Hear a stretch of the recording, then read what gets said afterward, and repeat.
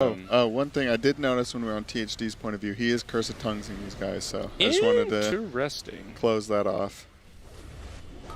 It's hard to notice. Do you want to explain what that does for people that Oh yes, it slows the cast speed. I'm not sure the exact percent of whatever it's on, and you can throw it on bosses now. And he's probably doing Curse of Exhaustion because, or not Exhaustion, or is that the one it is now? There's like a one that makes their melee weaker.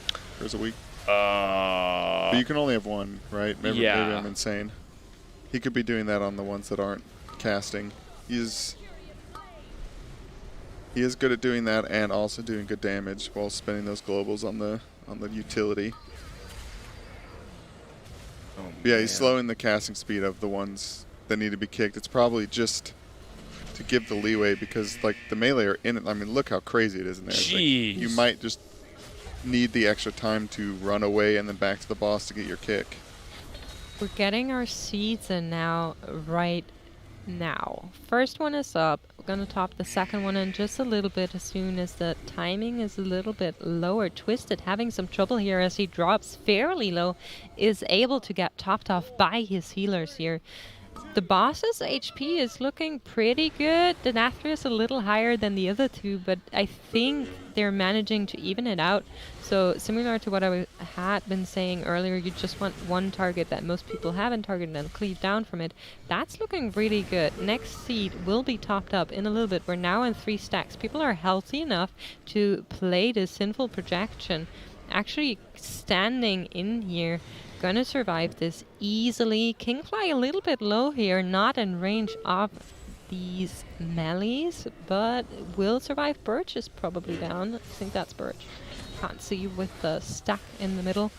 But yeah, Scott taking some damage now. Gonna go more into the last phase, and this is the wind that had been killing people in all of our other tries. We are on 4 stacks of the seeds. This is perfect. This is exactly where we need to be. Now let's not get hit by those nasty spears as they come down onto the raid group as the raid drops really low. A lot of the ranges are now struggling back there, trying to get back into their healer range. I think 2 people dead, 3 people dead now. Tanks are getting it. They are dropping. Scott is actually healing Twisted here a little bit, trying to keep his mate alive. But can we do anything about this? The Withering Seed is a little far off, so that healing has yet to come in. But this grip will be the end of it. It's so much damage in this fight. Yeah, they just barely, or not barely, they kind of, oh, they have shields up. That's why they missed the 4 stack. The other 3 are shielded. Man, a very, very challenging little last phase. You know, I'll eat my words on that for sure. I was like, they'll just get there and then it'll die. Yeah, but that's no, how I was feeling too. Those last few percentage definitely, you know, kicking and screaming, not going down without a fight. I mean, I'm just looking at the HPS numbers. Obviously, there's an HPS buff on this fight, but geez, I mean, you've got, you know, 3 healers basically sitting at 20k and 1 down at 15. Like, that is a lot of throughput to be seeing coming out of 4 healers. Man. Well, it's a very, very, very intensive fight for your healers, and you know, so much movement and all of that. I actually really love the Resto Druid on this because of how much movement there is.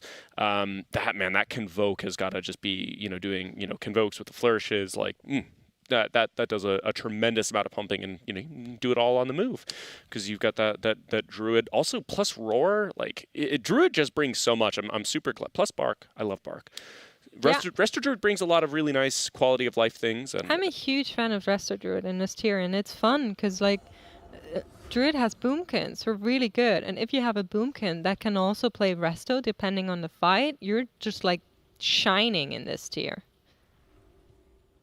Yeah, absolutely. And plus, you know, they of course just have that same thing that boomkins do. They're just a hard class to kill. They have personal bark. They can go bear form. And plus just passive 6% DR, or they may even be playing boomkin specialization, which gives them slightly more range passively. Resto Druid just kind of has a lot of different ways to be sort of niche useful on this boss. So I'm excited to see it. It's been quite a while since we've seen Resto Druids really shine in the Race to World First. You know, typically they're essentially raid cooldownless, or I guess DR cooldownless existence is a little bit struggle bussy. But that you could say the same for Holy Priest, and we actually only see one DR healer in raid right now, which is spectacularly odd given the history of healers recently. I mean, even if you haven't been just seeing Holy Paladin and Disc Priest Dominion like we're so used to, the thing you were normally seeing brought on was of course that Resto Shaman, which brings SLT, which is a bit of DR and obviously a very iconic raid tool cooldown. So it's interesting that we're seeing so much of a shift to these just like pure throughput healers, and I'm actually very curious to see if Echo follows suit on that, because there's definitely a certain amount of difference in how these guilds, Echo and Limit particularly, approach Liquid. healing. Liquid, sorry, Echo and Liquid. They approach the healing, I think, in particularly different ways from everything else. I have a fun story about that. Hit me. So in preparation for the race, right, and it's not something I've just picked up recently because I've been casting the race ever since Ny'alotha. So I reach out to all sorts of people in like the top 10 guilds, and I ask them stuff like, what do you think is going to be good? What do you think of the bosses? Which classes do you think will excel at certain points? Who's going to be really good with double legendary? What do you think on the state of healers? What do you think on the state of tanks? And so on, right? And one of those people this time around I reached out to was Celia. And I love Celia. I think he's such a fun guy. We share a love for food, and I asked him like a lot of stuff about healers. Some stuff for my own guild, some stuff just for general raid preparation. And it was very secret that I was casting Liquid, but when it got announced, all he did was send me a GIF, and I pronounce it GIF, I'm sorry if that offends you, on Discord with like, I don't even know where it was from, but just saying like, we're enemies now. And I still feel a little bit bad about it. Like, I want to be friends with Celia again. Yeah, you give up some things coming over to America, and that's just the way it is. Love and hate, very close emotions, so don't worry. Yeah, maybe at some point we can be friends again. Maybe one So, day. I think Chad has been saying this is the last pull of the night for like 3 pulls now, so I'm not sure if it really is, but let's see how they do here. It's pull number 28, so I know it won't be the kill. But I know we're getting very close. Yeah, I keep saying it. Maybe it's the fatigue in me, but it's getting late. They know they can get a kill like any attempt, and it just turns it into a grind. They've had these grueling splits. Some excitement on the early bosses, and they get to this, and it's one of those where it's like, it's hard, but it's not that hard, and you kind of know it, and you could have killed it probably by now, and that just gets into your head, mixed with being extremely tired. Yeah, I mean, these guys been at it for a long, long time now. Yeah. When did they That's what start I've pulling? been saying, Chad. This boss? Yeah. That's a great question. I'll check out logs. Well, the thing I really hate, and I feel like this is something we see them do every tier, and I feel like they have a discussion about it every tier, where they're like, this tier we're going to try to keep up with our schedule a lot better. And it's like, last night I get you want to wrap up the Anduins, but tonight of all nights feels like maybe you just, it's like... Maybe just come back tomorrow. tomorrow You just go to and bed, hit it just fresh. one-shot it, One-shot it. like, at this point we've established, like, hey, sometimes we're just going to pull off stream in the middle of the raid day. It doesn't have to be at the start. It doesn't have to be at the end. I know it's always great to give the analysts the time, overnight, but, like, they've got to sleep too. So, it's like, you can afford to just keep to your schedule. Like, this is day 2, baby. You've got another week of this. Must play. You don't have to throw off, your sleep schedule so early. And I don't know. I feel like that's one of those things that I think we've continued to see. Cam's obviously, you and I got that, firsthand when we were in London, back in Ashar's Eternal Palace. It's like our sleep schedule was an absolute just abomination that tier. And it does affect your performance. I always feel like that. Yeah, well, you're like a little sleep paralysis demon. That's that's fine. Maybe Myth, famous German guild, Demon doesn't struggle with this schedule, quite as much. gang. So, phase number 1, easy peasy lemon squeezy through it. Phase number 2, coming right up. Phase 3. Just to answer your question. Oh, it's 3 already. See, we just sped through that. I did not Like I said, it's a realize. short fight. You know, it's basically like is. one or two full CD rotations, and you're basically at the hard part. I was just listening to you about like gamer schedules and stuff, so Yeah, no. I got super. Here we go. We have our seeds coming in. Need to hit them with the Night Hunters once more. These are gonna go through. Looking pretty good so far. Players have been assigned to soak and bait these Night Hunters in the right direction. Scott here baiting away the frontal from that seed so nobody accidentally stands in it. We have the first seed up. Gonna try and extend it in like 15 seconds to the second one so we get a nice bunch of rate healing on the rate frame here. But this has been a really, really tough phase for the raid so far. There's a lot of damage coming in. You do not want to get hit by those bears. There's a stampede and tornadoes happening at the same time. But we get out of that phase fairly healthy here. This is looking really, really good in my opinion. Raiders should come back together now as we move towards the next phase. Scott getting silenced there for quite some time is able to get out of it and heal himself back up. One of the healers not in range currently, a little more far off, but should be good to heal all those ranges back there that are not in range. Boss HP looking pretty good. Nathrius a little higher than the others, but more or not, most of them are pretty even. Now we really need to hit these seeds here, at least the ones that we do want to top off. We do see one getting hit up there. The other ones are not in our view. Left and right seem to have hit as well. These are the projectiles. Really do not get hit by the little swirlies on the floor. It will leave a nasty ticking dot. You do not want this on your raid. And we need to try and extend the next seed in the next couple of seconds or else it will be really, really bad. Mage looking very, very low here, but there's a big frontal and it looks like it hit a bunch of the raiders. Not sure what killed everybody there. Did the boss flip around? The frontal looked like it went towards the edge, but everyone did die at the same time. Wow, and as you can see, our fancy little thing at the bottom of the screen right there, you can see all of the pull counters so far. That's very fancy production. I've been asking about that all day. It's beautiful. Thank you so much. Yeah, Taylor is a genius over there in production. So as you can see, we're here. Also, just shout out BDG, just got the world's second Skolex. So congratulations on fully escaping your split jail and really entering the world of Mythic raiding.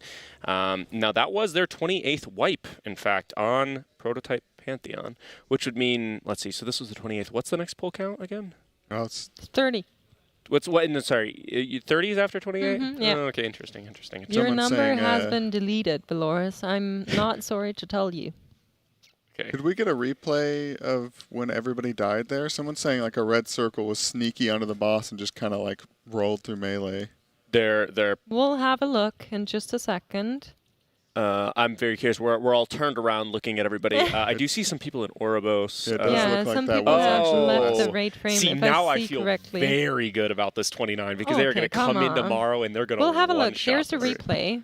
So that was. Can we see that again? Yeah. We were not quick enough. So everybody's looking very good here, and then the frontal comes in. What is that? What's going off there? Did they turn?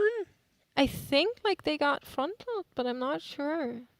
Yeah, that's really hard to tell what's going on. Because stacking nameplate. Where is the Nathrius? There, yeah. See, he did the frontal, and like everybody that stood between them got hit by it. Huh. I'm not sure if like the hitbox was a little bit iffy, or if people were standing just a little bit too close to it. The dispel. It was death touch. I think it went on to somebody. Rally expired at the same time, and then they died, which caused the other person with it to die, and then they all went off at the same time. Yeah, bummer. Dude, look at I love production so much. This is beautiful. Yeah. This is amazing. Oh yeah, you can see this the spell bouncing around. Yeah. Well, I mean, it was a really good try up to that point. It was, and at the end of the day, it was a great pull, but what can you do? It was the 28th. It wasn't the 29th, and that's. Sorry, I'm collecting my collection of monster cans. Don't ask me. We're doing jazz, Jazz hands. hands. Yeah. Cam's going to get a jazz hands. Oh, that. It's as jazzy as it gets. You're not a fancy guy. It's the thumbs up is jazz hands. Fair enough. Just camps. Yeah. Well, I mean, overall, so quick day in review. How do we feel? Good, right? I think. I think we are pretty happy with what we've seen so far. I mean, 4 bosses down, 5th pretty decent looking so far. Very low. We're done with our splits, which is like the best message, right? Everybody's happy we're done with the splits, at least for now. Yeah, great. Well, yeah, it looks like we have confirmation. Everybody's heading out of the studio now, slowly trickling out for their relatively chilly walk, actually. I will note, so in Boston, it has actually been snowing. I think it's slowed down, but basically since like 1 or 2 in the afternoon, it was snowing for like 8 or 9 hours Yeah, we got today, a lot so. of snow. And it's the first snow for some of these raiders, too. It was really nice to see. Some of production. People were getting really excited about like the flurry of snow outside. Yeah, a lot of people taking pictures. 2 Celsius. Come on. Yeah, Give it to us you. in real numbers, please. 28 Fahrenheit. Thank 2 you. Celsius. Made up numbers. Celsius, centigrade. What even is that? And That's I close to believe freezing. JPC is still stuck out there in the cold. Yeah, I so mean, he will get to go home, but if like you we guys can't would let like him to in save him. without the tier set, Well, obviously. he's allowed. I was gonna say he's allowed to go back to the hotel, but we don't let him in at the hotel. Exactly. So he has to knock Oh. at the hotel's door, and then tomorrow he'll follow everybody over here, and then he gets locked out here. Yeah, I mean it's again this is just It hurts me. it's the loot Save system that we had JPC. designed. I mean that's Please. it, right? Save JPC. I hate to Please. see it. Yeah, if you get tier off Rygalon or Lords of Dread Heroic this week and can trade a normal tier, you can save JPC.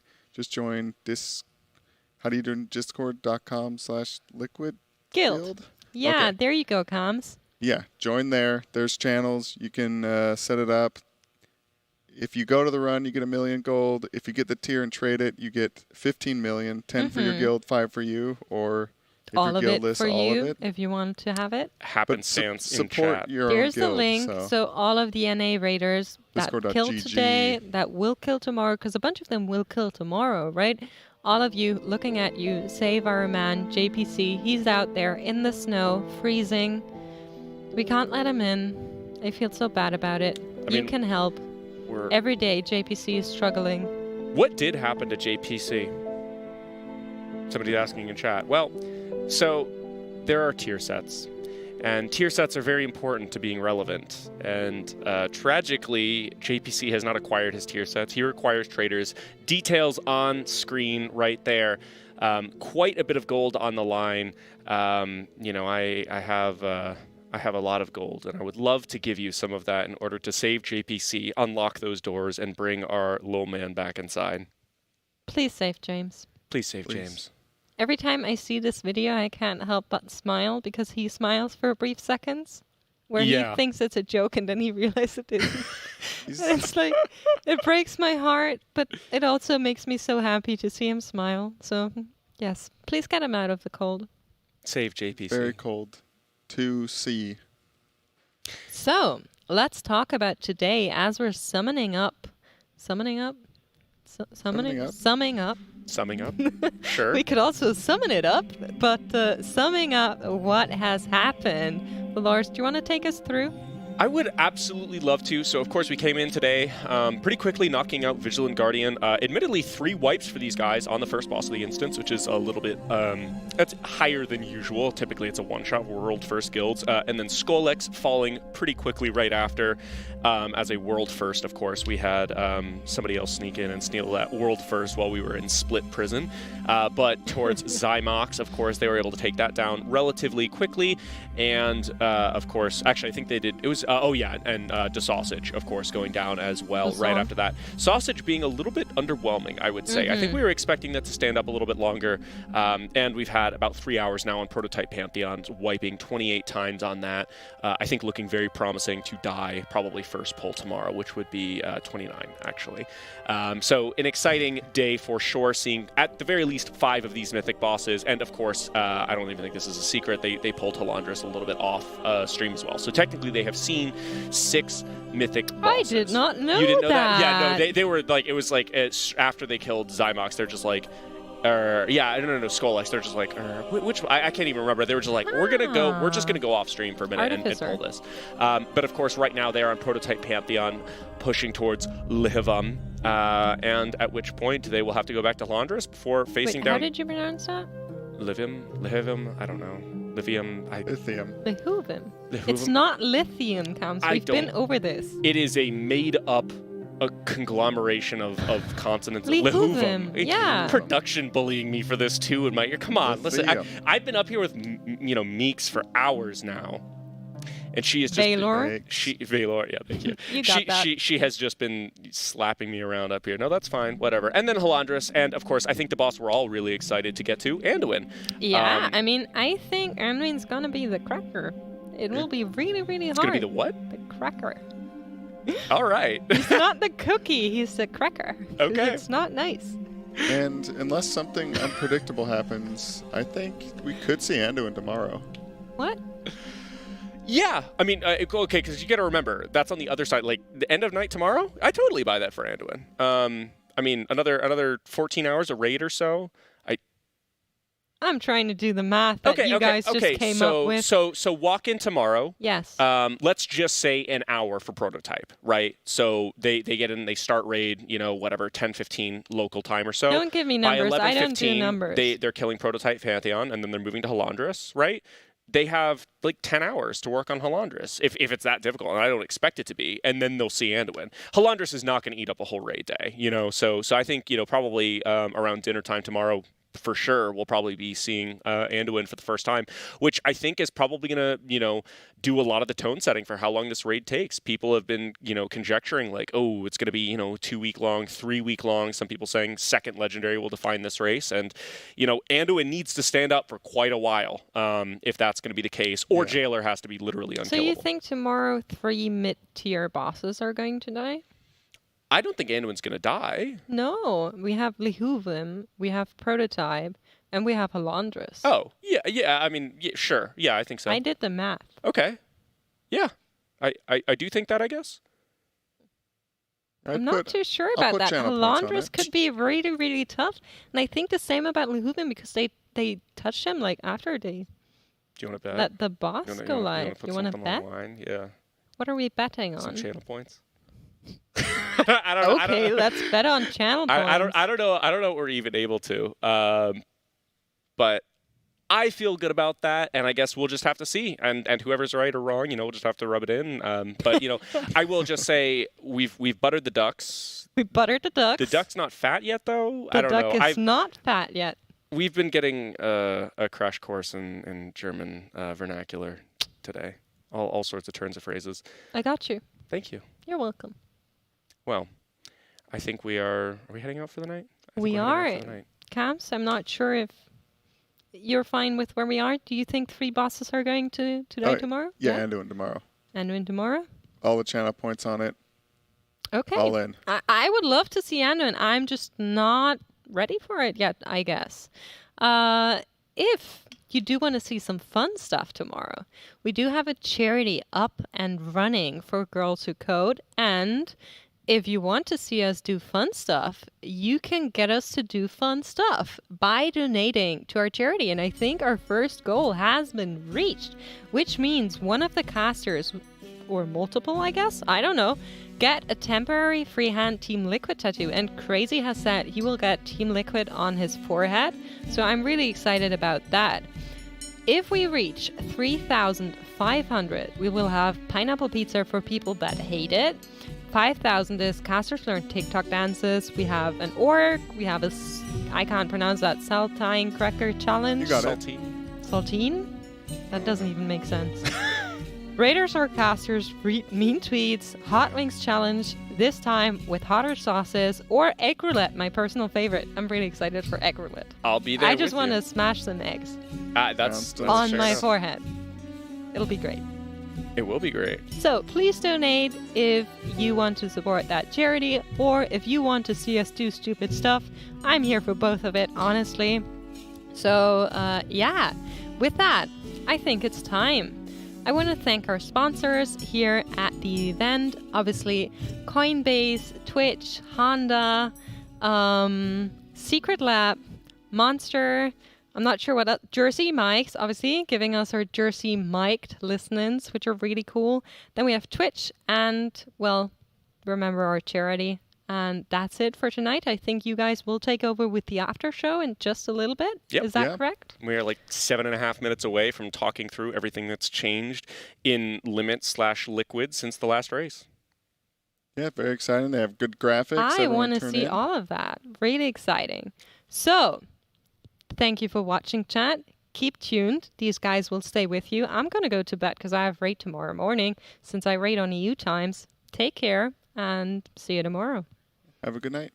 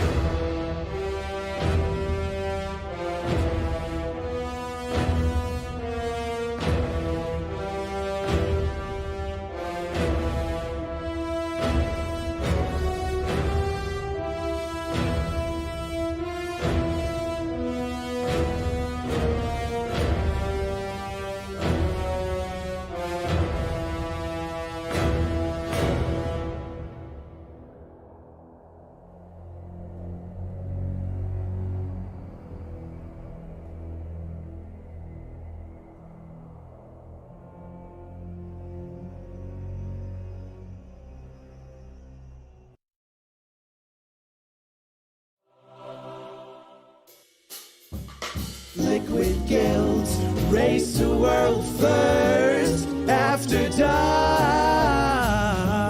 With Valoris and Cams. Wow. great raid night tonight. Yeah.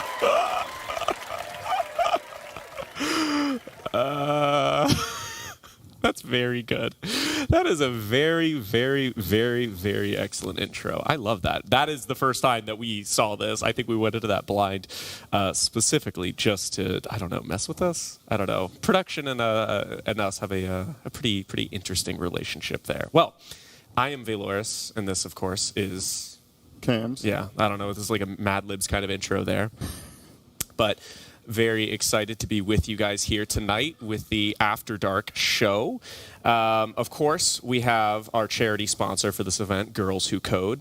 But we are going to be just kind of jumping in tonight. We're going straight into Limit's patch notes. How has the guild evolved? And I do say Limit specifically, patch notes. How has Limit changed since last race? And of course, there have been quite a few changes that have gone on here. Yeah, a lot of changes. And we've got some nice graphics. Go over everything that's happened. You've got dates. It's all documented. I don't think anything's been left out. Thorough. I hope not. Wonderful segment. Whoa. The best segment. All right. Beautiful. Well, I suppose we can just jump on in here. Okay, I'm going to try. We have very fancy new technology.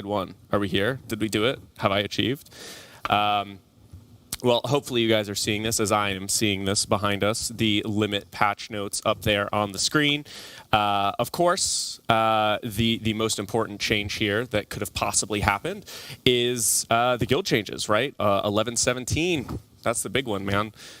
We changed organization from complexity to Limit, which is surreal that we even had an organization to begin with. Of course, Cams and OG from the good old days back when it was just Repping the shirt. Repping the little shirt, just Limit. Yeah. I don't know. I mean, I don't want to dwell too much because this is the first slide and we have quite a few changes to get through. But I mean, Cams, you joined Limit when? 2014? Let's see. I'm blanking on the tier. Nighthold Farm. Nighthold Farm. So yes. Yeah, like tier.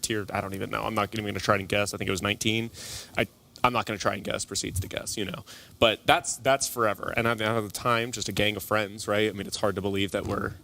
Yeah, this has been a wild few years, and it's pretty awesome that Liquid saw something in this kind of thing, and also complexity as well. I think, like, you know, it's a step on the ladder, and has been really great. Yeah, absolutely. I mean, it's surreal. I'm sure you'll hear us say it's surreal on the desk a million times. And of course, this is one of my personal favorite patch notes as I stare off screen away from the camera towards our production friends. On January 12th of this year, this is all kind of behind the scenes before it was even public that we were signing with Liquid. But of course, we had the production team that we're working with here, Waveform, re-sign with us, which is tremendously exciting. They're the people who put together all of this stuff, went out of their way to put together our goofy little night show intro jingle and all of that. So, you know, I wouldn't say round of applause for you guys at home because, you know, like, they're not going to hear you clapping, but like, I'll give you guys we appreciate you eternally. They have been fantastic. They mesh with the guild well. It's been awesome. So thank you. I just got soundboarded. Did I just get soundboarded? I just heard the Windows boot up noise. I can't even. It's like, don't even know half the time if it's a WeCar noise that I was hearing yesterday or if I'm just getting soundboarded by production. But you know what? That's what we're here for. And of course, I guess, you know, the more important change for you people at home, of course, on January 21st was the day that we officially announced that Liquid publicly Limit publicly had become Liquid, you know, which is like we were just talking about, a huge stepping forward. So I'll gloss over. Okay, nice. Gloss over any more of the organizational big changes. We can jump into what I think most people are going to find more interesting here, which is, of course, who are the literal players that changed on the roster here. Now, of course, these are departures. You know, in some cases, you know, it's like. We're not going to dwell on these too much, but people always ask, hey, where's Zyro? Well, Zyro's a caster now. Zyro, of course, has been casting the MDI forever, and, he wanted to cast now. So now he's casting, and it's, you know, just raiding in a slightly more casual guild. Still here with the guild, of course, contributing ideas and participating wonderfully. FT Bubbler, disappeared, left the roster. Dosu, of course, and those were all, I think, early November changes. But Dosu, notoriously, you'll notice that is like literally right after the race. Yeah. He's got that famous video where he just literally, they kill the boss. He doesn't even loot the boss, literally just logs off, deletes the character, and then uninstalls WoW immediately. Yeah, he hard outed. Yeah, Dosu He kind was of fired done. himself out of a cannon. Yeah. Sometimes you know what you want, and WoW's not that thing. Love you, Dosu. Yeah, we loved it. Dude, he loaned the guild 5 million gold. He reactivated his account to loan us gold for this tier. So you know what? Thumbs up. Known him since Caesar Orgrimmar. What was like the warrior boss with the ads that came Nazgrim. in? Yeah, the first time I met him, came in on that boss, called me an idiot. Great man. he was a good guy. Seenan also, one of the old dogs who joined, came in for a tier, played Boomkin for us in Sanctum. Also dipped off the roster. Fearful left the roster. That was one of those early November changes. Lindbergh. He was the one that joined from Exorcist. Exorcist kind of died, and he was looking for somewhere to raid. And unfortunately, the ping from Europe is pretty bad for some people, just depending on where you live. So that wasn't working out. And then Riku and Dronako left in early September. That was kind of a weird case where they're both in school, I think it was. So neither of them are raiding anywhere, to my knowledge. I did my best to kind of get as much knowledge about these people, where they may have gone on to raid if you're a particular fan of them. But I mean, that's it. That's the long and short. Those are the players that have left. So if you don't see them, you saw them last year. That's the answer. And you have them together because they are brothers. Yeah, they are actually IRL brothers. So they're kind of attached IRL to some package degree. deal. But jumping on to, let's see, we have a couple more departures. Evade is kind of a notable one. He actually left super late into the tier. It was the PTR cycle, and he was just like, I'm not excited. And I messaged him because it was like kind of out of nowhere. And he was just like, yeah, I'm just not that excited about it. And I don't want to do something I'm not excited about. And I was like, Yeah, especially something so difficult and draining like this. If it's just not there, I mean, like you're just sitting at your computer going through the motions, and you can't just pull with your brain off. You have to like full focus. Like every pull is like exciting, and I mean you can hear all the players bantering and having fun because they just need to keep that excitement going. So if you don't have it, then you're holding people back. That makes you like dislike it more, and it just snowballs. And so he did a noble thing in saying, I know that I'm not in this, I need to just get out. Yep, kind of similar to Dosu, where it's just like, you know what? Yeah. I just don't want to be here anymore. And it's like, it's so mature, it's kind of weird, where it's just like, that just never happens, where people are just like, yeah, I'm not having fun, I'm done for now. Thank you. But yeah, and of course, I kind of glossed over Wolf Disco there. He's actually over there raiding with Echo. He ended up just kind of being on the bench for quite a bit of Sanctum, and I just wanted to raid somewhere he felt he was going to have more time. Of course, I think he performed pretty well while he was here. But yeah, he was very good. Very good. We liked Wolf, but we wish him the best over at Echo now. But more excitingly, players added. That's definitely a typo. Evade was not added back in on October 12th. That is actually Malarcus. That is supposed to be for that October 12th edition. The hunter from Instant Dollars. Man of few words, of course. Lives in Quebec. He's just a blaster hunter. I asked Tags what he knew about him. He was like, he lives in Quebec. Sorry. And he's a blaster hunter, so that's all there is to it. If you're seeing Malarcus in the raid, that's who he is. You'll see Instant Dollars coming up a lot, of course, from this next one. Chill Drill came in just a couple days after Malarcus did on October 16th. He was playing a mage when he joined, which is his actual mage, Chill Drill, but you're going to see him better known as, of course, Chill Drills, which is his shaman, playing Ellie this tier for us. And he has a particularly funny Discord image, and I was like, so what's the deal with the image? Because he's had it for like 6 months, and people in Liquid change their profile pictures all the time, but he's just had it. And I was like, is there a story? He's like, just kind of like the nut. Just likes that nut. He likes the nut. That's all there is to it. And then we've got Saradas, which is a particularly interesting, another European that we brought over from Halcyon, actually. They were very briefly in Halcyon, in FSY, I think. I can't totally remember. They're one of Halcyon's healing officers, and this is my personal favorite fun fact that we managed to extract from the players. He's actually a DPS main, and he only plays healers because it's easier to pug, which is a phenomenal thing to hear from a player rating in the world first, because it's just so, like, I guess. I mean, that is technically true, but, like, you're in the world first, right? Like, if you're that good of a player, you could probably play DPS, but he's a pragmatic guy. And what's weird about these three is they're new and they're not at the event, and neither of us are rating, so I don't really know them very well, which is kind of strange because I know pretty much everyone else well. Well, and also interesting, all 3 of these are fairly new players, and all of them have been in for a lot of these progression kills so far. Childrill's showing up in the Ellie, Shaman on a couple of these so far. Malarcus obviously playing Hunter currently on Pantheon, and Cerdas also being in on a lot of these. Playing that Holy Priest. So interesting to see so much of these new guys here. Jumping forward to, well, is it even worth introducing? Of course, Operation Save JPC. He was added right at the end of the last race, actually, jumping in. I think basically as Sanctum ended there, he joined from Intern Made This Boss. And he started PvEing for the first time in Shadowlands beta, which is interesting. He's played for a while, but he had never actually spent much time PvEing. And then he joined Intern from an unranked guild, and then joined what was at the time Limit. So as he put it, it was World Nothing to US 14 to World First. Quote, that was pretty pog. Quote, JPC the man. Hallowed be his name. Yeah, I don't know. I mean, that's what else. I almost just wrote needs no introduction because. Yeah, from my point of view, he kind of shitposted his way into the guild on Twitter.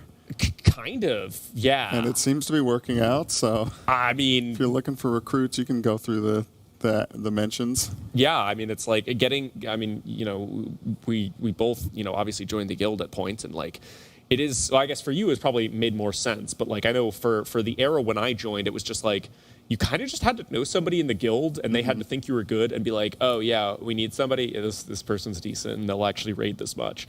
So it's a very informal process to join the guild for the most part. People whisper people all the time, and it's not like there's really an application. It's really word of mouth, and JPC's word of mouth just happened to be Twitter shit posts. Yeah, very large mouth. Yeah, and then this is, I think, my personal favorite. I've said that about a couple, but Twisted is very funny. So Twisted has been in and out of the guild many, many times.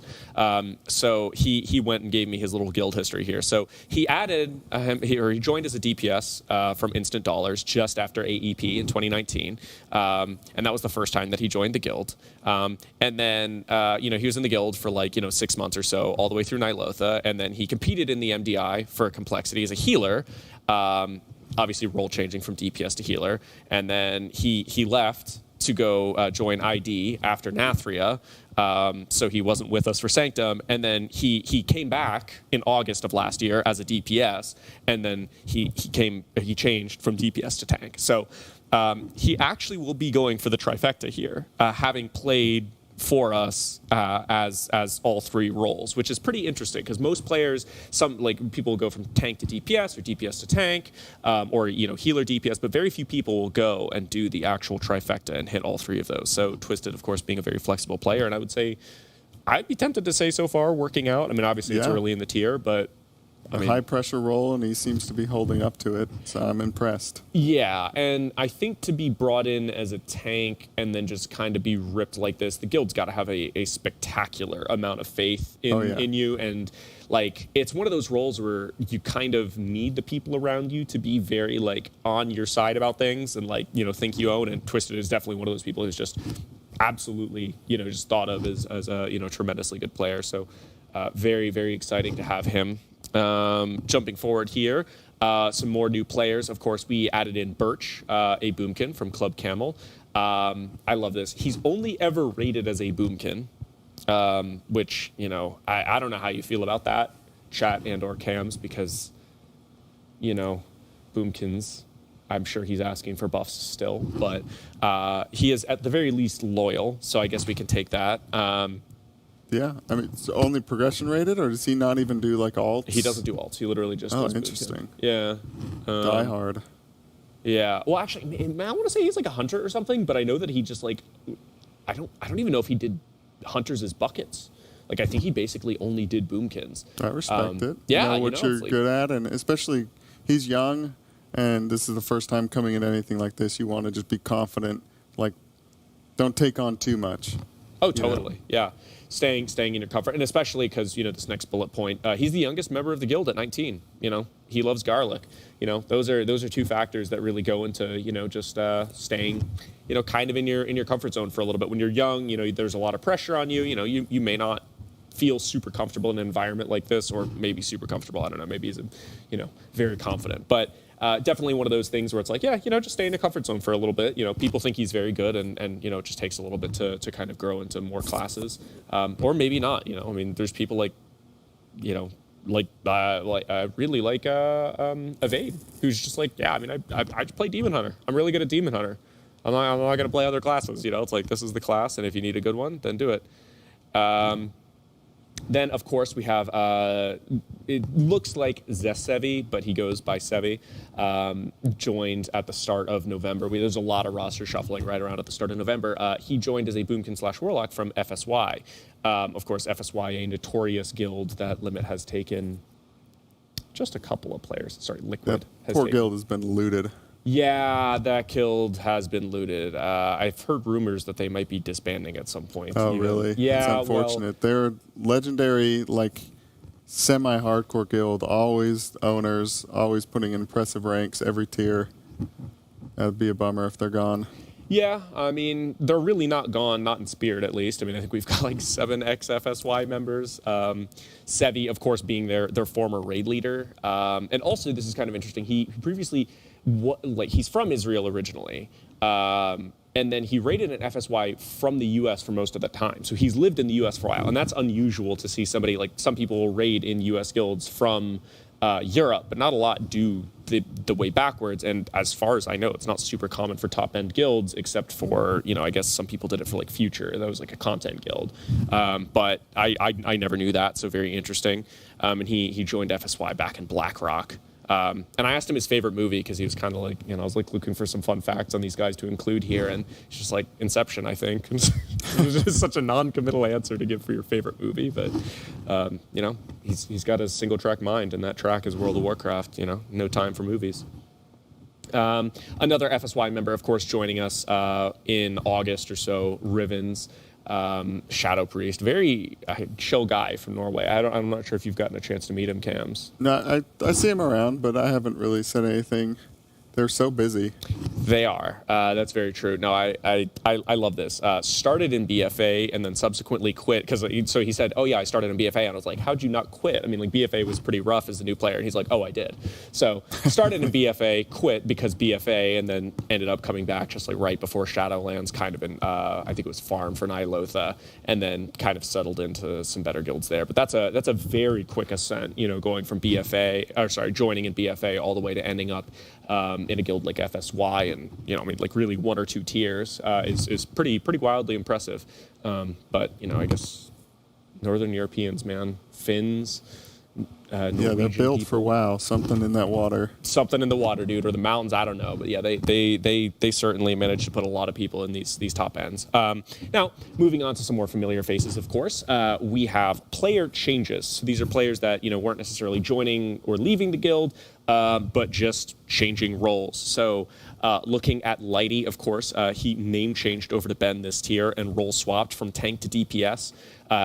And I asked him a lot about this. So I tanked briefly with Lighty while I was in Limit, and he's a very good player. He's a spectacularly good tank. And I was amazed that, not that he would want to swap off tank, but that they'd even let him swap, because, tank is such a high impact role, and he is so superlative at it. And he was just like, I just don't want to maintain that many characters anymore. That's it. It's not like and tanking is kind of bad, as, it says there, and he was less enthused about the role that he has been at points in the past. But, yeah, tanking is a rough beat, and you've got to maintain a lot of characters. Although, excitingly, he was buffed up to officer, as we can see. Deserving. Yeah, certainly well deserving of all of the accolades that go along with being an officer in a guild like this. And I was curious, about what the exact motive for that was, and they just said it was, he just wanted to be in the central brain trust. That was the given thing. Because most of these people, as you'll see, so Padra was demoted from officer, which I think was kind of a mutual thing, to be honest. Padra, having gotten a job recently, he had kind of a specific role in the guild in terms of player management. And Lighty kind of didn't step in any specific roles besides just decision maker, sort of influence.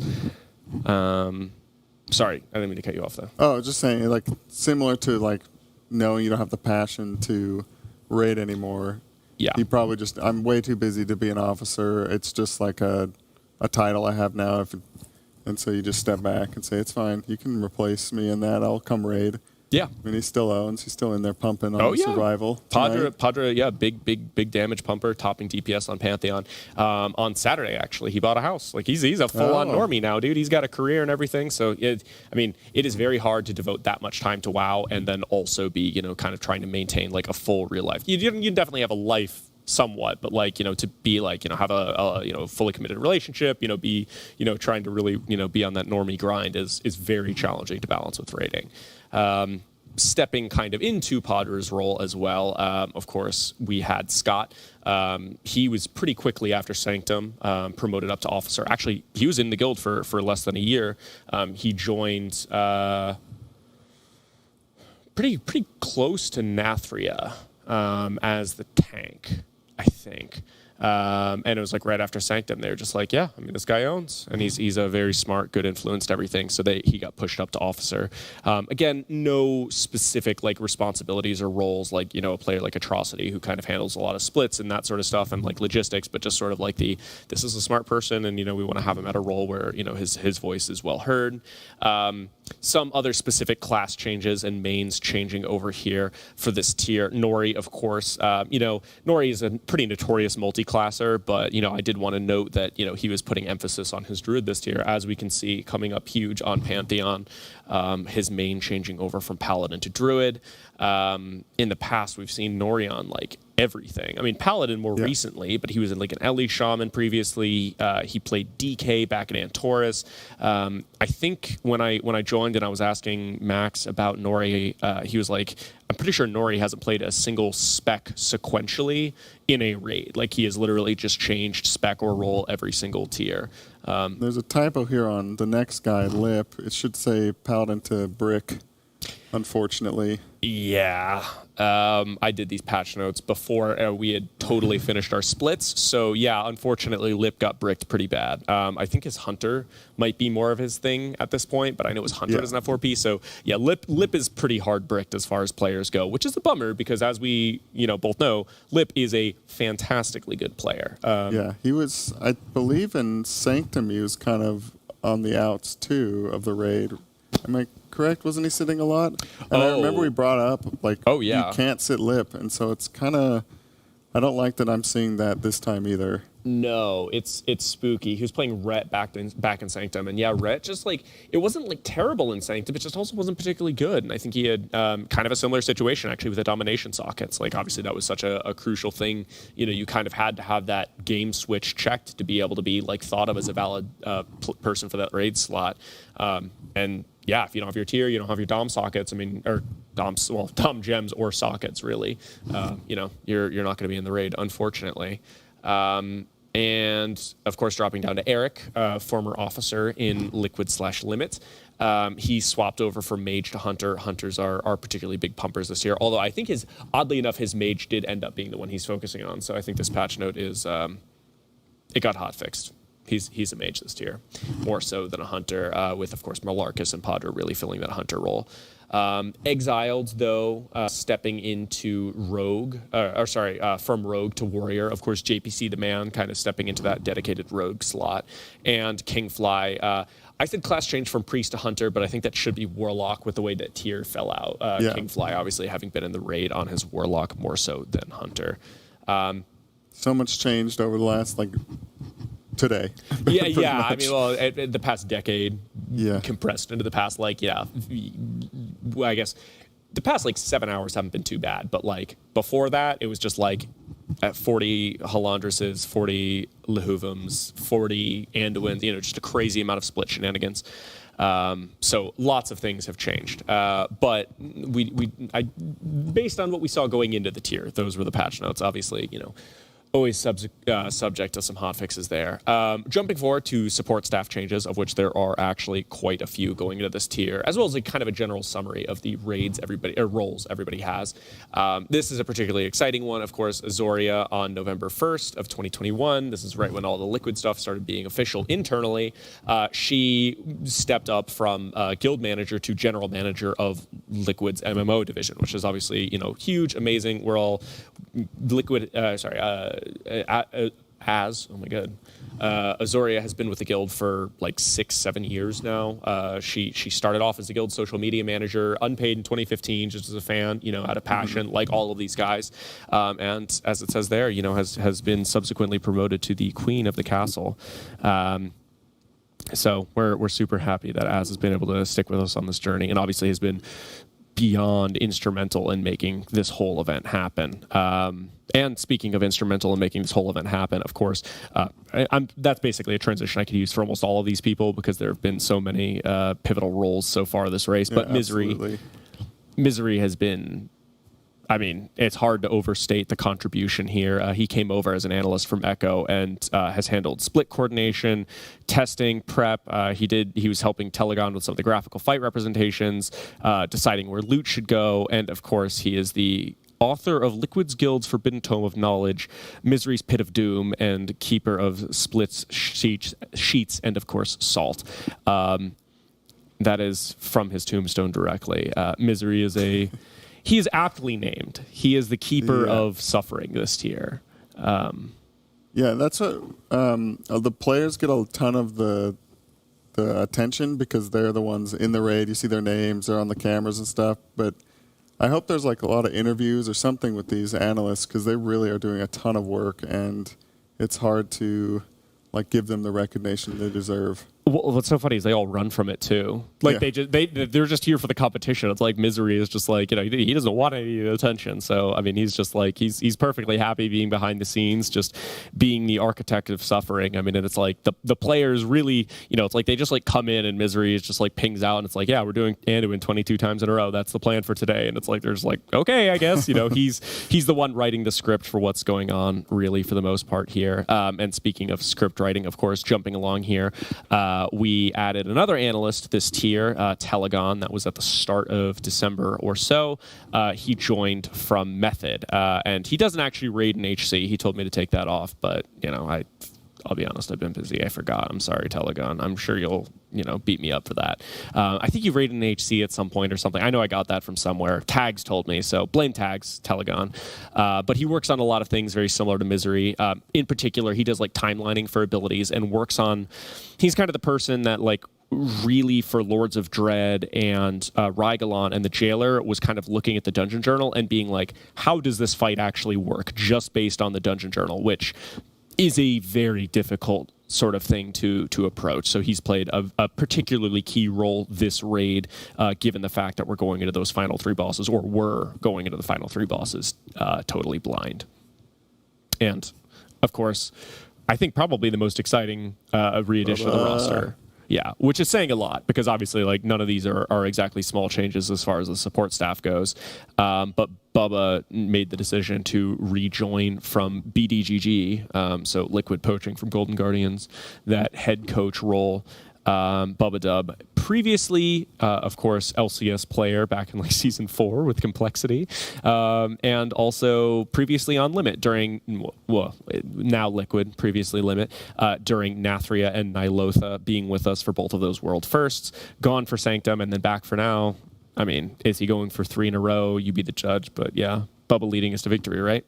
Yeah, you could feel his absence last year. Yeah. And he's got that brain that's when he has the idea, you're just that's insane. Why didn't we think of that? And also, I can't believe you thought of that. So it's the line of obvious and genius, yeah, which I feel makes him more genius. It's like a very, very straightforward approach to it. As it says there, that it's like he's got a very big picture role in the guild, and it's like I think Tag said it is like the antithesis of Max, not in a bad way, but it's like the yin yang, where it's like they just. I think it was Bubba or Misery or I don't even remember who was saying this, but they were like, so Max's like approach is like, how do we get more damage out of the raid? And Bubba's first thought is, how can we add a healer? Like, do we actually need, like, what is the punishment for just going slow and being safe? So these two sort of competing ideologies that are very important for, optimizing different situations. Bubba plays a super key role, and also was, pretty instrumental in, like, how do we expand our analyst? As you can see, I think it was or actually, I guess Misery came over before him, but Bubba was very interested in expanding our support staff. So I think Bubba was pretty important in not rebringing on, but making sure that we kept nerfed staff, girthy staff. We'll get to him in the next slide. And of course, adding in Telegon, saying, we really want to expand our analyst capabilities in this guild. Like I said, big picture, super important to the guild as a whole. Jumping forward, of course, we also have a returning name in Relo. Relo, of course, handling all of the weak aura development. I mean, more than likely you have a Relo weak aura if you have weak auras installed. He is the person who's always developed those big packs that are just like tier 22. This is every weak aura that you could possibly want.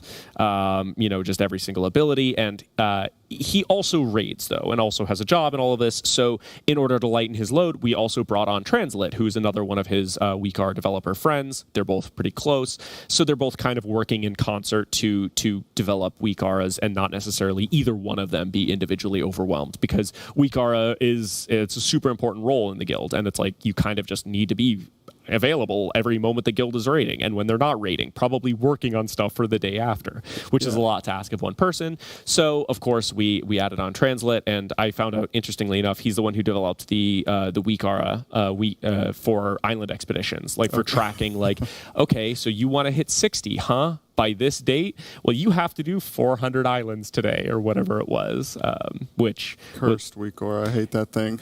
Yeah, it was a very cursed week. You and I both, I don't think we ever actually farmed islands together, but we were farming islands at the same time. Yeah, we were I ran together with Supreme. apart. You remember Supreme? Supreme? Yeah, yeah.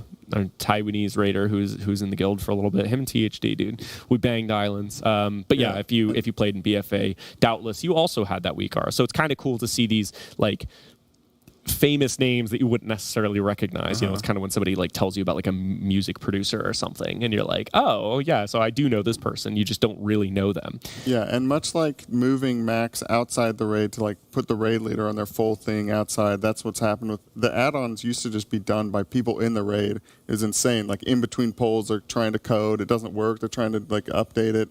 Kind of crazy. That's how it used to be, and now having like multiple outside, it's like expanded so quickly. Yeah. Well, and like Nagura told us about, it's like having back in the day, you had like Archimond and that kind of thing. You had like Potom developing this weak aura, and it's like he doesn't even know if it's going to work. He's developing it between pulls, and of course, he's developing what would ultimately be, a game-changing weak aura for the boss, and like, you didn't even know. You had no way of knowing. The development and the power of those add-ons was not super well known at the time. So it's definitely interesting to see the way it's changed. Jumping forward, though, of course, we have Nebula and nerfed staff. Nebula was brought back in from Sepulcher. He worked with, for Sepulcher. He worked with us back in Sanctum. I asked him for a blurb, and he just gave me like an amazing little blurb. Like most of these people, I asked for a blurb, and they wouldn't give me something, and I had to kind of like, be like, "What's your favorite movie? When did you start playing WoW?" But he was just like, "I live in Minnesota. I originally raided as an orc warrior named Neb on Maive." Actually, I didn't even notice. We played on Maive at the same time. Actually, back in Wrath. Interesting. I didn't even notice that when I was typing that out. But he raided with Power Word Awesome from TBC until Legion, then turned into a casual Alliance hunter, and he's been working with Bigwig since late Wrath. Like Bang, easy, good summary of yourself. Old school. Old school, for sure. And it's interesting because Bigwigs wasn't as popular back in Wrath. It was like DBM. So it's kind of neat to see that he's been working with it for quite so long. But he does all of our Bigwigs modules and all of that. So as you see them progressing and saying, oh, we want to pull this for transcriptor data, he's the person who's actually turning all of that into timers.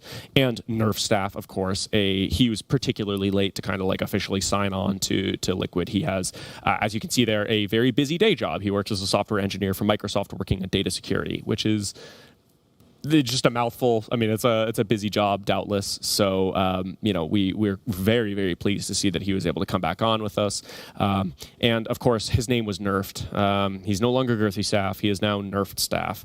I believe because this is the after show, we can say Girthy name. Staff, but unfortunately for the main broadcast, Girthy Staff it's a brand risk, but for us, it's on brand. But for them, brand risk. So Girthy Staff got stepped down to Nerf Staff appropriately, kind of tongue-in-cheek, saying, oh, I can't be Girthy Staff? Yeah. Fine. I'm Nerfed Staff. Which is funny, but yeah, I'm glad he's back there. And of course, his fun fact, he's very active in the Korean community, which is interesting. The Korean community is particularly small in WoW at this point, but he is like kind of the person who ports or exports a lot of the knowledge from the English community to the Korean community. So he's kind of a big name on that side of it for those guilds, which is very interesting, actually. It's always kind of neat to have insight into the way that those guilds work. And of course, he's trilingual. He speaks Korean, English, and Japanese, which is something I can guarantee you cannot be said about a lot of these raiders. So kind of interesting to see a linguist, a cunning linguist, perhaps. Yeah, and makes you feel kind of bad. Normally, you're playing WoW, you're playing with other people who are similar, and then for him to be at this level and then also at this level in other aspects of his life makes you feel a little diminished. Well, I wouldn't say that. I mean, everybody's up to their own thing, but yeah, it's he is a particularly odd fish for sure, and that he has such a well-developed career and all of that. But we're glad that he's back here contributing, whether it be under the name Girthy or Nerfed Staff. Jumping forward here to a certainly old name in the Limit playbook, Siori. He obviously re-signed. The date shouldn't even be on there. The date should be like 2015 or something, or I guess whenever he joined from Midwinter back in the day. But he kind of like in the past, this has been kind of something undergoing, and technically he's still in splits and all of this. So he's got a very weird role where he's been somewhere between a raider and an analyst, but it feels like this is kind of one of those tiers where he's finally really transitioned into that analyst role, and being the quote unquote like adult. Like he is just the person who's very good. Like he does a lot of our interfacing with the production company in terms of like how do we make sure that all of these feeds and all of this production is as minimally impactful to the raid. When you hear the screeching in the background from feedback, he's the person who's like running over there to figure out how to solve it. He works with IT procurement in real life, so this is all very familiar. Same with tags, actually. They both work in similar technical IT sort of fields. They're both just kind of the logistical problem solvers for the guild in real life. They're downloading the extra RAM for everybody, making sure the computers run smoothly. Yep. Yeah, Siori's got a script. He was like in here, last week. He was kind of the honorary like day -1 MVP for everything. Having set up almost all of the computers in here by hand. Like Camps said, the script coming, downloading WoW, Bitcoin miners, of course, and then of course downloading lots more RAM so that we could really optimize these machines. But yeah, he set up like 80% might be on the low side even. Like if you're talking about like the players' individual machines, I'm pretty sure he set up almost all of those individually and installed WoW and got the production software on that and all of that and made sure everything, like I said, he's been working with a production company for weeks now, making sure that like, hey, what we had last time caused some lag. In general, is fairly smooth, but yeah, working through all that. And Tags, of course, longtime guild member, officer, does guild management, player management, general logistic, is the healing officer. He's our 22nd man in the raid, calling out healing cooldowns the whole time. Tags kind of does it all too. He's been bouncing around, and he's got a good energy. He's like a cheerleader almost. Yeah, as well. Definitely. And he fills that kind of key role of actually being a guild member who's willing to actually talk. Because a lot of the guys just don't want to be brought in to interviews and all of that. They're very focused on the raid, and he's kind of the one who's like, sure, I'll go onto the hot seat. He's perfectly willing to do that, which is, of course, an important role. Obviously, these events are, they're public facing for you guys. Now, jumping forward here, we have we have, I think probably for me personally, one of the most exciting additions to the support staff. Right in the middle of February, we added a dean to our roster as the sales manager, logistics manager, and treasurer.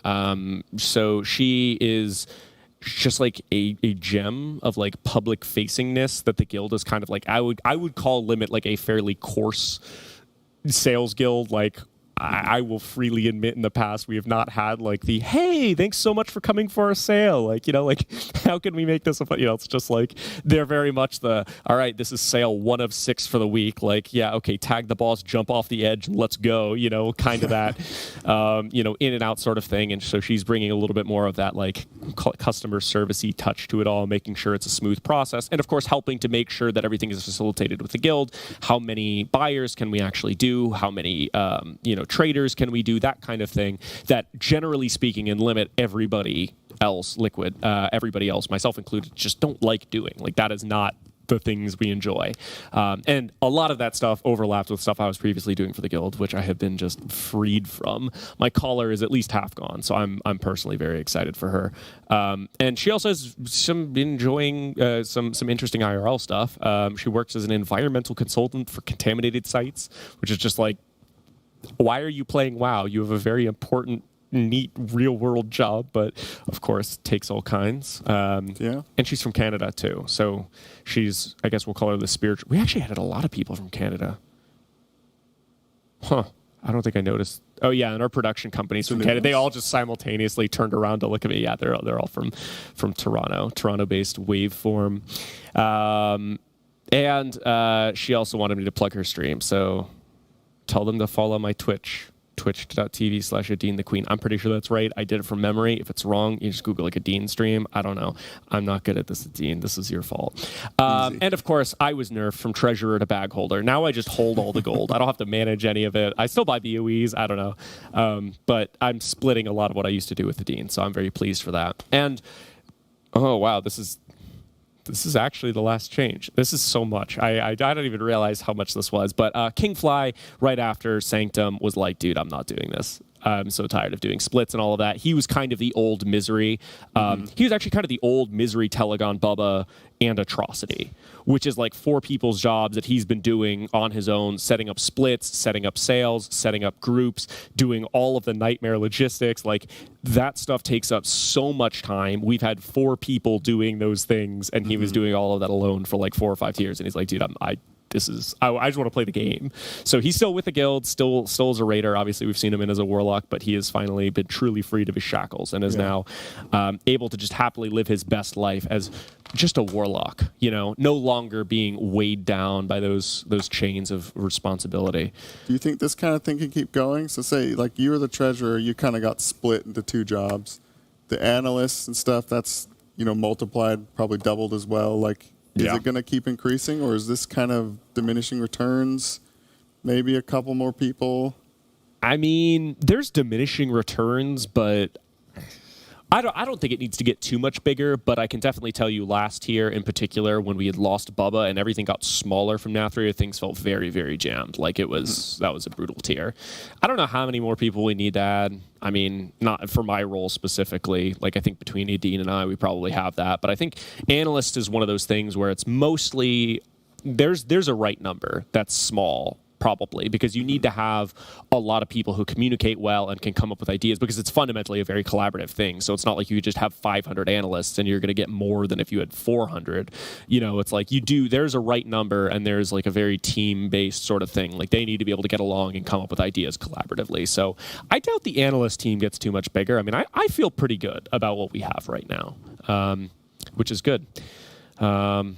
And that's it. That is all of the changes. That is so much. There's actually so many changes. I think it was +9 players, a -9 players, and then plus like 5 support staff, and all of those changes. So thanks for sticking with them. That's like a third of the guild. Yeah, that's actually big turnover. A full third of the guild. Yeah, that's crazy. Well, I think that's it.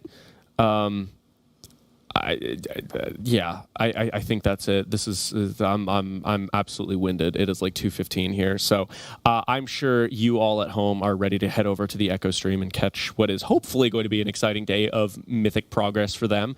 At some point.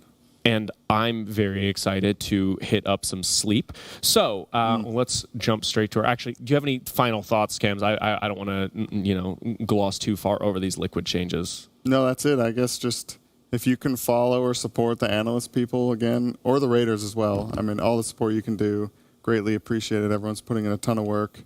So, yeah, I think that's all for me. It's crazy. It's been a heck of a ride. Thanks for joining us tonight at The Late Show. Thanks so much to our sponsors, Coinbase Wallet, Jersey Mike's, Secret Lab, Honda, Twitch, Alienware, and my personal favorite is a Monster. And, of course, please go out of your way to support our charity sponsor for specifically the end of the After Dark segment, which is the United Nations Refugee Agency. You can head over to tl.gg/UNHCR, and that, of course, is supporting the humanitarian crisis over in the Ukraine, which is horrific and feels like such a weird thing to be bringing up here, but this is the kind of thing that you need to be aware of while you're enjoying your World of Warcraft. So please go out of your way. Again, that's tl.gg/UNHCR. Tremendously important charity that we would love to drive up some awareness and donations for. Yeah, absolutely. I am Veloris. And I'm Cams. Cams. And this has been the After Dark Show. Thank you all so much for joining us tonight. And I will see you, well, I don't even know, tomorrow afternoon, tomorrow sometime. I think we are heading out for the evening, ladies and gentlemen. Thanks so much for joining us, and we'll see you tomorrow. Good night.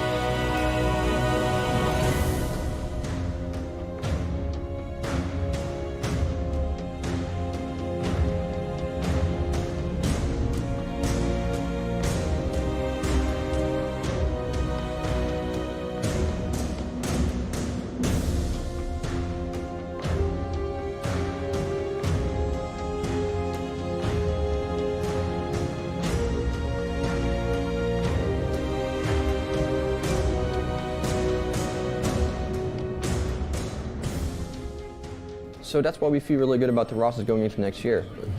By the way, have you seen Alienware's new mouse? It's wireless and insanely comfortable. Oh, really? Is it that good? Yeah. So what's the first thing you're going to do with it?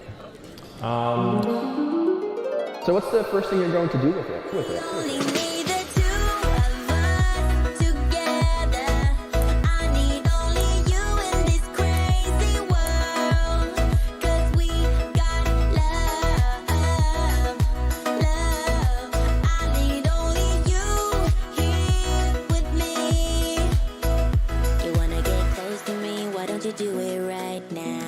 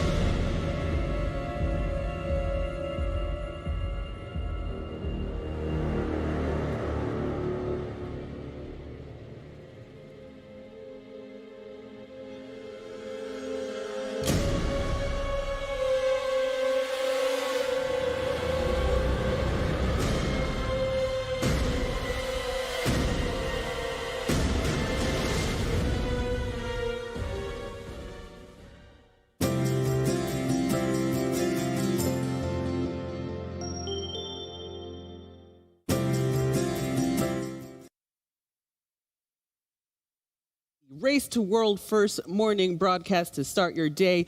Hello, my name is Lulaboo, and joined with me once again is my co-host Preheat. Hello and good morning. How's it going? Good morning. How's it going? I am absolutely tired because I was sitting there watching a bunch of stuff. So when my head hit the pillow this morning, I absolutely just passed out. How's it going with you? Did you? How long did you stay out here? So I was up until about 1 a.m., so it was a little bit of a late night, but doing well, feeling peppy, so got my energy in me already. Hey, you made it here, okay? So how was your rating yesterday? Yeah, it was good. I mean, we pretty much did the same thing that Liquid Guild did. We just did a whole bunch of Coinbase splits, so just a full day of doing a whole bunch of splits. Nice. So, well, that's fine. So, one of the things that I wanted to talk to you this morning about, and we're going to talk about this later on today, is that we're just going to go ahead and just get ourselves kind of started. I know there was a lot of changes that happened last night, and we're going to talk about those later. Absolutely. I just want to make sure we are on a first full day of raiding. Our raiders have not started yet, so you will be seeing those raiders very, very soon. And until then, we're going to go ahead and give you guys the morning experience that you all have come to love and enjoy. So we're going to go ahead and get into that. So one of the first things that I do want to talk about is there might be a noticeable difference of not having Aya here for the morning show. I don't know if you've noticed that. Yeah. A little bit of a noticeable difference. And so I wanted to let everybody know out there the reason why Aya is not in the morning show is because she is busy being a boss, being my literal boss, who is running production for the entire Race to World First show. She is one of the producers. And so I wanted to make sure that you guys know that she is still working hard. She is still being my boss. Absolutely. And she's been out there producing all sorts of videos. So we are going to show you one of the videos that is actually going to be, that's one of the things that Aya has broadcast. So I want you guys to enjoy that for me. Let me know how it goes. All right, back for day 2 of What Does LA Know About WoW? Excuse me, do you play World of Warcraft? No? Do you play World of Warcraft? It's okay, thank you. Okay. Have you ever been to Orgrimmar? Orgrimmar? Yeah. We're from New York City. Could I talk to you guys about video games? Okay, no one wants to talk about video games. What about Stormwind? No. You sure? Yes. Can we interview the police? All right, guys, we actually did find one gamer. He's a console player. We're gonna see what he has to say. PC or console, what's better? Oh, console. Really? And I think PC is better. Yeah? Okay, tiebreaker. I don't know computers. Do you play PC games or console games? PC games. Which one? Hell Let Loose, other games like that. Why don't you play World of Warcraft? Never got into it. World of Warcraft? Anyone? All right, guys, we found a druid. We're gonna ask him a few questions. What's your opening rotation? Yeah, same. Yeah, good one. Do you play World of Warcraft? What? Oh, yeah, I do. You do? Yeah, why? Horde or Alliance? Okay, but it depends on what era we're talking. Because if you're trying to do BIS, racials and things, then you go Horde side for PvP and Classic, but then Alliance current year is pretty solid for PvP, and then PvE, it really just depends. Dark Iron Dwarves are still really overpowered for tanking, so it really kind of depends what your BIS is. So it's a complicated question. It always is. Okay, but if you had to choose. Horde. Yeah, probably. Thank you. That's all I needed. Can you name one famous video game player? Ninja. Have you heard of Team Liquid? I have. What do you think about him? I think Sentinels is better for the Valorant team. Oh, well, we work for Team Liquid. It's kind of awkward now. It is now. Now you got me on camera. Yeah, I think we got it. I don't know if we can do this anymore. Yeah, did I just ruin the interview? Kind of did. Attack on Titan! Eren Yeager. Have you ever heard of Team Liquid? Yes, of course. What do you think about him? I'm TSM though. So. 100 Thieves Hoodie. Can I talk to you? No. No. No worries. All right, Team Liquid coming up. They're competing in the Race World First. Okay. Do you think they can win? Yeah, I'll say yeah. Okay, you sound really confident. Let's go Liquid. I don't know what you guys do, but yeah. Do you watch the Race World First? Yeah, a little bit. Which guild do you root for? It depends. I'm not picky. What about Team Liquid? I know Liquid's got solid players on their team. Really solid, the best one. Yeah, no, I would say so, given the merch that you're wearing. Name the solid players. I don't have that. Name ability. one. I don't have that. Who's the tank? I can't. I don't remember any of these players' names. Can I get you guys on our side, Team Liquid? We rooting for them in the race field first? Yes, yes. Yeah. Awesome. Okay, thank you so much. Name the day. I don't know. All right, we managed to find one group of people that actually played World of Warcraft and watched the race field first, and at the end of the day, we got them to be Team Liquid fans. Thanks so much for watching. Hope you guys are enjoying the race.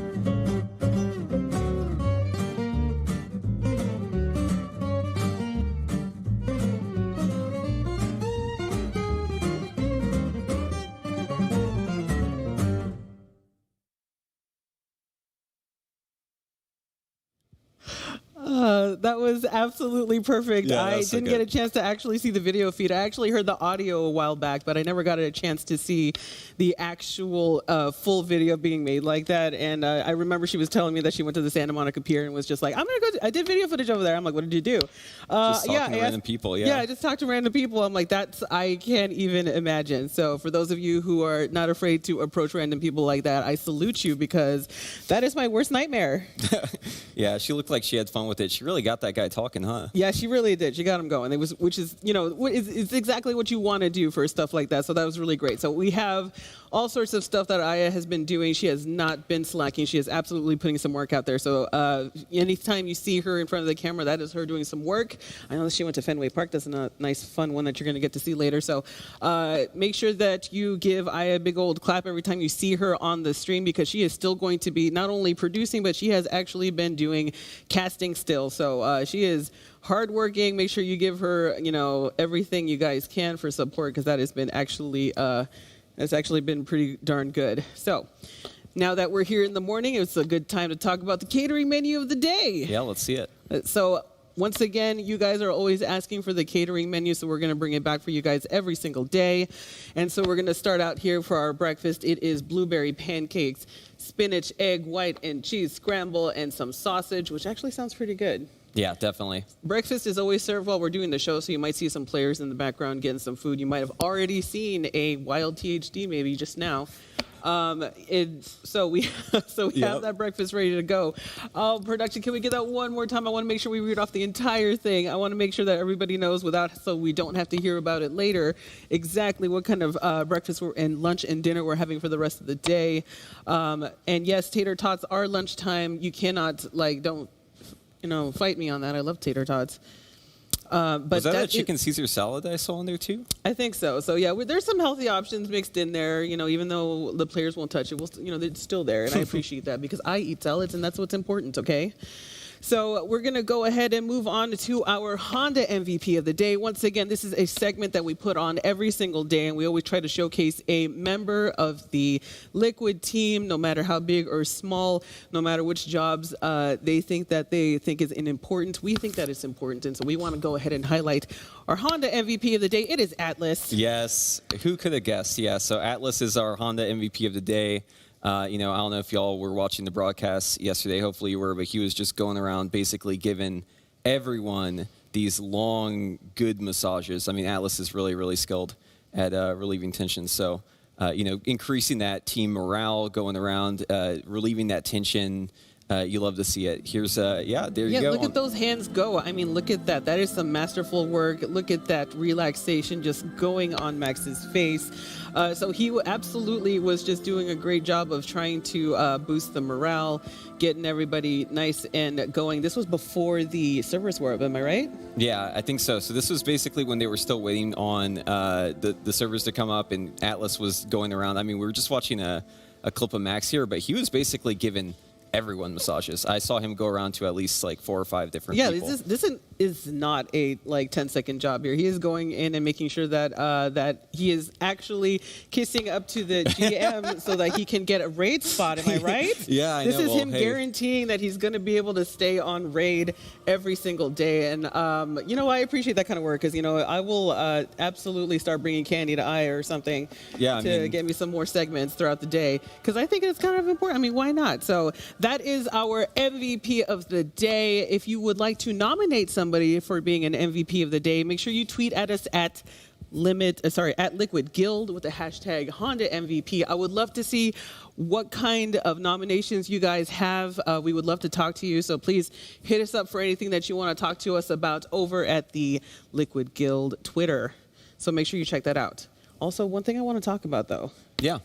So I love this swag. Yeah. Okay, like this shirt right here is apparently available on the Team Liquid store. So in case you guys don't know, Team Liquid has a merch store. Before they were even teamed up with the guild that they're in right now, they had a merch store to begin with. So if you guys have not had a chance to do so, make sure you go ahead and check out the guild.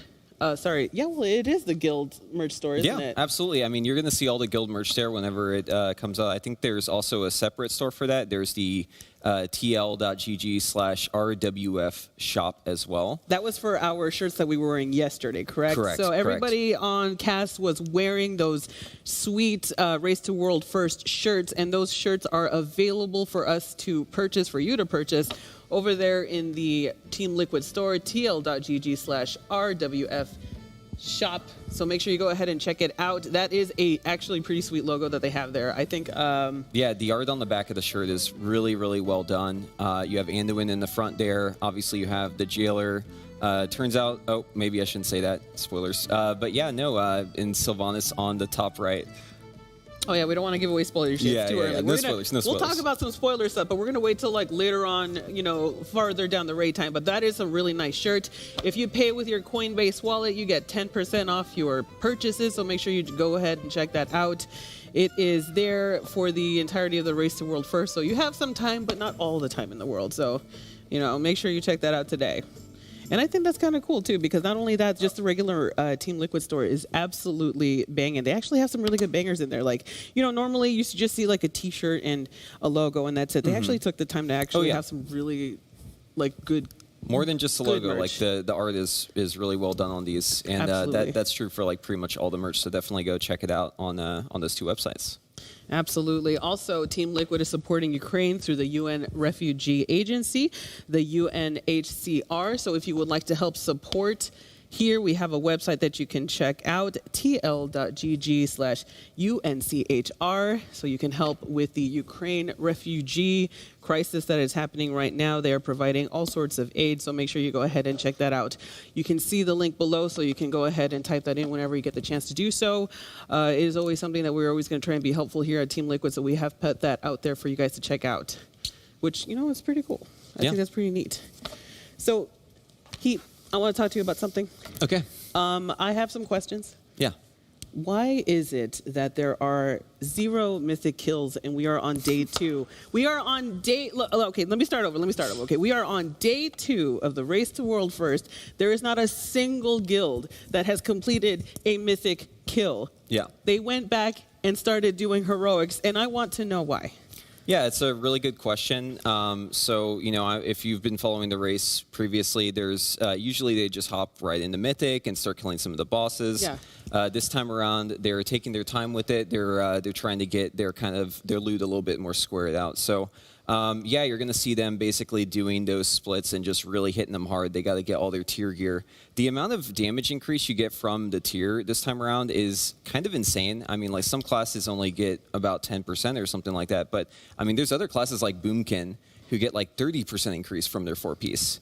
Oh. And, it's important that you get that stuff done ahead of time because you want to be able to go into the raid and see the fights kind of tuned where they should be with the tier. And it definitely seems like the tuning is up there. I mean, it seems like you definitely need that tier gear to kind of get progression on some of these bosses. Not only that, though, there's actually more to it as well. So some of the mythic fights, I don't know if you've seen, but they've been getting nerfed, like a whole bunch of nerfs, and we'll be covering more on that in just a bit. But it's, this is a very tough tier. Heroic has been really hard. They didn't know what the last bosses were even going to do until they got into the raid and had to pull them. So, it's been a learning process. That's crazy. I'm hearing that. I just hear tier gear all the time, everywhere, and apparently it's that important that you get those tier sets because that gives you the damage output, or at least the, the percent necessary of increased stats to be able to carry out what you need to do for the mythic stuff. So it's that high tune. Do you think we're going to see a longer Race to World First? On average, it's been about 10 days ish for the last couple of times. So yeah. I think this tier is kind of special in that we really haven't seen something like this before, where we have bosses that we don't even know what they do until we get there, right? So, I mean, last 3 bosses in this raid were just a giant question mark going into it. Yeah, that's new. That's very new. Yeah. That and the fact that the tuning just like in general is very high. So to answer your question, like, do I think that this is going to be a 10-day tier?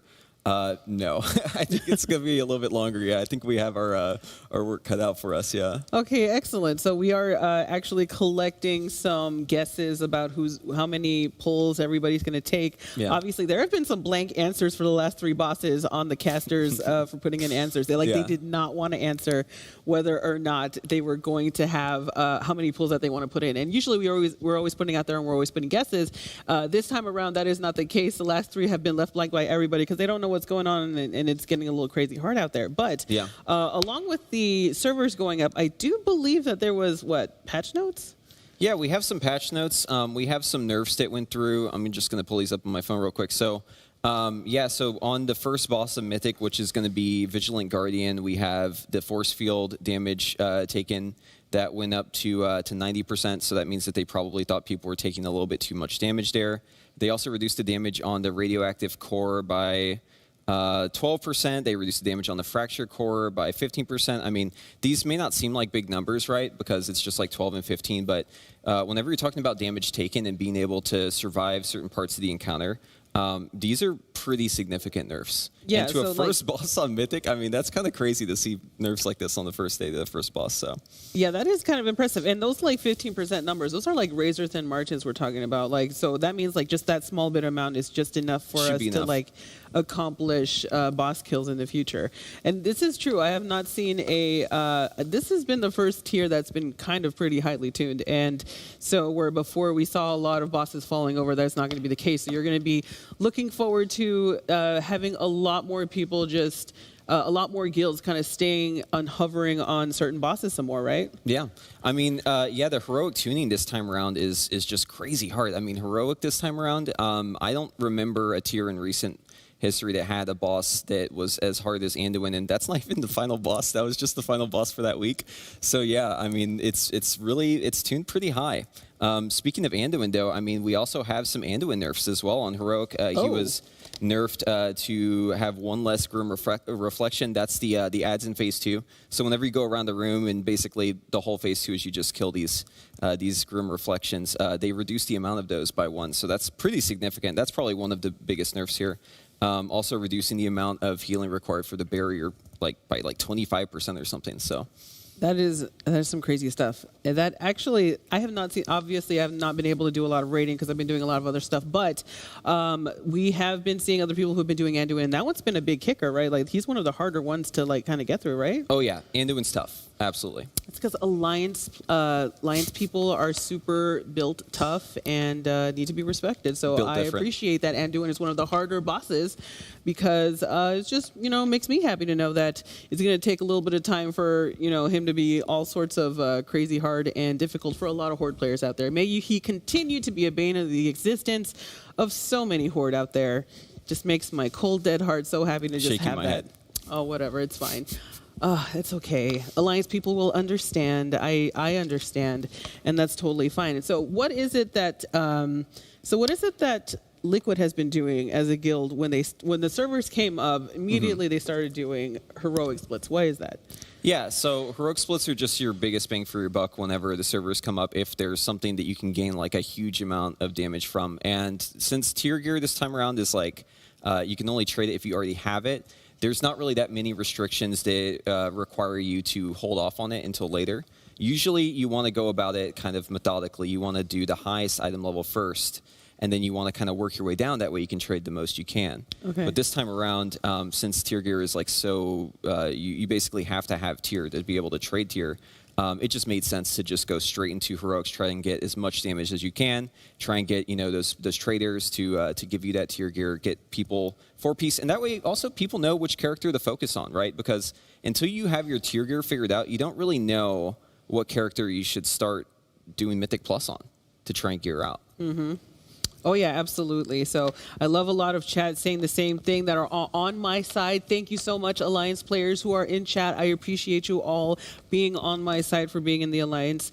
And don't forget, we are watching you guys very carefully. We can absolutely know and get your feedback on a lot of stuff here, too. So I appreciate that greatly. So what is it that is going to happen then today for the the Liquid Guild? Yeah, once Liquid gets in there, what we're probably going to see is them just going back doing more heroics. I mean, it's going to be one of those times we want to manage those expectations, people, because it's going to be one of those times where, you think you're going to see world first mythic boss kills. Probably not going to happen until later today. And it's just one of those things where players are going to play the meta, right? Like, how many of you in chat play the meta? Like, I want to know. Like, there are some people who out there will play a class because it's fun. And there are other people who will not play a class because it's fun. They will play a class because it is the best class. Yeah. So where do you fall in that category? Well, I definitely just play mage. So, okay. So you play what's fun, and it just happens to be like super powerful. Well, so if you're playing a mage, you're basically the main character in World of Warcraft. So you're always good, right? Like, it's a pure DPS class, it's a god class. You've got a cheat death as a range. Like, you really can't beat mage. Sorry,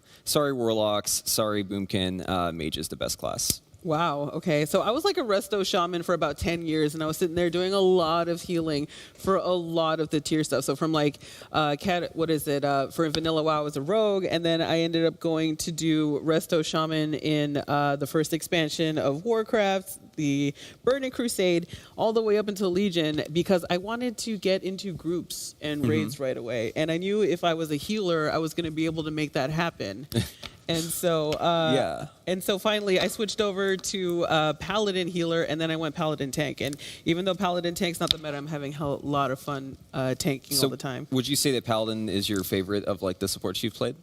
You know what? Right now, yeah. I mean, I still have my shaman, and I still have other players and stuff like that. But I just, as much as I want to play the meta, and the meta is like what is the meta for the prop Paladin? Am I in the? I mean, you just throw shields, you do a bunch of damage, you drop your Ashen, you complain if you don't get PI because you're dropping Ashen. I mean, that's to me sounds like what Paladins kind of do. So I was Venthyr before it was cool, by the way. So really? I was Venthyr before. Early I was never Kyrian as Paladins, just so you know. So yeah, there are people in there who will, and I see it too in chat. I see you guys in chat saying that Boomkin, Bestkin. There's some Boomkins out there. So there's some Marksman Hunters. I love that. Meta spec, but always play same class for rating. Mythic Plus, I go with meta. That is fair. Just be Captain America. Oh, I am going to be. Absolutely. That's right.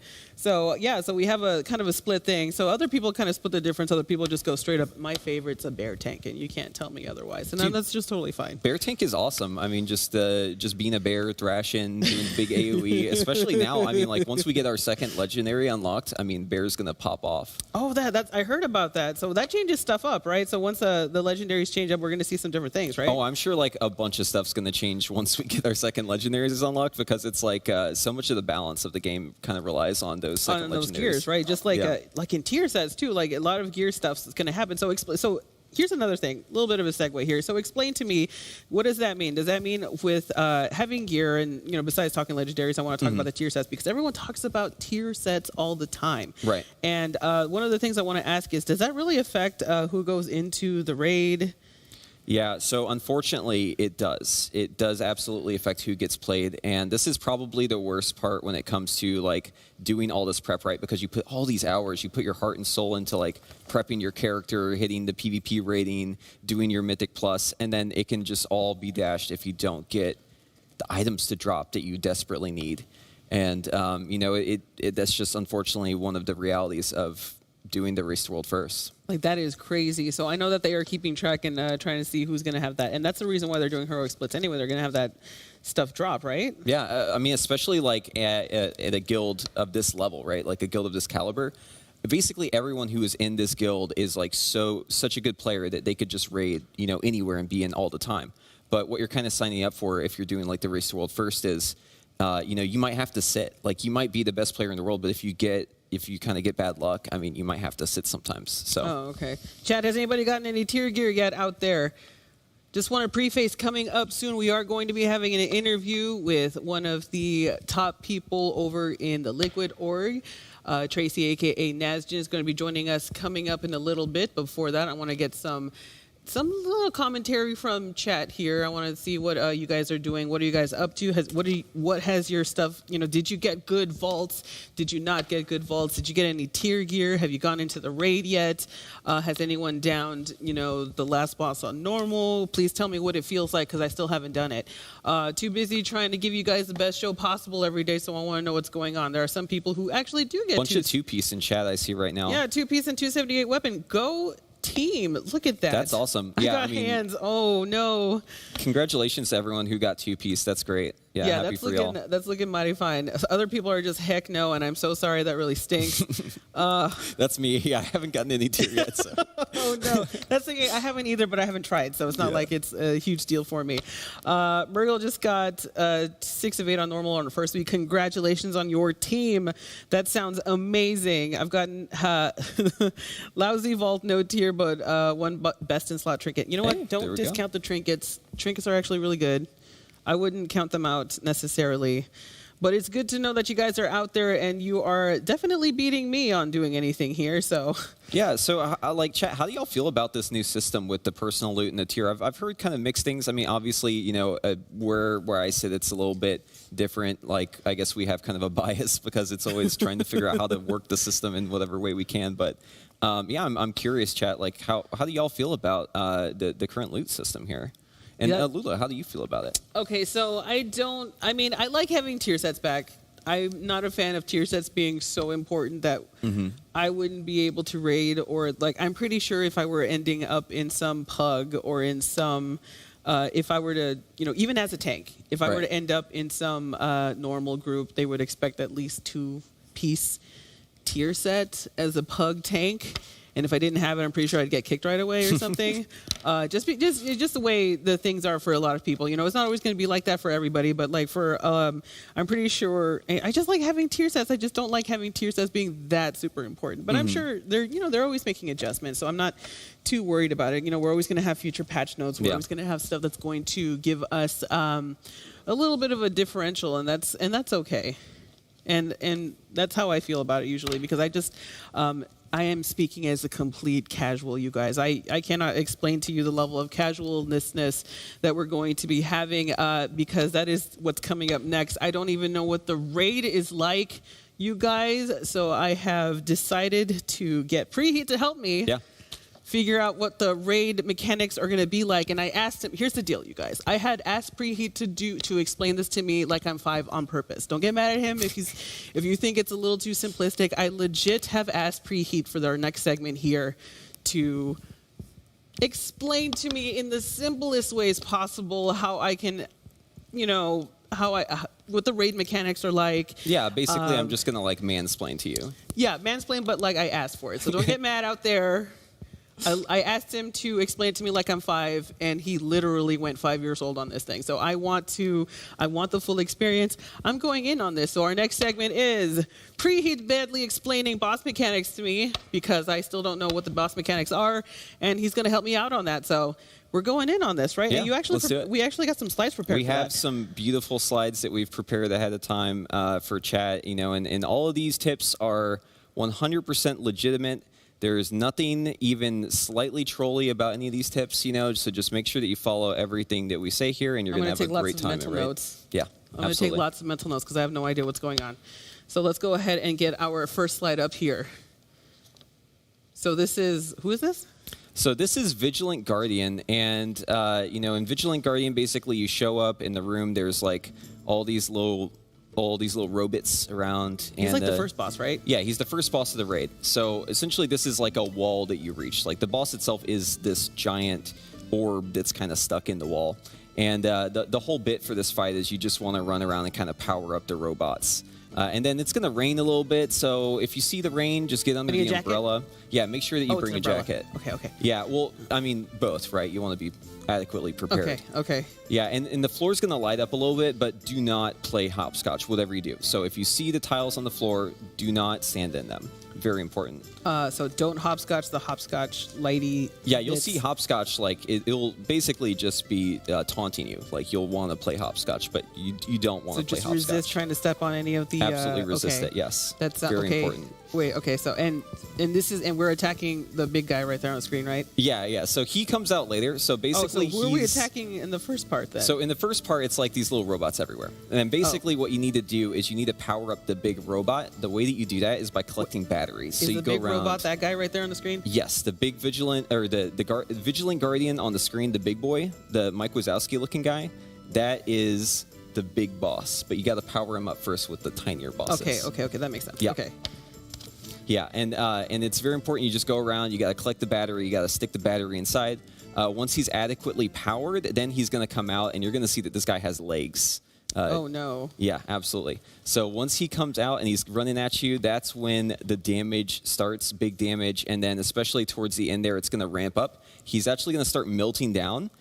So that's when it's basically him or you. You just got to kill him in time, or else it's just going to be a wipe. So just like absolutely pew pew once he starts coming out, basically. Yeah. Just pew pew is essentially as soon as he comes out. I mean, this boss kind of I'll be honest, it's kind of like a trash fight. Not.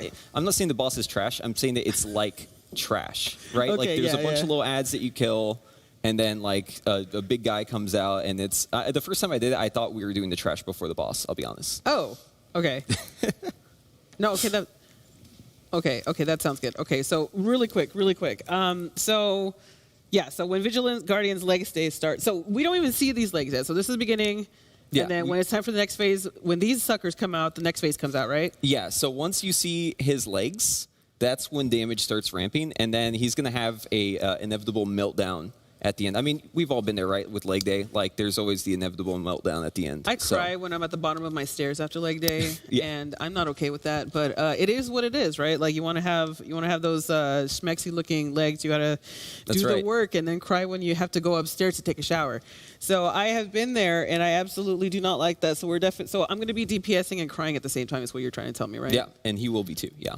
Oh, he's crying too. Okay, so we get to have like a group cry together. Okay, that's totally right. fine. Yeah. Yeah, I'm totally okay with this. Let's see the next slide. Pretty, please.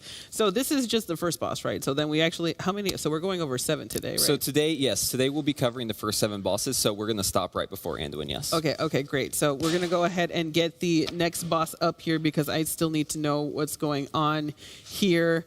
Who is this? Skrillex, the insatiable Ravener. Ravener? Yes. So, contrary to popular belief, this is not a worm. This is a caterpillar. Very I was going important to say distinction. a worm. Yeah. Wait, what's the difference? Well, it's not a scary monster. It's a friendly caterpillar. Yeah, that tracks. Okay, yeah. Yeah, and whenever the boss bangerangs, everyone in the raid needs to stack up to, basically you want to make the boss go where you are now. Okay. Does he play like industrial music? Yeah. I mean, he's it's kind of like a techno fight. I mean, it's like a hard style. It's got like a real beat to it. This fight, definitely for sure. You can really get into the groove on this one. But essentially, this boss just kind of hangs out. Yeah, sorry. Just talk to me again. Start from the top. I apologize. Like, I saw Skolex, I'm hearing Skrillex, and I'm just trying to not get confused here. I understand. You know what? Now that I think about it, it might be a little confusing because we put like scary monsters, bangerang, and where you are now in this. So but that's just a coincidence that those are all songs from Skrillex. Okay, yeah, that makes sense. Okay, yeah, go. All right, tell me about this boss. Like, what am I supposed to worry about on this boss? Okay, so there's going to be banana peels everywhere in Melee, and you make sure that you don't slip on the banana peel. That's like the most important thing. Like in Mario Kart? Yeah, exactly. Just like in Mario Kart. So don't step on the banana peels. Okay, great. Yeah, don't be in banana peels. And so he's also going to start spitting on people, the furthest people from him. So I'm always avoiding trying to get spit on. So yeah, this is just... So as long as you stay close to the boss, but not too close though, right? Because if you get too close to the tanks, then he's going to get confused and he might think you're a tank, and then he's just going to hit you really hard, and you're probably going to die. Okay. So don't stay too far away, but don't stay close enough that you're going to get hit like a tank. And no banana peels. And don't stand on the banana peels. That's right. And then whenever it's time for the boss to move, everyone all together goes to a spot. And once that last person joins in, and you can't be late, right? Because if even one person is out, it won't move. So this is like a group burrow. activity. Wait, okay. So where is that in here? So no, okay. yeah, so basically it's this part right here. Whenever he bangerangs, that's whenever the damage just ramps too high. Yeah. Okay, and so everyone needs to get together at the same time. Are you telling me, like, would they put in a mechanic where everybody has to group together at the same time in one place? And Yes. Not everyone's going to do that. I mean, I live in LFR and in pugs and That's stuff what like groups are that. for, So, yeah. oh no, I'm in trouble. So I need to, like, start making a guild or joining a guild stat so I can get this to get back going for me. Because otherwise, trying to get groups of strangers to come together and... Yeah, it can be a little bit much. Usually we just like drop a Warlock gateway, and then you all just gateway together. Oh, duh. But, you know, every once in a while there's someone who just like runs off, or maybe like a Boomkin who's busy, you know, casting Full Moon somewhere else. But, you know, just make sure that your priest is out there to group them in. Okay. Oh yeah, I love me some priests that can like just get me where I need to be. Because even as a paladin tank, I only get one horsey for like 3 seconds, and the cooldown is like 45 seconds. I can't get anywhere. I'm always late. My character is late to everything, while everyone else is like busy just going to Mythic Plus dungeons and like blasting through the thing. Just Meanwhile, my butt's still trying to like play catch up, and that's why I'm relying on like the priest pulls and stuff like that. Like my life is just a struggle. I read the struggle bus so hard, and that's why my guild is named the struggle bus, because the struggle is real, and oh my god, this is like. This has been absolutely crazy. All right, so hit me with the next boss, All right. sir. So next up, we're going to be talking about this because I'm trying to figure we it out. have Artificer Zymox. Now, I think I've seen this guy before. I'm not really sure. I think he may have been in a previous raid. Yes, so this is Zymox Part 2, Electric Boogaloo. Yep, the well-awaited sequel to the first Artificer Zymox. Yeah, So it looks like he got an upgrade, like he got some new duds after he's dripped out. He's got insane drip now. He's all artifacted out. I think he like went and found all the cool artifacts in Castle Natria, and then now that he's out here in the Sepulcher, he's getting all the new upgrades, right? You see that nice little hat he's got, the little shoulder pad. I mean, he's looking pretty good. This fight also has some banana peels. I mean, no. you got to be really careful, right? So basically how it works is you drop like a big banana whenever he does the mines. And if you get hit by that, you're going to be stuck in his mine, just like in Castle Natria. You're going to be frozen. People have to break you out. But here's the twist. These ones are upgraded so that they don't go away. Oh, no. So if you get hit, it's literally just like... I'm trapped there forever. Well, you're not trapped there forever, but they can break you out, but then it comes back, it rearms. Oh. Yeah. Oh. So you can't even say like, oh, I meant to do that. I was just clearing the mine. No. Because it just comes right back. They don't clear. They do not clear. Oh, no. okay. So stay away from traps.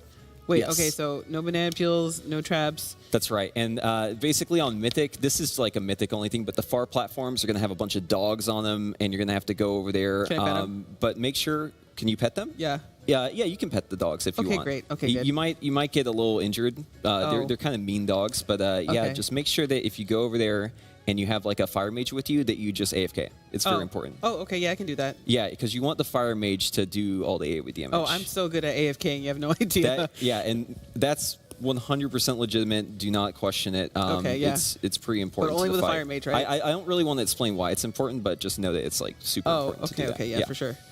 Yeah.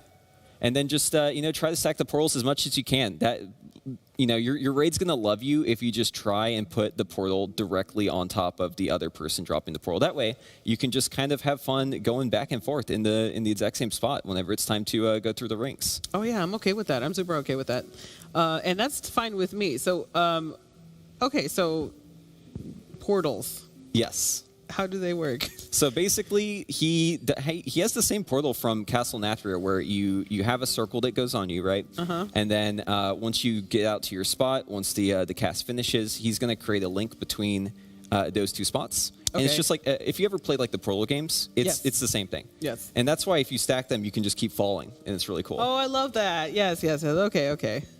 Yeah, and then in the last phase, just remember your 5 Ds. That's going to be dodge, duck, dip, dive, and dodge, of course. Oh, okay. So wait. So I am not hitting portals.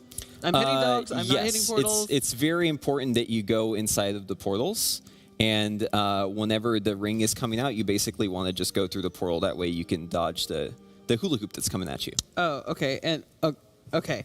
So, you know what? We'll get we'll have to talk about that again. I might have to go through that. For some reason, it's going in one ear and out the other, but that's just make sure you stack the portals. That's really all you need to remember is just make sure you stack those portals. I can do that. Like, I might have to call you when I'm like raiding or pugging when I'm doing this because I might need a refresher, or I might have to save these for later. We'll have these available for you guys later, so you can don't forget and stuff like that. I will not forget screaming in panic either. Thank you so much, chat. That is great advice. Yes. I will try not to scream in panic, maybe only a couple of times, but that's about it. You know, I'm it's a new year, it's a new me. I'm trying to make sure that I only scream lightly. And that's what's important. So one thing I do want to say, the first person that's going to go in here and just cosplay Artificer Zymos like this, I want to give the ultimate props. I think whoever wants to put this kind of level of drip on for the next, you know, BlizzCon or the next, you know, in-person thing that we get to do, I will give you all the props. I will take many pictures of you, and I will like just kind of bow and worship at your feet. I think that would be very fun. Yeah, I mean, this is a really cool outfit, and I'm excited to see the cosplays for it. And I think, you know, it's interesting. We've seen Artificer Zymox twice now. I wonder if we'll see Artificer Zymox a third time. You know what? You never know. I mean, that dude is a treasure hunter, so he's going to go out there, and if we see some loot in the future, we might do that. We'll see. We'll absolutely see. So let's go ahead and take a look at our next slide. Wait, so this was the third boss, right? Yes. Okay. Well, it can be the third boss, or it can be... so the order is a little bit up to the players themselves. Oh, okay. Because basically how the raid works is once you kill the first boss, it branches. So you can go either one direction or the other direction. Oh, that's right. We do have a graphic for that you're going to see in the future, but not now. Yes. Right now, we're going to talk about the next boss. Who is... Yeah, so the sausage, the fallen oracle, and contrary to popular belief, it's not actually a sausage. It's more of a meat link. Well, that stinks. Okay, I'm sorry. Go ahead. Yeah, you know, basically this fight is just one big phase.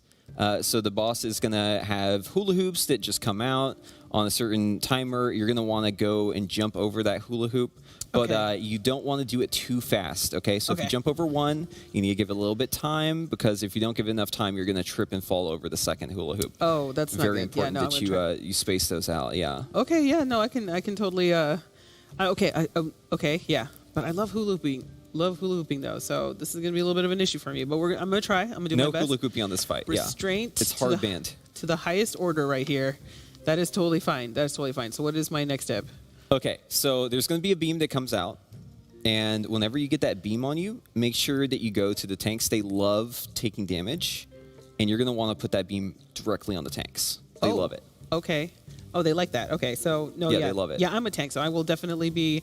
Yeah, make sure that you call for whoever has the beam to just stand directly on top of you. And I will just await it with open arms. Just give this beam of light right in my face, please, all the way. I appreciate that. No, okay, so is this the first phase? It's all the first phase, yeah. So this boss is basically one giant phase on repeat. So essentially the hula hoops come out, you jump over the hula hoops. Over time, more hula hoops are going to be coming out, so that's why you got to space them out, right? Make sure that you're close to the first hula hoop. That way you can jump over instantly. Maybe jump over the second one, and a couple seconds later, jump over the third one. And then as the fight progresses, more and more hula hoops get added. And I want to jump in those. You want to jump over them, yeah. Not in them. It's and you want to time your jump too. Okay, that's right. Okay, so jump in the hula hoops, but don't jump them too fast, and jump over them, not in them. Yeah, that's right. In the first phase. Yeah, and then the boss is going to teleport away, and what you want to do whenever the boss teleports away is to pop its bubble. It's going to blow a bubble onto itself. You want to do some damage and pop that bubble. Very important. Wait. They're throwing me a lot of information here. Hang on a second. Okay, so phase one. There's no phase. There's not a sausage. No sausage. No phase one. No phase. No sausage. Hang on a second. Jump over hula hoops, not on them. Yes. Don't do them right away. Do the first one right away, and then the rest of them. And then just count to like 3 seconds. Count to 3. Absolutely. Okay, so I can do that. Count to 3. Yeah, just like sing in your head like "Happy Birthday," and once you get done singing, then you can jump over the next hula hoop. Okay, and then embrace the beam with open arms. Yes.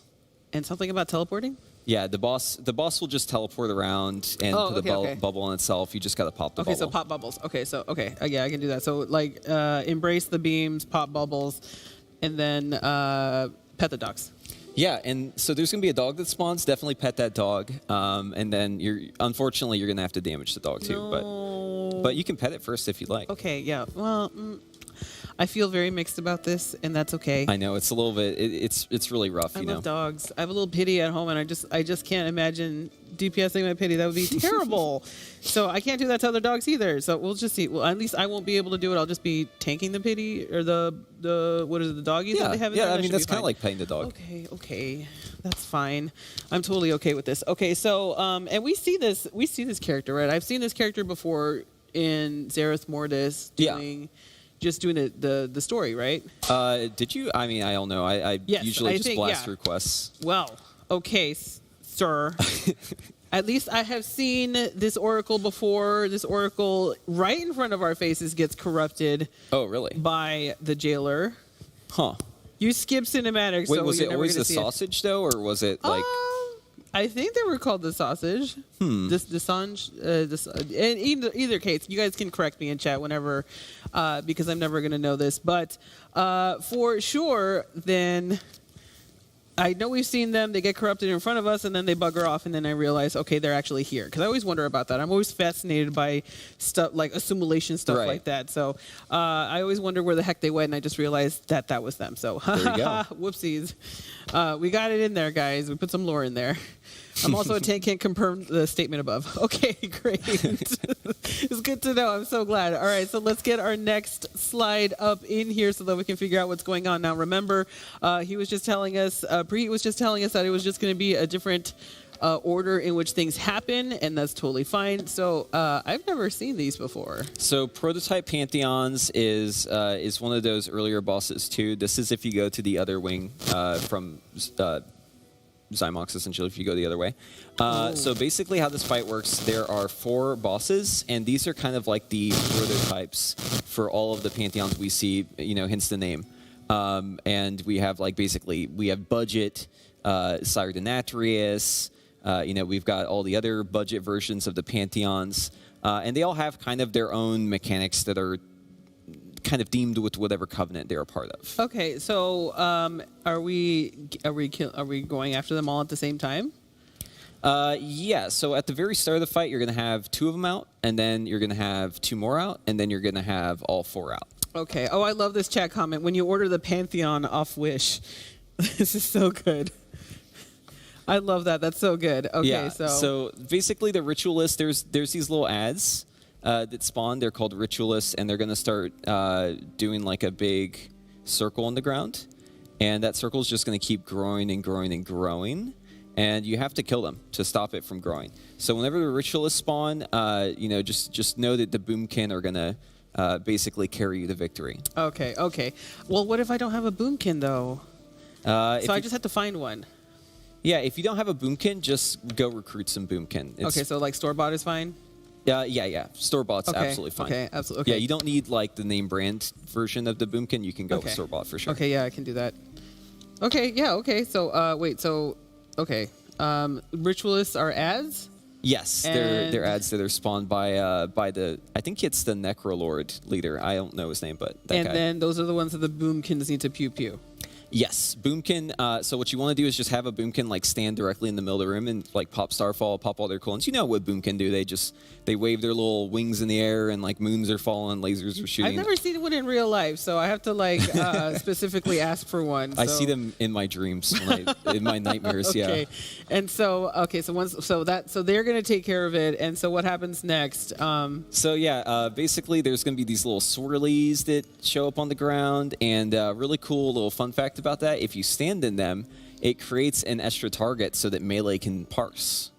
Yeah, so if everyone in the raid kind of like just jumps into a swirly around top of the boss, then like a demon hunter can just like pop all their cooldowns and like eye beam them and do like really good damage for Warcraft Really? logs. So make sure that you're helping out your melee buddies by giving them extra targets to parse on. Well, so okay, wait a minute. So we're basically we're just helping the DPS get better Warcraft log parsing. Yes, that is the most Okay. important part of this raid, just in general, is to make sure that you help the melee in your guild parse as well as possible. Okay. So okay. That's okay. I can do that. All right. So is Yeah. this all in the first phase? I don't know. Is there phases to this boss? So there are. In the Okay. first phase, it's going to be the first two that come out. I believe it's our Kyrian and our Necrolord leader, and then it's going to be our Night Fae and our Vintir leader. And then at the very end, you're going to have all four. Okay. And so then, all right. So then after the swirlies, and this is all in phase 1. The swirlies and the. Yeah. So the Swirlies and the Ritualists are phase 1. Okay. And then once you get the bosses to, I think it's like 50%, then it's going to push to phase 2. The Okay. 2 bosses that you're fighting are going to teleport away. New bosses come in. So when Lil Danny shows up. Who's that? Oh, Sardonatrius. I call him Lil Danny. Yeah, that's- we go okay, way yeah, back. yeah. Yeah, so he's got basically the only mechanic in this fight that does damage for some reason. It's called Burden of Sin. And it's essentially the same as the one from Castle Natria. It just does like a crazy amount of damage. Yeah, just be ready to have some cooldowns for that dot because it does ramp up over time. Okay. So so have heals ready because Burden of Sin from Little Danny is going to be really, really terrible. Yes. Okay. Yeah, make sure yeah. you have, and also like if you take some direct damage on this fight too, you may get more stacks of it, and that's probably just Oh, that's gonna not kill good. you. Okay. Yeah. Okay. So what's the next? Okay, so the small woodland animals are not your friends. Oh. If you see like squirrels and spiders and other like cute little animals, maybe Okay. people don't think spiders are cute, but I think they're kind of cute. Yeah, they're fine. They're those you They're want not to my make friend. sure you do not. Yeah, don't touch them. Don't even look at them. Honestly. Okay. I guess. Okay. So don't touch the woodland. And okay. So what's next? Yeah, and then so basically those little woodland animals, they're going to be marching down the lanes. Once you get done with that, you're going to want to you're going to want to find a friend, and you're going to want to drop your blood price directly on them. Danny does this thing where he sucks everyone in, and then you have a mark on you that shoots off in 4 directions, and it's really funny if you just like find someone and stand directly on top of them whenever it goes off. Yeah. Okay. I can totally do that. Yeah, it doesn't do anything. It's not going to kill them or anything. It's just really funny. I love making So make packs. sure you do that in your first raid. Okay. Yeah. I can totally do that. Okay. Yeah, it's actually it's like a damage amp actually. Oh. Yeah. Oh. Okay. Yeah. I can totally do that. Alrighty. Yeah. And then so is this the second phase? So what's the third phase? Yeah, so in the last phase, you want to have all your cooldowns available because basically all 4 bosses are going to come out. So that just make sure you have everything up, have your potion, and you're just going to want to blast them as hard as possible. Just pew everything down. Okay, chat's telling me not to follow this advice though. So now it's making it sound sus, but I trust you more than this chat. So I'm going to talk to you anyway. Yeah, definitely trust me over the chat. Yeah, so I'm still going to trust preheat over this this whatever chat's trying to tell me to do. I don't know, you guys. I've been burned by chat before. This is You can't trust Twitch chat. No. Okay, yeah, no, this is absolutely cannot. So let's go ahead and check out the next slide for us because I want to know what else to expect. I have no idea what's going on in this next fight. Lahuvium, the principal architect. Sorry, That's so I cute. love his name. Yeah, so the boss puts like sticker burrs. You ever get like sticker burrs in your socks? Yes. Yeah, so basically the boss puts like giant sticker burrs on you.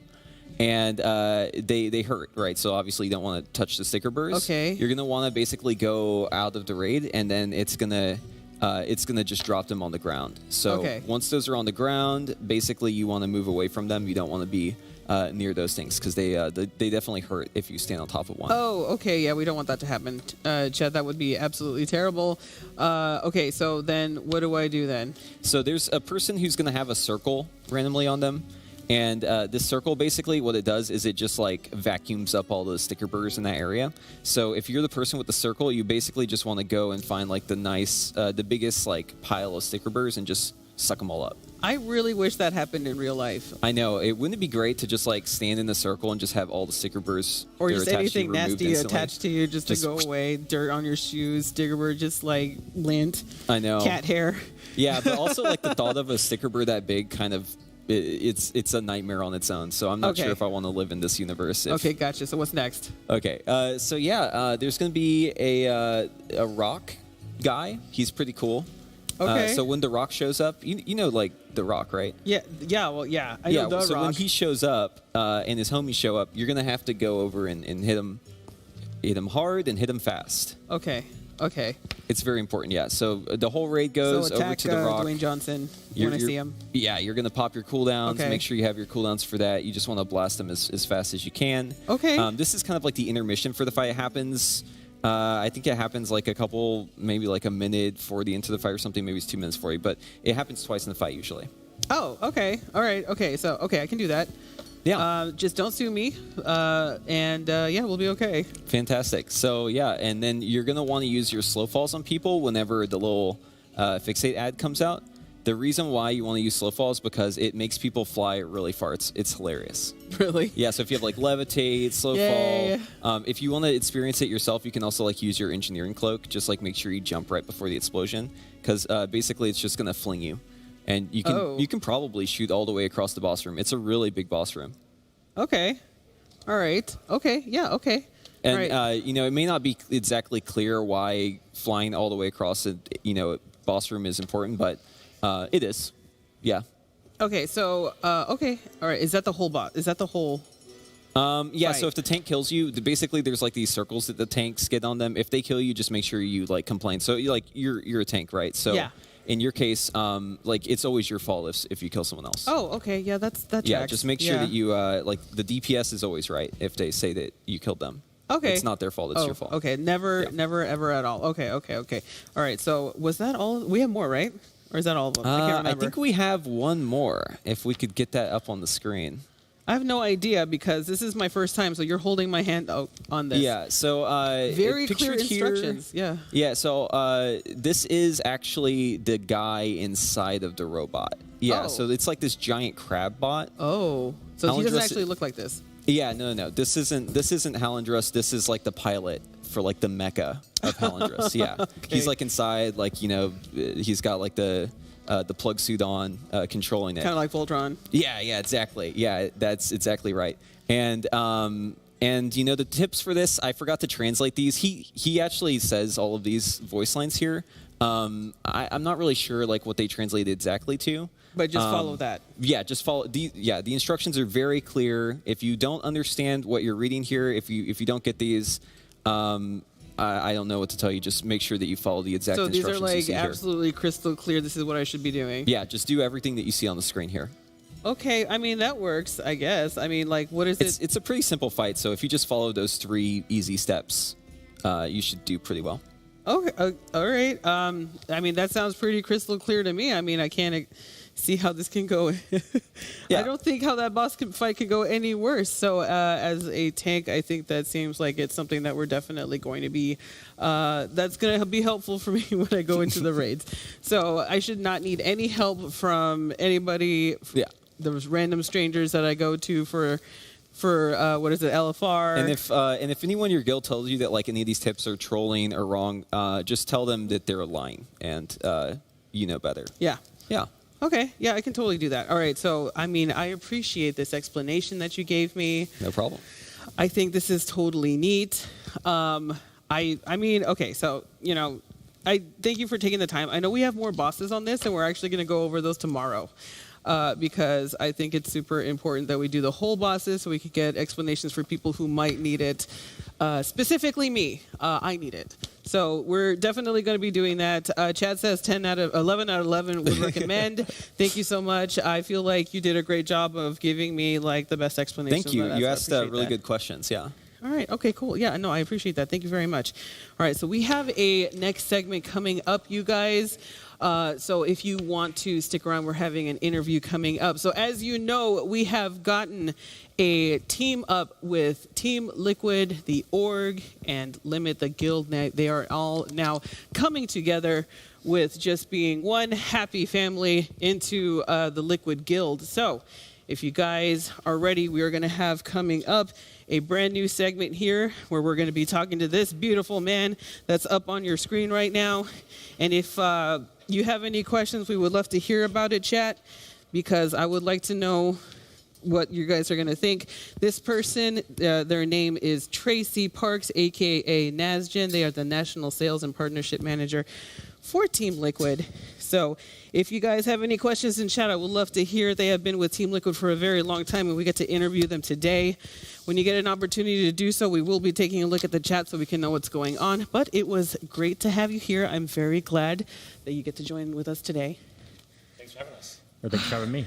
Yeah, happy so to be here. I know, like, how do you feel like doing your first time in here, being in the Race the World first experience for Sam? I'm feeling good. I've been a fan for a long time. I've been just a casual watcher for a while, so to actually see it all come together in person it's pretty crazy. It takes an army to make this thing happen.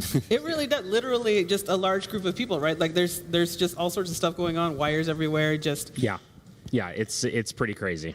Oh my gosh! So this is like absolutely nuts. So I want to start out first things first. Tell us a little bit more about your job. Cool. So as you said, my official title is National Sales Manager and Partnerships Manager. So what I do specifically is bring in partners to Team Liquid for Race the World first. And then once we bring those partners in, my job is to make sure that they're happy and stay invested into Race the World first. And then the MMO kind of umbrella that we're building here at Team Liquid. So is that MMO umbrella new? Like, is that something that we've just always... we've never seen MMO players really a lot happen. So tell us how that went about to just be completed into Team Liquid. The MMO kind of genre has been something that we've been looking at for a long time. It makes a lot of sense for our brand, and this is the first time we've ever been invested in MMO. It's not the first time we've been invested into a Blizzard title. We started in StarCraft, and we've played around in a lot of other games in World of Warcraft. We've been to BlizzCon for a few other games as well, so it's definitely not the first time. But for World of Warcraft and for MMO, this is our first time, and so it's been a pretty cool experience for us. And we've got a lot of staff that are just fans of MMO as a genre, and it's kind of this thing that's been around for a long time, and we don't see it going anywhere. So we figured, why not jump in now? So how long have you been working with Team Liquid? Like, how did you start? Yeah, I've been at Liquid for a little over 3 years, I guess 3.5 years. And I actually got my job here. I love to tell this story. I used to sell printing before this. It's kind of like something that I just kind of fell into. And my goal with that job was to find a job in gaming. I've been a gamer my whole life. And so I DM'd Steve Aronset, who's our co-CEO, on LinkedIn. I saw that they were building their new office in Santa Monica. And so I print stuff for walls, and so I just DM'd him, asked if he needed help, and he said yes, and so I did that job, and then afterwards I asked him for a job. That's amazing. Yeah. That is the definition of shooting your shot, by the way. Yeah. That turned out super well for you. Congratulations on that. Thank you. Yeah, can you, I know that you seem like interested in World of Warcraft and other MMOs in general, so can you go ahead and list, or just tell me what's your WoW background, what's your experience? Yeah, so I've been playing WoW since the original Classic, or Vanilla, and I played Vanilla, Burning Crusade, Wrath of the Lich King, Cataclysm, and then I quit about halfway through MOP, and then I came back for Battle for Azeroth, I was playing some private servers, and some of my friends wanted to see what we could do in Mythic rating. Mythic rating is no joke. Yeah, and, no, it is not. We went from being a top private server guild to getting absolutely destroyed in Mythic raids, and so played a little bit of BFA, and then now playing Shadowlands, just same kind of way as BFA. Played for the launch of the expansion. The current version of the game is not quite for me. I play Classic WoW and Burning Crusade. I raid weekly on multiple characters and do arena on that. Yeah, so I've got a big PvP background and some raiding background. So just mostly in Classic, though. I've kind of kept it below Wrath of the Lich King. Okay. I mean, that works, right? So there's a very important question. I think a lot of people will want to hear this. I think probably one of the most important questions of the day. Are you Horde or Alliance? Yeah, I'm Horde for sure. That's right. Yeah, Horde for sure. I can't even right now. That's the correct answer. Yeah. Okay. So fine. It's fine. I'm okay with it. We'll be fine. So the MMO project for Team Liquid. So is this kind of a long time making, or what went into this this journey that y'all are undertaking here? Sure. So in my last 3.5 years, we've probably gotten 85 to 90% of the way of getting into MMOs 3 times. For us, it was important for us to have kind of like the whole package. Like we have the Raid Guild now, and we also have the Arena team, and that was something that was really important for us. Team Liquid was built on grassroots, and so if we're going to get a guild like Limit and bring them part of Team Liquid, we want to make sure that we're able to tell the full story and kind of create an ecosystem around it. So you can expect other things from us in the future within MMOs. So maybe something in Final Fantasy or other MMOs that come out over the next few years, as well as some stuff in Classic or Arena. We want to do some stuff with Mythic Plus as well, put on events for that. Yeah. We're really focused on community events and just kind of like building something. This community hasn't had much for esports or organizations within gaming. So we want to make sure that we're tailoring them and giving them something that I crave as a member of the community, and so we want to just build more for that community for World of Warcraft and for MMO. That's awesome. I actually highly appreciate that you're not only putting in some MMO into like big names like Liquid, but you are an MMO player yourself. Yes. I highly appreciate that you know what's going on here. You might not be playing in what this iteration of WoW is, but you absolutely can keep up and know what's going on with this. And having somebody as high as you in the org while this is happening is just super important to have like as a level of support. So I actually appreciate that very much. So I mean, like, is there anything that you like expect from Liquid Guild or like orgs of the past in the Race the World First that you want to see kind of in the future as well? Well, we want to win this thing first and foremost. But we want to be able to do more around, like I just said, around the community, and that's why we went with Limit. We had the opportunity and we went with it. They're the best guild in the world, in my opinion, and we're gonna bring this back to NA. So no doubt. Love to hear it. I love that too. That's actually pretty neat. I actually have another question that kind of trails off of that. Like, how did that even happen? Like, how did that? Was it just kind of a serendipitous thing where you got together and talked with Max, or? I actually don't have all the details. I got a phone call from my CBDO at 9 p.m. on like a Tuesday, which is pretty much never a good thing to happen. Yeah. And he says, "Get on Discord. I have to tell you something." And that's when he told me that we had signed Limit, and I don't know any other details, but I was excited. I was excited because like I said, I've been a fan of Race World First, and obviously I wanted to stay in NA and I wanted to be in NA, so I was excited, and that's kind of like that's how I found out. I don't know any of the details though. Oh, well, yeah, that's great. I mean, it's a good investment. Limit Guild is, now Liquid Guild is. Yeah, it's actually pretty neat because I'm super excited about all this. Like, this is actually one of the more exciting events to happen guild-wise anyway for me. So I appreciate that you took the time to come out here, talk to the chat, talk to us, so that we can get a little bit more insight of what is happening here with Team Liquid and in general, and what the future is for this guild. I'm excited too. I can't wait for NA to bring it back either, because I want that to happen. So thank you very much for sitting with us today for this interview. Thank you. Thank you. And guys, don't forget, we have a charity coming up. We're doing a charity right now, so don't forget, we are partnered up with Girls Who Code. We are raising money all race long so that we can have ourselves a good, productive charity event while we're doing our Race the World First event. And so make sure you check this out. We have been raising money. We have been setting goals. So if you want to look at the screen right now, you can see what we have been raising money with so far. We have goals set in place, as you can see them right now. We're working on trying to get temporary freehand tattoos for the Team Liquid coming up very soon. We're going to be shouting out in a minute all the donos that we've had. So if you want to donate and add a comment, we will be putting comments out there live for us to talk about here, as long as they are, nice, wholesome comments. I'm not going to be out there shouting out any sort of F-bombs or anything. So I want you guys, if you want your voice to be heard, we're going to be shouting out comments during our charity segment if you want to talk about it. So we have some coming up already. Currently, we have already raised about $1,415, and we're ready to go for some more.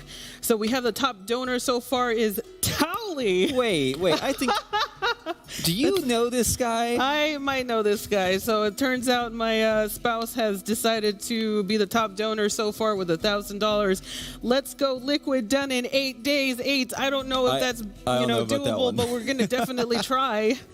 Yeah, so, I mean, listen, I appreciate the optimism. It's that's great. But 8 days, it's a little bit of a tall order, but oh man, we appreciate the support there. Oh yeah, absolutely. So we also have a Donation $20 from Anonymous. Thank you very much. We have Kane Akin. Thank you so much with $5.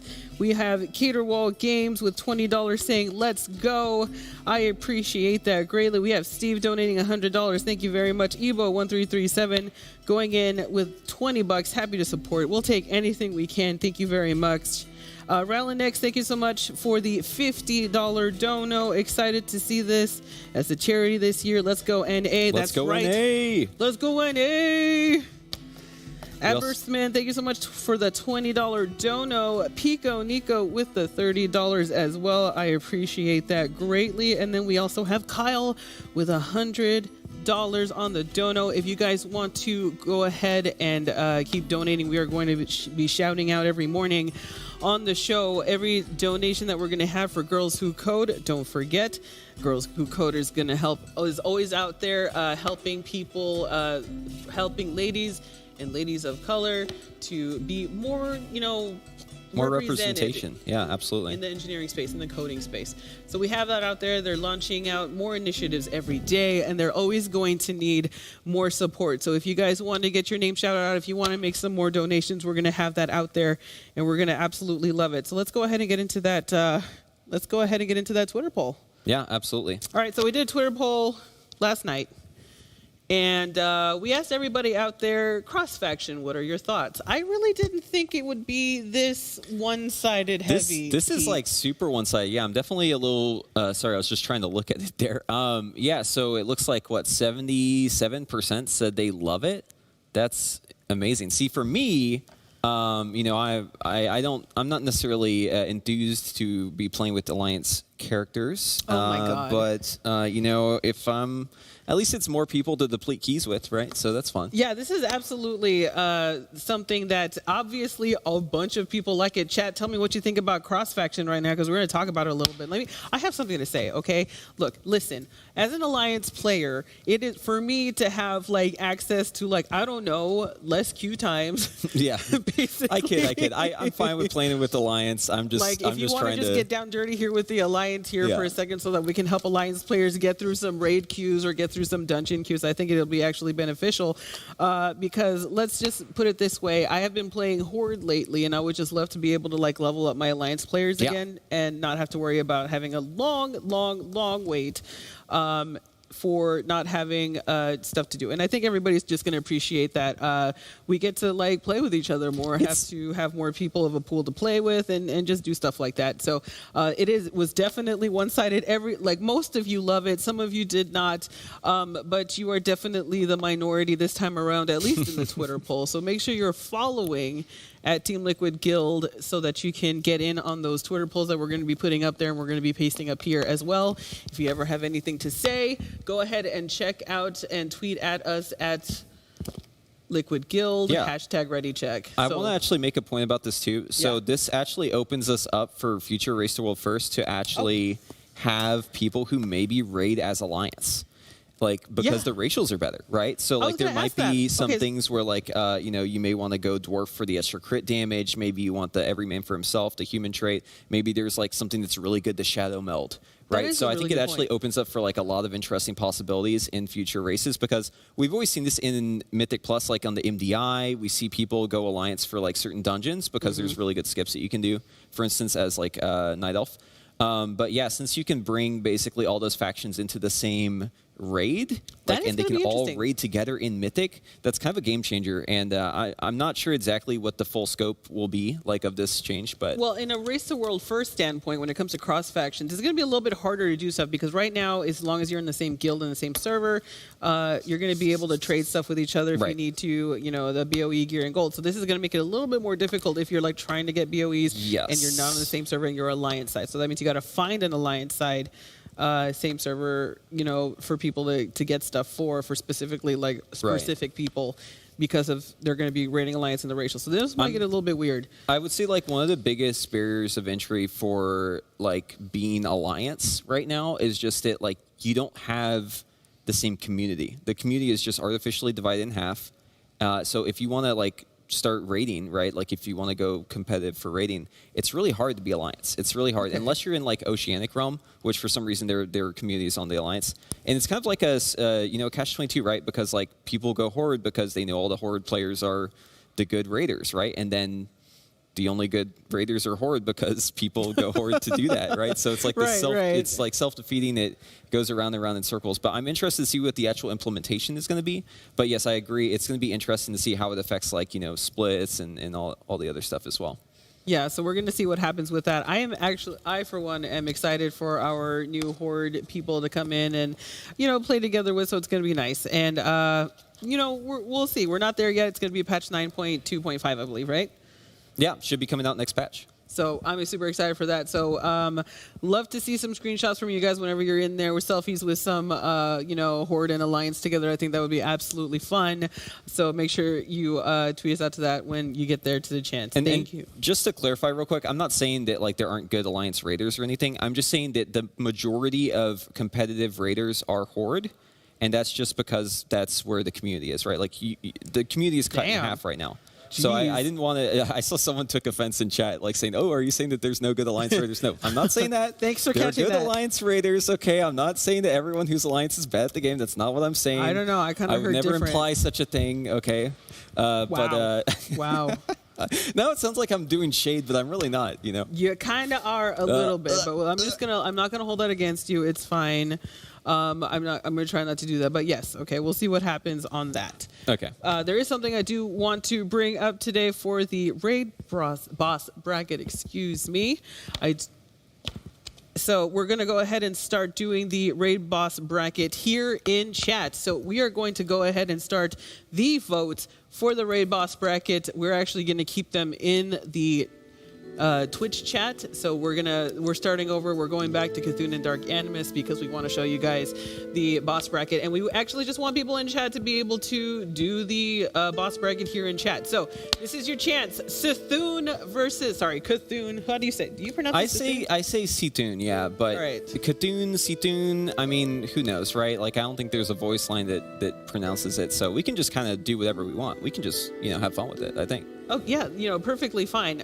So for me, I feel like it's I'll just say Cthulhu. I mean, that's for me personally. I like his card in Hearthstone. So for me personally, I would probably vote for Cthulhu. I never got a chance to play Dark Animus ever. Guys, the poll is live in chat. I see a lot of people shouting out Cthulhu, Cthulhu, however you want to say it, how you guys pronounce it. But I can see that it's gonna get in there. Hang on, I want to see this tab. I want to pull down the tab to see how the live voting is going because I want to see how one-sided this thing is. So I want to hear what the chat has to say about what's going on. Yeah, get those votes in too. Yeah, I'm gonna get those votes in chat. The vote is live. It looks like even chat's kind of split, but Cthulhu sounds like the best to me, honestly. Yeah, absolutely. I mean, it's Cthulhu versus Dark Animus, and it is there. So can I get a tally of who is winning right now? Ooh.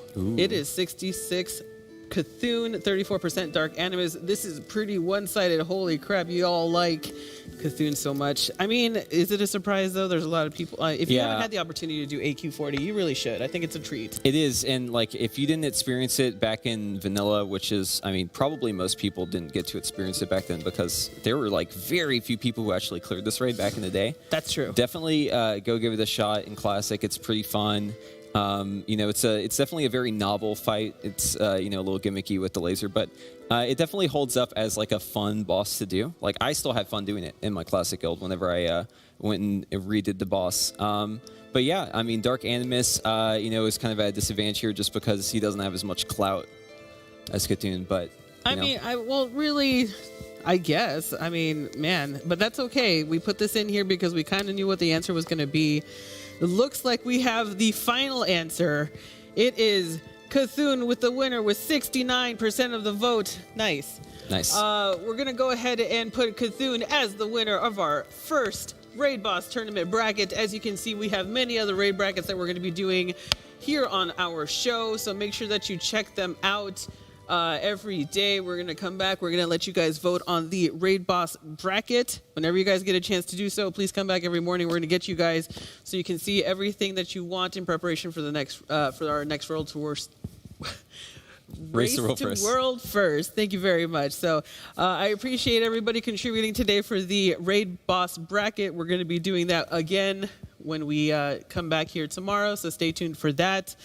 And it's breakfast time. It is, yeah. I'm so excited. It looks like we have, well, it showed up on the screen earlier, but. Yeah, we actually had our food coming up earlier, and we have here blueberry pancakes? Yeah, it looks like blueberry pancakes. We have ourselves some sausage patties to go with them and some beautiful eggs. It is looking really nice. Here, let me give y'all like a better camera angle here. So I'm just gonna do like one of those like cooking shows slow rotates here. Yes, there you go. On the camera. Yes, there it is. There we go. That is looking really really can get the full 360 degrees on it. That looks like a QVC commercial thing you're doing, and I'm into it. I'm trying my best here to be a good hand model, so. Yeah, I am buying what you're selling on this. Those eggs look amazing. Those sausage patties are nice. Everything's looking good here. We actually do have the sausage for the sausage. We do have the sausage. I love that about this. This is actually absolutely great. Special guest appearance from the sausage in our morning show. Did you expect that, chat? I did not expect this, so this is good. World First Hands, congratulations. You are the World First Hands winner. I appreciate that with the perfect hand modeling there. I absolutely love it. This is so good. I hope you had fun today with this. How are you liking being on the morning show so far? It's great. Yeah, it's a good way to start the morning. I'm usually like an early riser anyways. I get up and get to the venue early, do my Chaos Dungeons in Lost Ark. That's like my morning routine. So I'm trying not to get behind in Lost Ark. Yeah. I swear I'm going to raid in Lost Ark still. You know, I know a lot of people who are playing Lost Ark are probably fully focused on World of Warcraft right now, but you know, it's important to get back to it. We actually have a lot of guys here at the event who are still doing their Chaos Dungeons every morning, trying to get those in. So I mean, there's not much of a chance going on with the Race to World First because the players will be starting very, very soon. Actually, not soonish. I do believe the servers are down for maintenance. I'm not too sure. Chat, I might be trusting you on this, but are the servers down or not? Whether or not that is a thing. We'll check it out. Either way, like they, you know, the Raiders here, they stayed kind of late last night. They did. So, you know, I think they're taking a little bit of time this morning to just get a little bit of rest. So I mean, they should, right? We're not still in the we're not in the meat and the potatoes of the actual race yet. We're still kind of doing those auxiliary things. We're still doing those, you know, heroic splits. Just more splits, yep. Named Coinbase heroic splits here. So we have, as an update, 0 mythic bosses killed. We have the players splitting up into different groups to do heroic mode onto the raid before they go into the mythic. And because I did have someone in chat ask what a split was. So I wanted to clarify. Yeah. So like, what's a split? Basically, what you're doing is, the idea is you want to dilute your raid so that you have like a certain percentage of mains, and you want to have a certain percentage of alts, a majority of alts, basically. Or like people from the community as well, who are going to be trading tier. Okay, yeah, so that gives you an indication of what's going on and what's going on here, so I appreciate that, though. Yeah. So you actually are working double duty, so you're actually going into the next segment of our show here. That's right, yeah, absolutely. I'm going to be joining the other casters at the desk for the main casting once we get onto that. Yeah, all right, absolutely. Excellent. So we have the morning casting shift coming up, you guys, so you're going to be seeing Aya, Thyro, and Preheat going in for the next upcoming phase of our casting that's going to be up on the main stage. So I want to take this time to thank everybody who has been here. I want to thank Preheat for joining me today on the morning show. I want to thank our interviewer, Nazjin. Thank you so much for coming in for our interview today. I appreciate that was a great you. Interview. I know you're watching because it's your job. So, hey, thank you. Can I get a promotion, please? Ha, ha, ha, ha, ha. Anyway, I also want to give a shout out to our sponsors, the Coinbase Wallet, Secret Lab Chairs, Jersey Mike Sub, Honda, Alienware, and Twitch. I appreciate you guys greatly for joining me coming here. We'll be back tomorrow for another morning show. So if you want to come with us here nice, bright, and early, we'll be here to give you all the entertainment that you can ever need before the Race to World First. But for right now, speaking of entertainment, we've got a nice video to play for you guys. So we're going to play this out for us, and we're going to go ahead and give you a nice kind of little bit of a meme recap of what was going on yesterday. I hope you guys enjoy.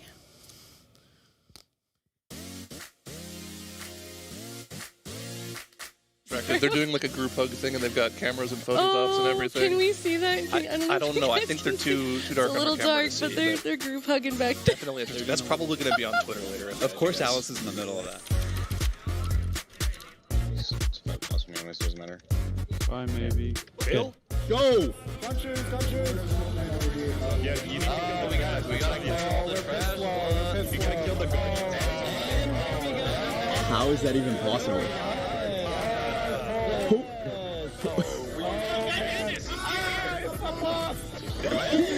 What the fuck, man? Who's soul-shaped in Shroud? Probably hit a reload then.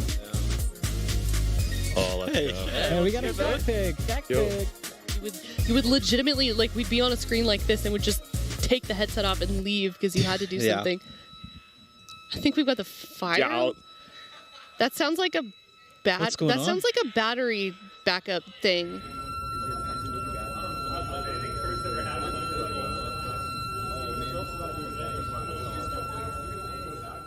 Oh, he hasn't disappeared yet. There's a hole. At least he had the debuff. Just next time something happens, we can use. Oh my God! We're going back. Half of our game crashed and it kicked you all of the raid group. 5 of you just got cleaved. Dude.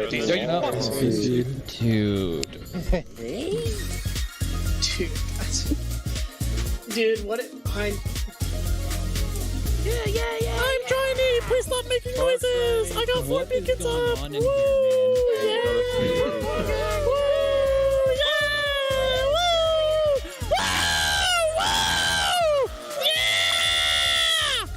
But you guys here, that's so fucking shitty. He's actually he's actually crying. And it rolled speed. Oh, Goop. Wait, Goop, you got 4. Oh, Goop, you got 4-piece? Oh, that sucks. You got 4-piece, man. That actually really sucks. Wow. Wait. My name is Atlas. I play a DPS Death Knight in the guild. Occasionally, they make me tank farm against my will, but for the most part, yeah, I just play bench DK. Am I cursed? Yeah, let's just say yeah. It's a lot to get into. There's a lot of instances in my life where I've had really, really weird things happen to me or like extremely unlucky things happen to me.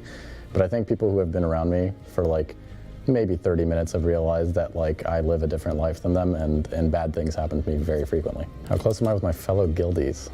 Very. Yeah, I feel like they're basically family at this point. There's multiple people within the guild that I pretty much talk to or spend time with every single day of my life. And then even the ones that I don't necessarily spend the most time with, I still enjoy raiding with them 24/7. Like these people are like people that I get along with the most in my life, and I feel like our personalities really match, and it's honestly one of the most enjoyable experiences being able to spend time with them whenever it is. Yeah, I got paid for it, but I would do this. I did do this when it was not a paid position, and I do it because I love it. What does my family think about my gaming career? So my mom hates it, despises it with every ounce of her body, but she still tries to be like a little bit supportive here and there, but like she wishes I would channel my energy into other things. It comes from like a motherly instinct of like she wants to make sure that like I'm not leaving my other things by the wayside to make way for gaming. And my dad is like a very carefree kind of person. He knows that I have certain interests and stuff like that, and he'll take interest in whatever my interests are, but at the end of the day, he's very supportive in whatever I choose to do. But I think that my family is also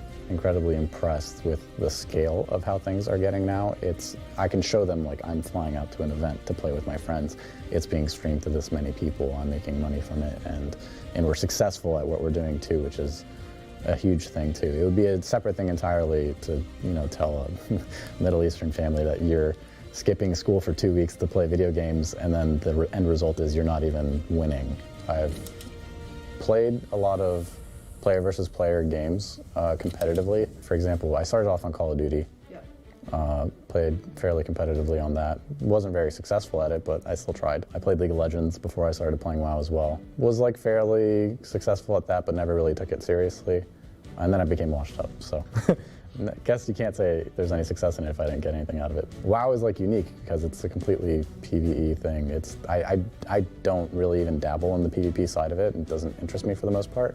I suck at PvP. That's the main reason. Yeah, I'm coming up with reasons to just say that I prefer PvE, but the real reason is I suck at PvP. So I think that the things that I have to do outside of raid make me a better raider in terms of balance. In terms of work ethic, yeah. In terms of work ethic, for sure. I've learned to manage my time pretty efficiently. Usually there's some shortcomings in terms of like how much time I have in a day, and I have to sacrifice something. I can't obviously balance work, school, the gym, and full-time gaming while prepping during Heroic Week and all that stuff. So I take things like one at a time and determine which one I want to leave out and which one I want to continue. Funny enough, Kingfly said in an interview a long time ago, one of our raiders, that like you don't have a social life during Heroic Week, and that's pretty true. I mean, we try to spend all of our time basically prepping for the race, but I think that in terms of work ethic, at least, and time management, yeah, the things that I do outside of WoW definitely help me in WoW.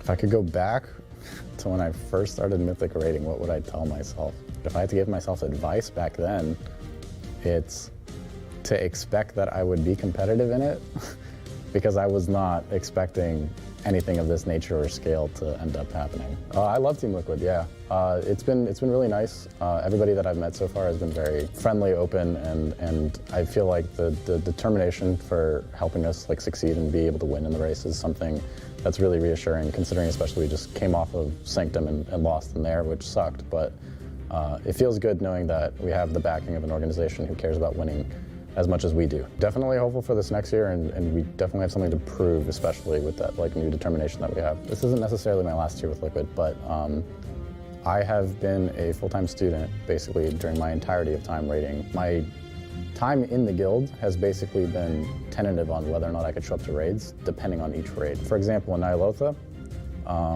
I took 2 of my midterms early. I turned in 3 research papers early. I took 24 quizzes early. I basically had a 10-week quarter of classes, and I compressed that into 5. But even still then, I was like writing a paper in the middle of Carapace progression pulls. Like I would tab out in between our pulls while we wiped, and I would write like a sentence at a time.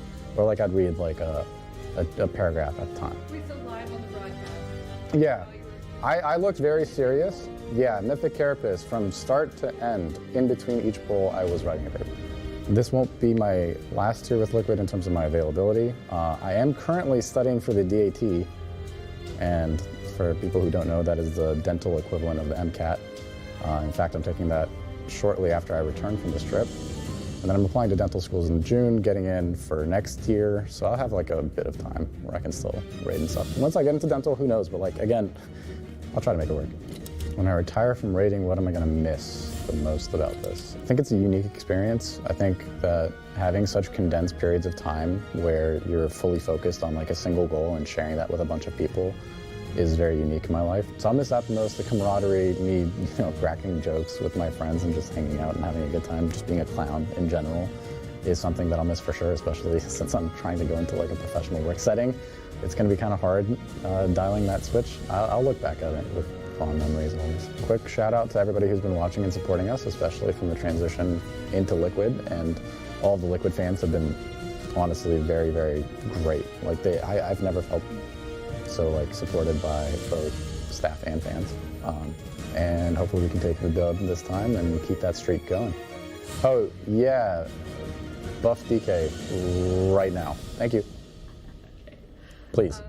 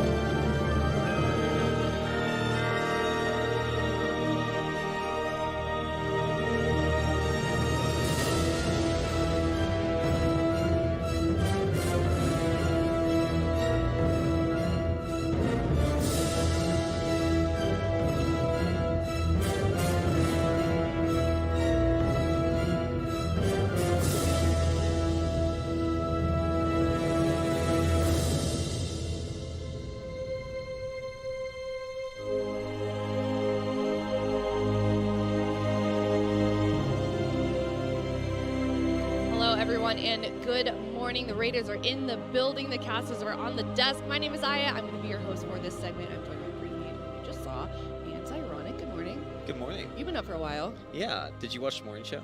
I caught a little bit of it, but I was like half awake and furiously putting on makeup that I borrowed from Nagura.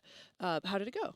It went great, yeah. Sorry, I'm just going to be like a morning show shill, basically, whenever I'm up go here. Go for it. But, do it. yeah, Plug it away. We've got time. Yeah, if you didn't check it out, definitely go check it out. Lula does a really good job kind of putting it together. And, I do some stuff too, but yeah. I do some stuff too. And he's there. Today we did the badly explained boss mechanics. I don't know if y'all saw that, but basically, if you need to know what to do in this raid, you're gonna learn it if you just go out there, yeah. Oh, okay, that was Watch good. that. Yeah, I saw I saw the graphic of it, badly explained boss mechanics, and then somebody scribbled words on it with a pen. What did that say? Yeah, it was like just general raid advice. Like for instance, stacking the portals on Zymox. It's very important that you stack the portals on that fight. That you make sure that you stand on the boss in the sausage if you get the beam. Very important that you let the tank take the damage there. So just like some general tips. Yeah. And then I think both of you guys were raiding in the evening on your own guilds. How did that go, Zyro? I'm pretty okay. Got mostly everything done. Regalon not dead yet, but we're hoping for that kill today. Maybe get the 4-piece on the mage. Feel pretty good. Yeah. So good stuff. gear. Good gear for your main. Really good gear. Do you just have one, or are you doing multiple mages just like one. other people? I'm Okay, not doing any You're not that sweaty about it. Okay. What about you? Well, I have 2 mages, but it didn't really do me any good because I haven't gotten tier on any of them. So I'm just treading water here, trying to get it. So yeah, you guys are both on new guilds. Like you're newly on. This is your first tier with instant dollars, right?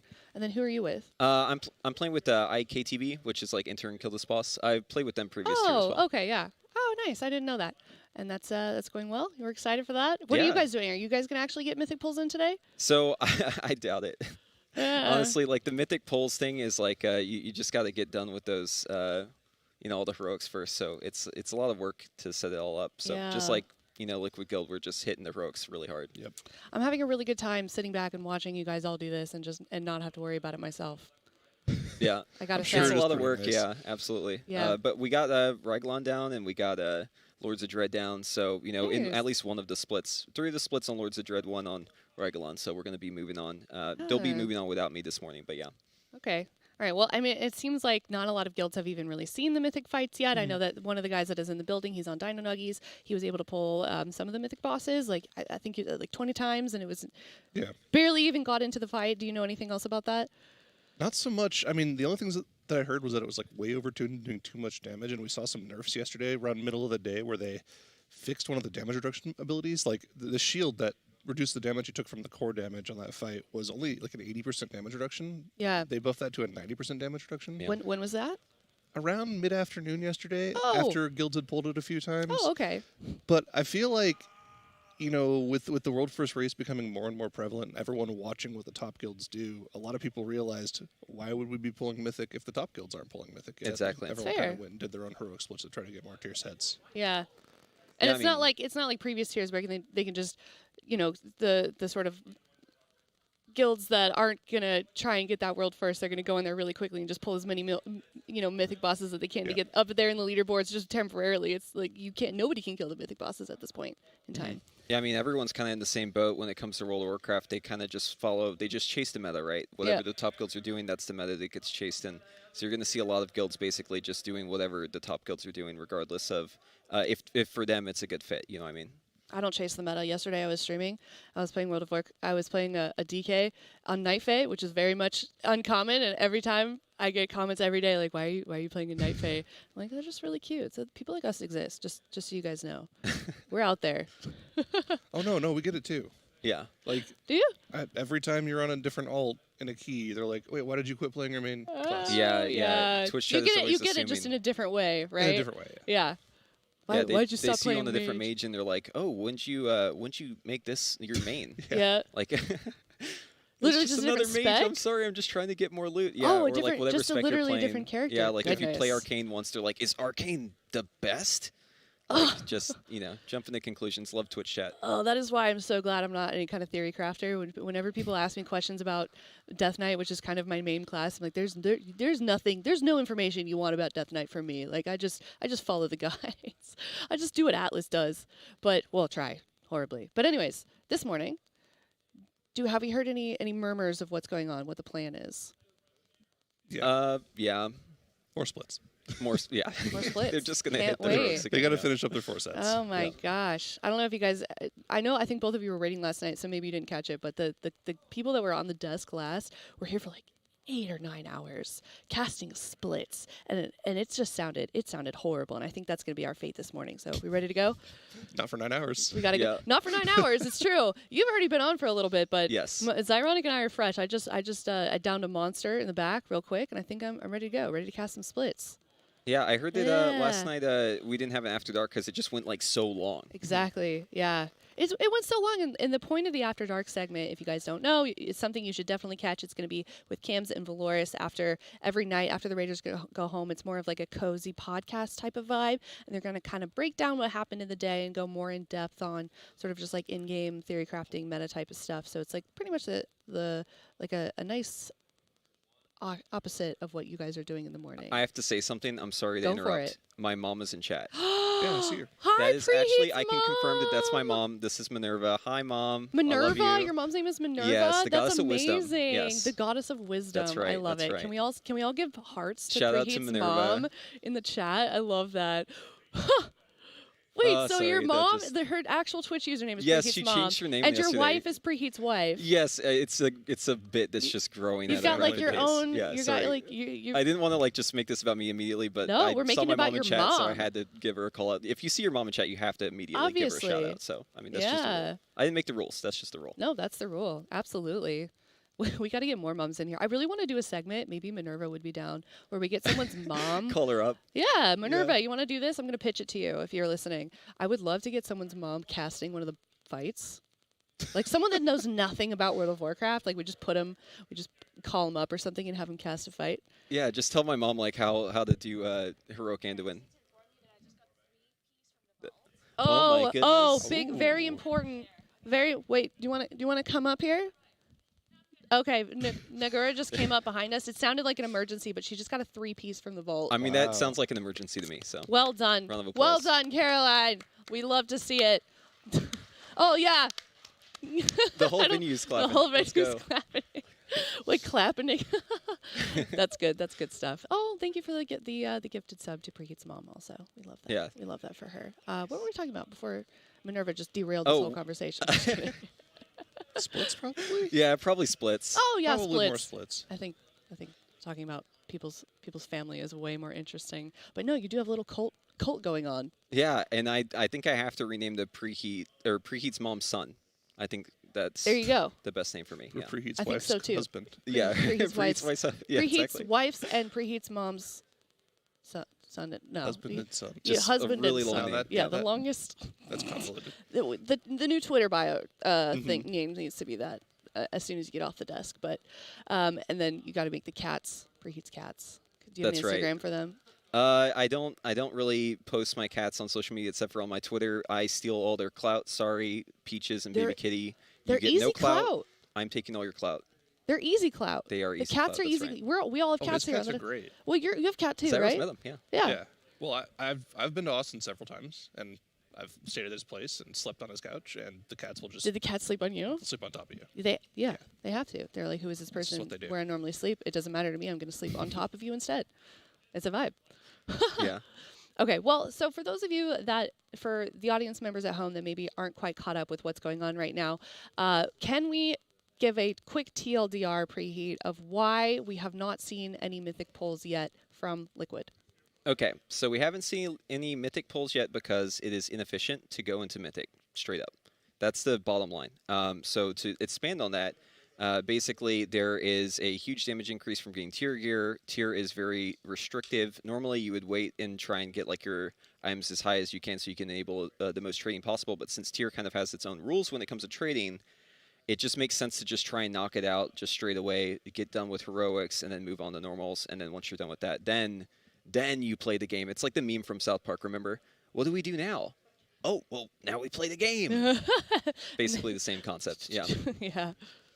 Yeah, no, I mean, that's very accurate. And I saw... Normally you would wait and try and get like your items as high as you can so you can enable the most trading possible, but since tier kind of has its own rules when it comes to trading, it just makes sense to just try and knock it out just straight away, get done with heroics, and then move on to normals. And then once you're done with that, then you play the game. It's like the meme from South Park, remember? What do we do now? Oh, well, now we play the game. Somebody in chat's ironic ask, does the guild find splits boring? Oh, yeah. I'll give you that one. Throw that one to you. It's mindless, monotonous content of stuff that you've already cleared. I mean, splits are like the equivalent of going into a raid that you've already cleared on Mythic and just doing farm. Except you have to do it 10 times a day just so you can play the actual content. And I mean, I'm sure like you watch, it isn't just heroics though. It's like you're really getting into it because you're doing over and over and over heroics, and then you do normals over and over and over. It's a lot. Yeah. It sounds awful. I don't know how they haven't lost their mind yet. Really, I mean, it sounds extremely grueling. They have mentally. Oh yeah, they're losing. Yeah, their you're minds right. They now. have. Yeah. I've heard lots of weird noises this morning already. The great thing about splits though is you always get your like fresh, like for the tier memes from the players. Like for instance, if they ever get a character that doesn't get tier from the past couple of bosses, they say their character's in the gulag. Yeah, I like it. Yeah. The Call of Duty memes. Love we're just in Verdansk. Do they fight each other to get tier to get out of the gulag? Is that how that works? No. See, that's the thing. You don't get out of the gulag once you're there. You're just stuck in there. Unlucky. And then just to recap as well, Zyro, a lot of what they're doing today and what they did yesterday is also going to determine who is in a lot of the fights, just based on gear. Mm-hmm. Yeah. So I mean, if you can kind of guarantee that like at least 3/4 of your raid has 4-set, if you're a character that doesn't have 4-set, you're probably just not going to be in for Mythic. Because why do you want to have a chance of putting Mythic gear on somebody who doesn't have their 4-set? Yeah. Right. So this is just optimization. Yeah. And it unfortunately, I would say this is probably my least favorite thing about World First Rating whenever I was doing it was you could be the best player ever, right, and just never make any mistakes. But if you don't get the good RNG, if you don't have a luck stat in real life, like your luck stat is low, you can absolutely be excluded. Yeah, like, whenever you're born and you get, like, your character stats, I don't know if you ever checked your stats, but, like, if you got, like, a really low luck stat, then, unfortunately, like, you can just be excluded from the raid for just that reason. It's really unfortunate. And there's not really anything that you can do to buff the luck stat. I've heard that there are things you can do, but I'm not sure if, like, sacrificing goats, maybe. I'm not sure, but I'm sure there's things to do. Never tried. Yeah, I haven't tried it myself either. We need to do, like, a ritual up here. Like, some kind of ritual. I've seen THD doing some rituals back in the analytics room, but yeah, I'm not sure if those are luck inducing or if he's trying to summon demons or something. He actually has a witch doctor in his family, so he's good to go on that front. Yeah, he is a warlock through and through. Yeah, love it. What are you guys' luck stats generally? It sounds pretty good. It sounds like you at least have some decent gear for this tier, but varies from tier to tier. I have Mythic Weapon plus 3-set right now, so I'm sitting that's pretty good. Yeah. I have 0 piece and I have no mythic weapon, so my luck is in the gutter. Oh, yeah. Well, here's a tweet from Maximum. What is it about? I haven't actually seen this. Raid comps being determined by 2 singular items you can loot this week is a major feels bad. I don't think we're getting bad tier or anything, by the way. Just feel bad for the players and any guild that put time in and can't raid this tier. Mm-hmm. Exactly. Yeah. Yeah, I mean, the thing is, because the two of the new tier pieces that you need to complete your 4-set come from the last 2 bosses, the new bosses. Yeah. You're not really going to be able to find a way to guarantee having enough people to trade that tier this week, whereas everybody's opened their Mythic weekly box this week, right? Which has a chance of having a bunch of tier pieces in it. So you can almost guarantee having a ton of traders for those gear pieces. So you can kind of guarantee getting 4-set if you get the right amount of traders in a raid. It just requires doing a lot of splits, and if you don't loot any tier pieces from either Ragalon or Lords of Dread, you're bricked. Yeah, basically, if you don't get tier this week from those last 2, your character is instantly bricked. Yeah. But all of the other tier, you can guarantee. Like Sarah said, you just got to have a lot of gold. Or friends. Mostly gold, though. Friends. Mostly gold. Yeah. Someone in chat, last year Zyro had no luck, so he deserves this. Is that true? Did you really? Yeah. Tell me, do you want to talk about it? I mean, are you ready to talk about it? Is it too soon? I went up and I clicked the sparkles when you kill the boss, and I just didn't get anything. Unlucky. You hate to see it. And also, I didn't get my unholy shards. That was the worst. Oh, no. Oh my goodness. Well, how do you think that? I mean, it definitely feels bad. Back on when we were kind of talking about just a minute ago, when you can't like outwork. You can't work hard enough to get the sets that you need. When much of it is determined on a lot of RNG. It's just like it doesn't feel good. No, Absolutely not. No, I mean, like, a lot of it is just, you know, Jesus take the wheel, basically, when it comes to this stuff. Is that why someone in details is named, like, God, there's one detail, somebody in details that's like some kind of biblical reference. It's always some bit. No, that's Shakib. What is it? It's bless the Lord. Bless the Lord. Yeah. Is that why he's... Every day. Is it working? Church is on Sunday. I mean, Shakib is like, he's making his own luck. I don't know if you saw how many characters he's put work into, but he has like 3 Demon Hunters. They're all 2100. He's got like, I think he's like the top 3 Demon Hunters on Raider.io for Mythic Plus. I mean, the guy is just like a machine. He is. It's crazy. He's so right if there. You're not lucky, right just force your luck to be good, like Shakib. What would Shakib do? Yeah, what would he? Well, he would praise. That's what he said. Yeah. Praise the Lord. Yeah. Amen. Amen. Absolutely. Well, hopefully, I know most of them are sitting down at their desks at the moment, and I think they're getting ready. I see a lot of World of Warcraft opening. Did they not? What did they get in their vault yesterday? Does anybody know if they got anything good? I'd assume a lot of Mythic tier. Yeah. Yeah, I'd hope so. Yeah. I know a lot of people are getting like those Mythic Andy helms from Mythic Plus. Mm-hmm. Mythic Andy helm. Oh yeah, you can get this. You can get a Anduin helmet, limited edition, never opened, right? Mint condition. You can get it out of your vault, and it's like Mythic item level. It's crazy. Yeah. You just gotta be lucky. That's it.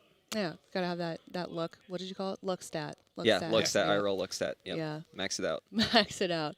Oh man. Well, how do we feel like? Because I feel like I haven't really been able to talk to you too much, Preheat. I know you were doing the morning show. You've been busy with that. But what are your opinions on this raid in general? Do you like that we didn't get to see the last 3 bosses yet? Just like overall vibes. What are the vibes? So my vibe is I love the fact that we're going into this with bosses that we didn't really see before. And you know, honestly, it's been surprisingly good.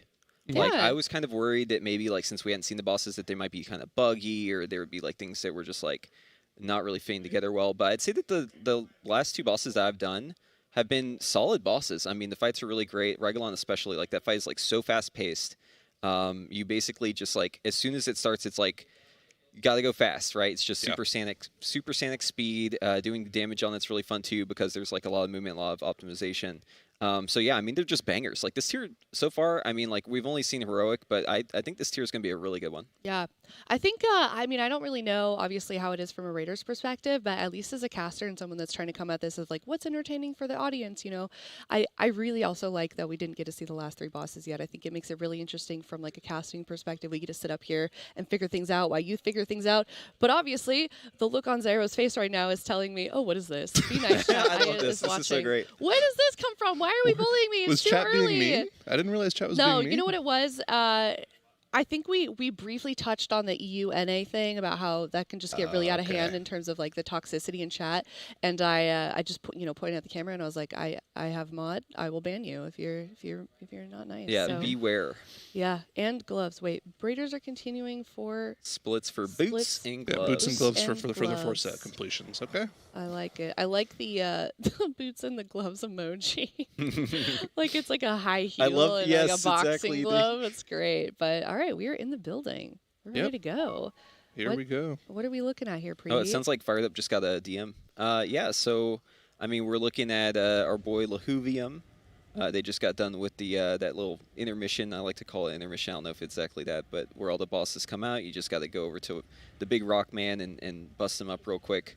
Once you kill him, then there's going to be some AoE. AoE doesn't really matter that much. Just kind of like let the cleave happen and blast the boss. I mean, you can do a pretty significant amount of damage. It may seem a little weird, but there actually isn't a damage reduction. Correct me if I'm wrong here, but I'm pretty sure there is no damage reduction on this boss. So if you're able to just go out there and do damage to that main boss, you can actually kind of milk some damage out of that phase, which is pretty good. Mm-hmm. Yeah, not a whole lot. I mean, that was 100%. Looks like it's normal as well, based off of how fast he's going down. So, I don't know about y'all, but like my guild on normal, I'm pretty sure we just like stayed and killed this boss in pop cooldowns. Like we didn't even go to the little ads. We just let them all come in. But yeah, so these little sticker bro looking things, these are the stars. Whenever the boss puts those on you, definitely want to spread those out. And then the person with the bomb goes and pops a couple of them.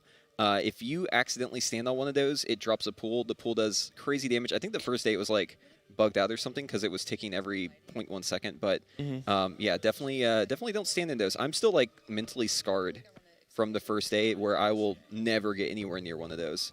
But I think if you take one, it's a little bit of a misplay, but it's not like gonna kill you or anything like that. Hopefully not. You might get yelled at by your raid leader though. Slick movement there.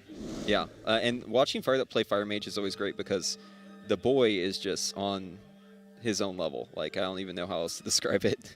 But yeah, super fun gameplay from Mage this tier round because you get those. Oh, what did we loot here? Oh, we got a ring. Avoidance ring, and yeah, it was 252, so it is normal. And if I had to guess what this is, these are going to be their 15 like mains, I guess, that are going to be unsaved, so that whenever they set up splits for characters that need specific 4-set items, they can trade those later on. Wait, there was a Holy Paladin that was Bless the Lord. That's not. Is Shakib playing Holy Paladin? No. Wait, good question. You said Shakib was Bless the Lord, right? That is him. Maybe did they switch? It was. Well, Scott is also a churchgoer. So oh, okay. Yeah. I see. Yeah. And yeah, here we go. Another group of people setting up to go and get this boss down. So I think the plan is they're going to be doing 2 runs at a time here, similar to what they were doing last night. And they're going to be just going one by one down the list of people who need their 4 sets, getting traders in, using these 15 people to help carry that group, and then just guaranteeing the item they need essentially. Yeah, so you always get like a certain amount of tier at a minimum, and then there's a chance to get more, but it's like every 10 basically you unlock another piece of tier that's going to drop. So you can just math it out. If you have enough people who already have the slot from that boss, you bring them in, and then you're guaranteed to get 4, a certain 3, amount of tier from the boss. 2, 1. I love the sounds too in this raid. I don't know if Jack can hear the sounds, but the robot sounds this time around are fantastic. That's the first time I've ever heard what any of the bosses sound like, because I play without game sounds. Oh, no man. game sounds at all? I don't like game sounds. What about for weak weak auras and DBM and stuff? Well, I know you guys. I'm a 100% visual player. I don't like audio. Wow. I am addicted to the audio cues. In fact, if I don't have sound, it tilts me. Yeah. I have to have the sound. But you know, some of the boss lines, it is kind of like a detriment at times because they just get so stuck in your head. Like, there's so many earworms in World of Warcraft when it comes to just like iconic voice lines that bosses do. So yeah, I mean, it's hilarious. One time listening to some of those. So my first ever character was a druid, a night elf druid, and like, you know when you're in bear form and you hear just like the bear growly noises. Growling noises? The combat noises of the bear just like growling, right? Yes, there's like a taunt noise too. The taunt noise is like so iconic. Like, you can always hear when the bear taunts. Yeah. So I don't know if I should tell this story. I was watching like a nature documentary or something where like a bear was growling, and my first thought was like, oh my god, that's the World of Warcraft sound. Wow, it's just like World of Warcraft. Yeah, and then I was like, wait, no, that's an actual bear. I mean, like, listen, we meme, but like, there's a lot of stuff that especially like vocabulary when I was younger, that I learned from World of Warcraft. Like lacerate, for instance. I had no idea what lacerate was until I made a hunter and was playing survival, and I was like, it's whenever you cut. Yeah, that's what a lacerate is. Trade chat likes to use that word in some interesting contexts. Innate education, by the way. Yeah. Just saying. No, but Loki, I mean, I don't know when you guys started playing WoW, but I was really young. I was like 12 or 13, and I was the fastest typer in my school. Yeah. Because of World of Warcraft. I learned how to type in the mean streets of World 2 Falador. Oh. In the trade center there. What? I don't know what that is. In the where? What is this? World game? 2 Falador. I have no idea. Is that a game? It's RuneScape. Oh, RuneScape. Okay, I never played RuneScape. Everyone traded in RuneScape. Yeah. I learned how to type there. Yeah. I mean, we've also had people in the guild who like learned English for the most part by Yes. World of Warcraft. Like, if you remember Supreme, who used to play with us, he was there in Eternal Palace at our London event. He, I mean, apparently he learned English just by playing WoW with people who spoke English, and he just had to pick it up. Yeah, I've met a lot of people in the gaming space that say that that's how they learned English, just by kind of being forced to, because they're integrated in the World of Warcraft community or the gaming community. Yeah, I mean, there's like the stereotype that's like negative about it being like antisocial, but that is just so untrue. No, only normies say that. This guy on screen right now, this twisted guy, he's bugged. I don't know. Bugged? Yeah, he's I don't bugged know bad. if you know how bugged he is. No, but this guy, I don't get a chance to talk to Twisted too much. This guy looted a natural 4-piece. Yep. What is it? What do you mean natural? Nothing was traded to him. He looted 4-piece just off of the bosses. Yeah, he picked it up off the boss. Just straight up blessed. We have to stay away from him because there's some satanic rituals that he had going on in the background to make that happen. Yeah, no one knows why, but yeah, I mean, like, good No for him. one knows That's why. Great. You don't really like to see your tier going on tanks and healers, but I guess this tier round it's probably a little bit more okay than most other tiers. Where do I go to potentially offer my services for a normal split? I believe they're sending people to the Discord, Yeah, the Liquid Discord. That'd be discord.gg/Liquid Guild. Liquid Guild, I believe. Yeah, go over there. Or I'm sure that the Twitter account, the Liquid Guild Twitter account, is also tweeting about it quite a bit. Yeah, absolutely. And there is a way to do that. So yeah. But yeah, so I was talking about the pools earlier. Now you get to see one directly under the boss. So that's what it looks like whenever you hit one of the sticker bursts. As you can see, it is much larger than the little mines themselves. So definitely, I mean, obviously this is like normal. It doesn't really matter. Just blast the boss. But on Mythic, I'm assuming that those will definitely get out of hand if you don't clear them before they pop on the ground. 1. We need to plant some of this luck to the other players. See, we've thought of that. That's a very difficult process. It involves the tear of a bat and a sacrificial lamb straight from its mother. I think you also need to call up THD's. Yeah. You need to lock up THD's hair. Yeah. And it's maybe THD could fill in since he's here at the event. He can just do a quick ritual for us. Yeah. It's a very long, difficult process, and I can't even imagine like looting 4-piece on my own. That would be so hyped. Thankfully, though, I'm probably gonna have people trading me, so I'll have at least 3 pieces. But that 4th piece, I'm really crossing my fingers because I did not get anything from Lords of Dread. So sorry. Pretty much, I gotta do it right now, or else it's gonna be bad luck. And I don't know about your classes, but I know Zyro's playing Mage, so he's probably pretty familiar with this. Did you play Mage last year? Also, Zyro? Yep. When did you switch off of Warlock? Okay. Yeah, if you don't have 4 pieces Fire Mage, it's basically like you don't have tier. So it's like all or nothing. Can you guys educate me, since I have had less time to be engrossed in the game here? Frost DK is better this year, huh? I see Atlas playing it. Yeah, I think it's been unholy meta for a while, but I'm kind of catching up with the meta. There he is. There's Atlas. Yeah, I know DKs in some ways are like kind of down bad, but well, yeah, we're always down bad. Except for a brief fleeting moment in the beginning of Shadowlands. It's funny how you talk about DPS DK specs and he's in here tanking. True. Yeah. Well, I mean, I mentioned Atlas, and there he is. He's the one that's been screaming 2 minutes, if anyone can hear that on the broadcast. Yeah. And just screaming in general. I'm sorry. Do you want to answer?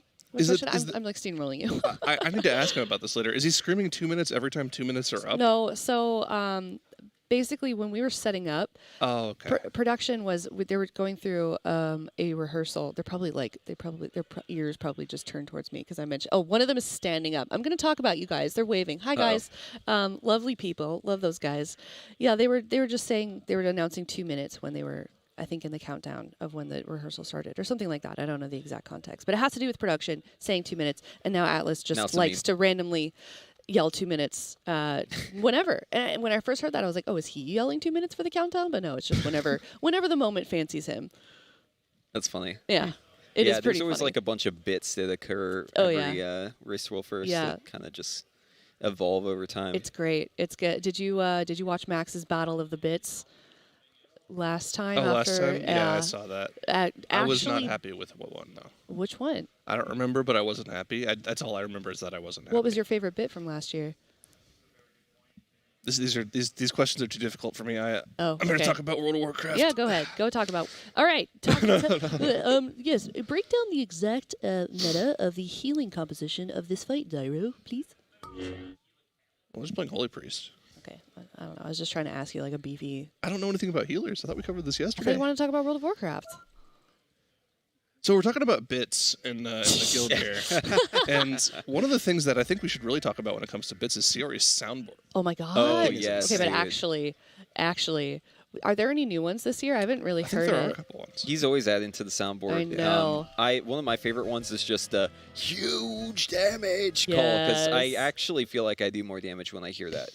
Yeah, I would feel like, that hyping you up would make you really hone in on those skills. But yeah, especially like on Sylvanas, whenever I heard the huge damage in like phase 2, whenever it was time to bust the boss up, always great damage there.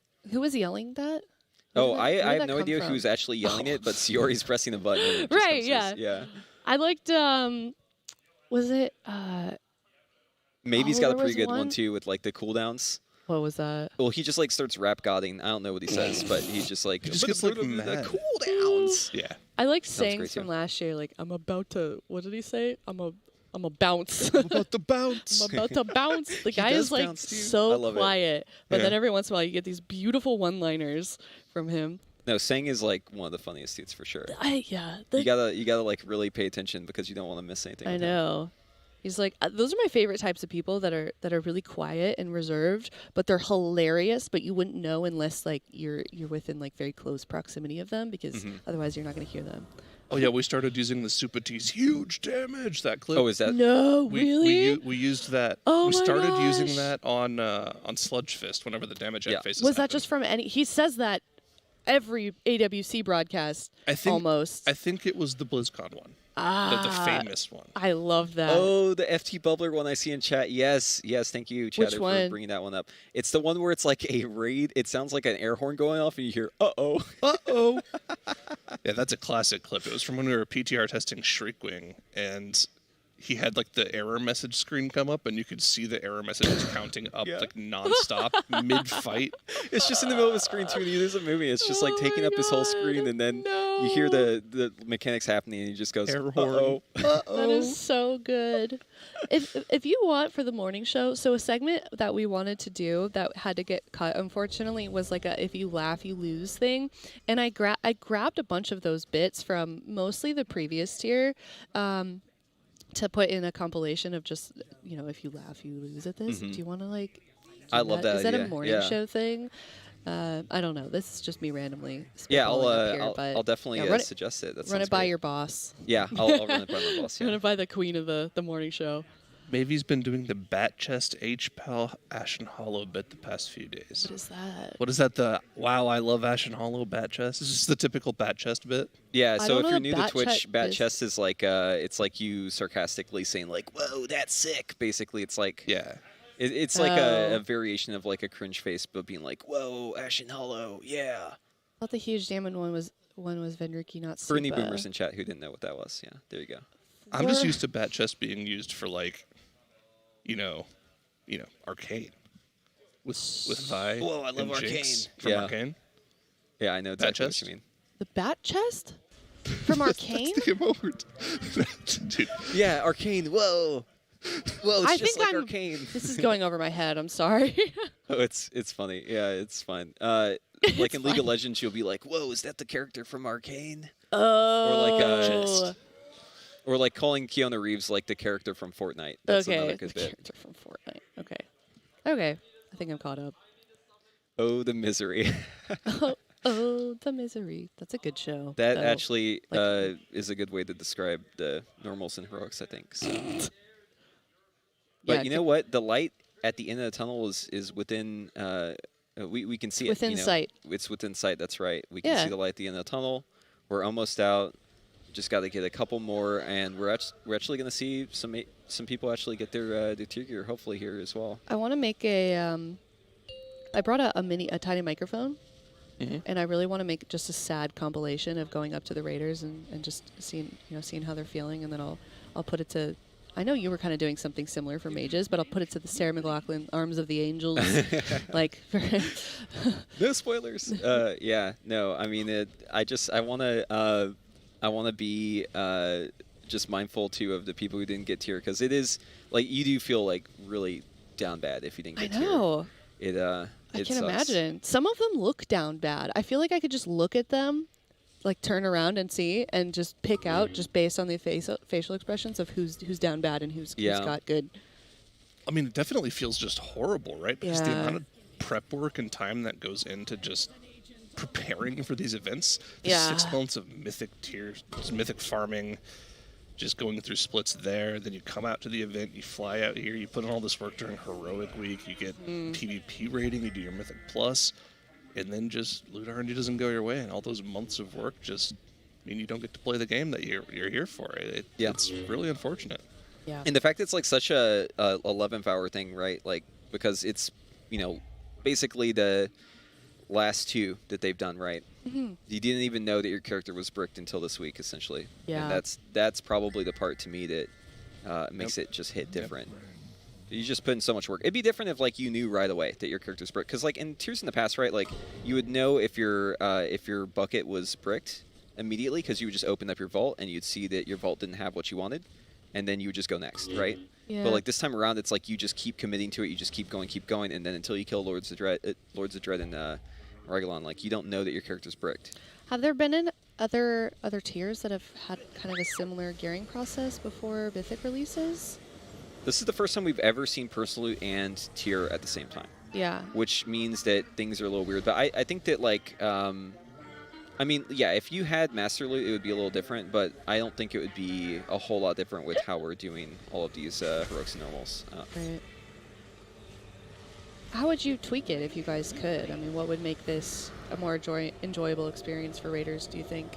Oh, man. That's a really hard question because the high-end players are always going to try to find whatever edge case they can use to try and min-max, you know, whatever they can, basically abusing whatever system. Right. So, like, that's the hard part for devs, right? It's how do you they balance have a really hard job. Yeah, your devs have different it. audiences. Devs have it so hard because they're basically having to build like these elaborate mouse mazes, you know, rat mazes, and you know, basically like we just hop over the wall every time, right? Right. So, yeah. But yeah, I mean, one way to fix it would probably, and this is probably one of the worst ways because it would lead to utter degeneracy. But one way that would kind of help is maybe just making it so like gear isn't tradable, but then you would just have like a bunch of mirrors, and it would be the same thing. You'd still break your character. I don't know. I just, like, me personally, I would love if loot was more deterministic. Like, if you have stuff like tier where it's like such a huge damage increase, it should really be deterministic. Like, you should be able to do like a quest, and maybe the quest requires you to like go kill some bosses and collect some, I don't know, like Khadgar. Remember when he's like, I need like 5 goat horns and like an egg and some crystals and some other stuff, right? Like, don't ask me why I need all this stuff. Yeah, we need like stuff like that where your hard work is guaranteed to pay off. Exactly, It's not and just like your hard work is going to be some RNG thing. I would love to see it be more like the, you know, the legendary staff from like Firelands, how there was like this whole quest progress and you collected different pieces and you follow to certain people. I would love to see a system like that, but for tier where it's like a quest line. And I think other MMOs do it pretty well. They're not kind of a quest line of never mind. Go ahead, Zyro. Well, I mean, you can look to other games to see how they do their loot systems going into new tiers as well, right? There are 2 specific examples I can think of that have their own different solutions. So the first one that I think was talked about on Twitter a little bit more recently was Destiny. The way Destiny does their bit is that everyone is just aura locked to the same essential item level for the first 24 hours of a tier. And then, you know, if you kill it during those first 24 hours, you know that you did it at the hardest it's ever going to be. Mm-hmm. They could do something similar like that for WoW. I mean, auras in WoW are already there. We test with them on PTR. It'd be a little annoying to implement. They'd probably have to whitelist items so that people aren't just going back to Legion and farming their Arcano crystals to bring into the new raid. But Jim, that would be a solution. Another one is Final Fantasy. Yeah. And Final Fantasy is just a very interesting loot system, which I think would turn people in WoW off. But essentially, at the start of every single new raid tier, there's a new crafted set, which is better than the previous raid tier's gear. So, yeah, farm doesn't really matter too much, but everyone starts a tier at the same spot regardless. Both of those would be better solutions, I think, than the rampant split runs that we're doing right now. Also, some of you guys have been asking how you can participate in our split runs. Here is all of the information for that right here. I believe we had a mod linking the Discord earlier. Sarah, if you don't mind linking that again, but discord.gg/liquidmmo or Liquid Guild. It flip-flops, but I'm sure we'll get a link of it soon. But here is all of the, so we need your help. That's obviously a lot of gold, too. I mean, that's like, let's just put this into perspective. That 10 million gold, that's like 4 years of WoW time if you put that into tokens. So, I mean, like, for one item, that seems like a pretty good deal right there. Definitely take advantage of that if you want to get rich real quick. This is a nice, easy way to do it. Yeah, I believe that's just for participating, too, right? No. That you have to trade a tier piece for that. Okay. For the 10 million. Oh, I see. It says right there. But look, it says for the 10 million. Oh, I just meant in the other ones. Yeah. Oh, yeah, absolutely. Like you get an entry, I think, just for for the giveaway, just for joining. So there's that link for the Discord in there from our lovely mod. If I'm not mistaken, they're doing like 250K just to show up. Yeah, that's what I was trying to refer to, but that I think more information can be on Twitter for that. If you can see the down there at Liquid Guild, or you can obviously go join that Discord. Yeah, you're not going to leave empty-handed. You're going to get some gold no matter what. So. Yeah, and then we're giving away. Yeah, there's a giveaway for a Secret Lab chair. It's here. Oh, really? On site, yeah. It's it's literally right next to us. I didn't know that they built it. I believe so. Yeah. So that's the Secret Lab hot seat chair, basically. You get to sit in the same chair as the folks who were in the hot seat. Oh, wow. Cool. Okay. So there's actually like some lore behind the chair. That could be a good thing or a bad thing. Yeah, it could be. I don't know who's been sitting in that chair. I would maybe wipe that. I'm just kidding.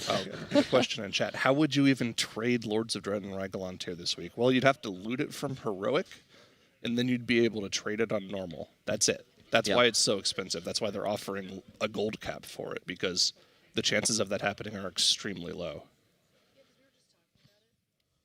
Yeah, basically, if you want to get in on that, you're probably going to have pretty good folks to play with, because those fights are not very easy on Heroic. But, I mean, for 10 million gold, I'm sure some folks could get together. I mean, there's a lot of good players who probably aren't doing the Race to World First who could just the chair. Maybe get a group together. Oh, look. Yeah. There's the chair. Sarah, do you want to do like a presenter? I mean, they've got the close up on the chair. I know. Look at that. Wait, can we get like a slow zoom in? They're already off of it. Okay. Dang. I know. That's okay. All right. It's a good looking chair, though. It is a very good looking chair. It has the nice Liquid logo on there as well. I'm jealous. It's embroidered too. I don't know if that picks up on camera, but it is. The branding is embroidered. It looks really nice.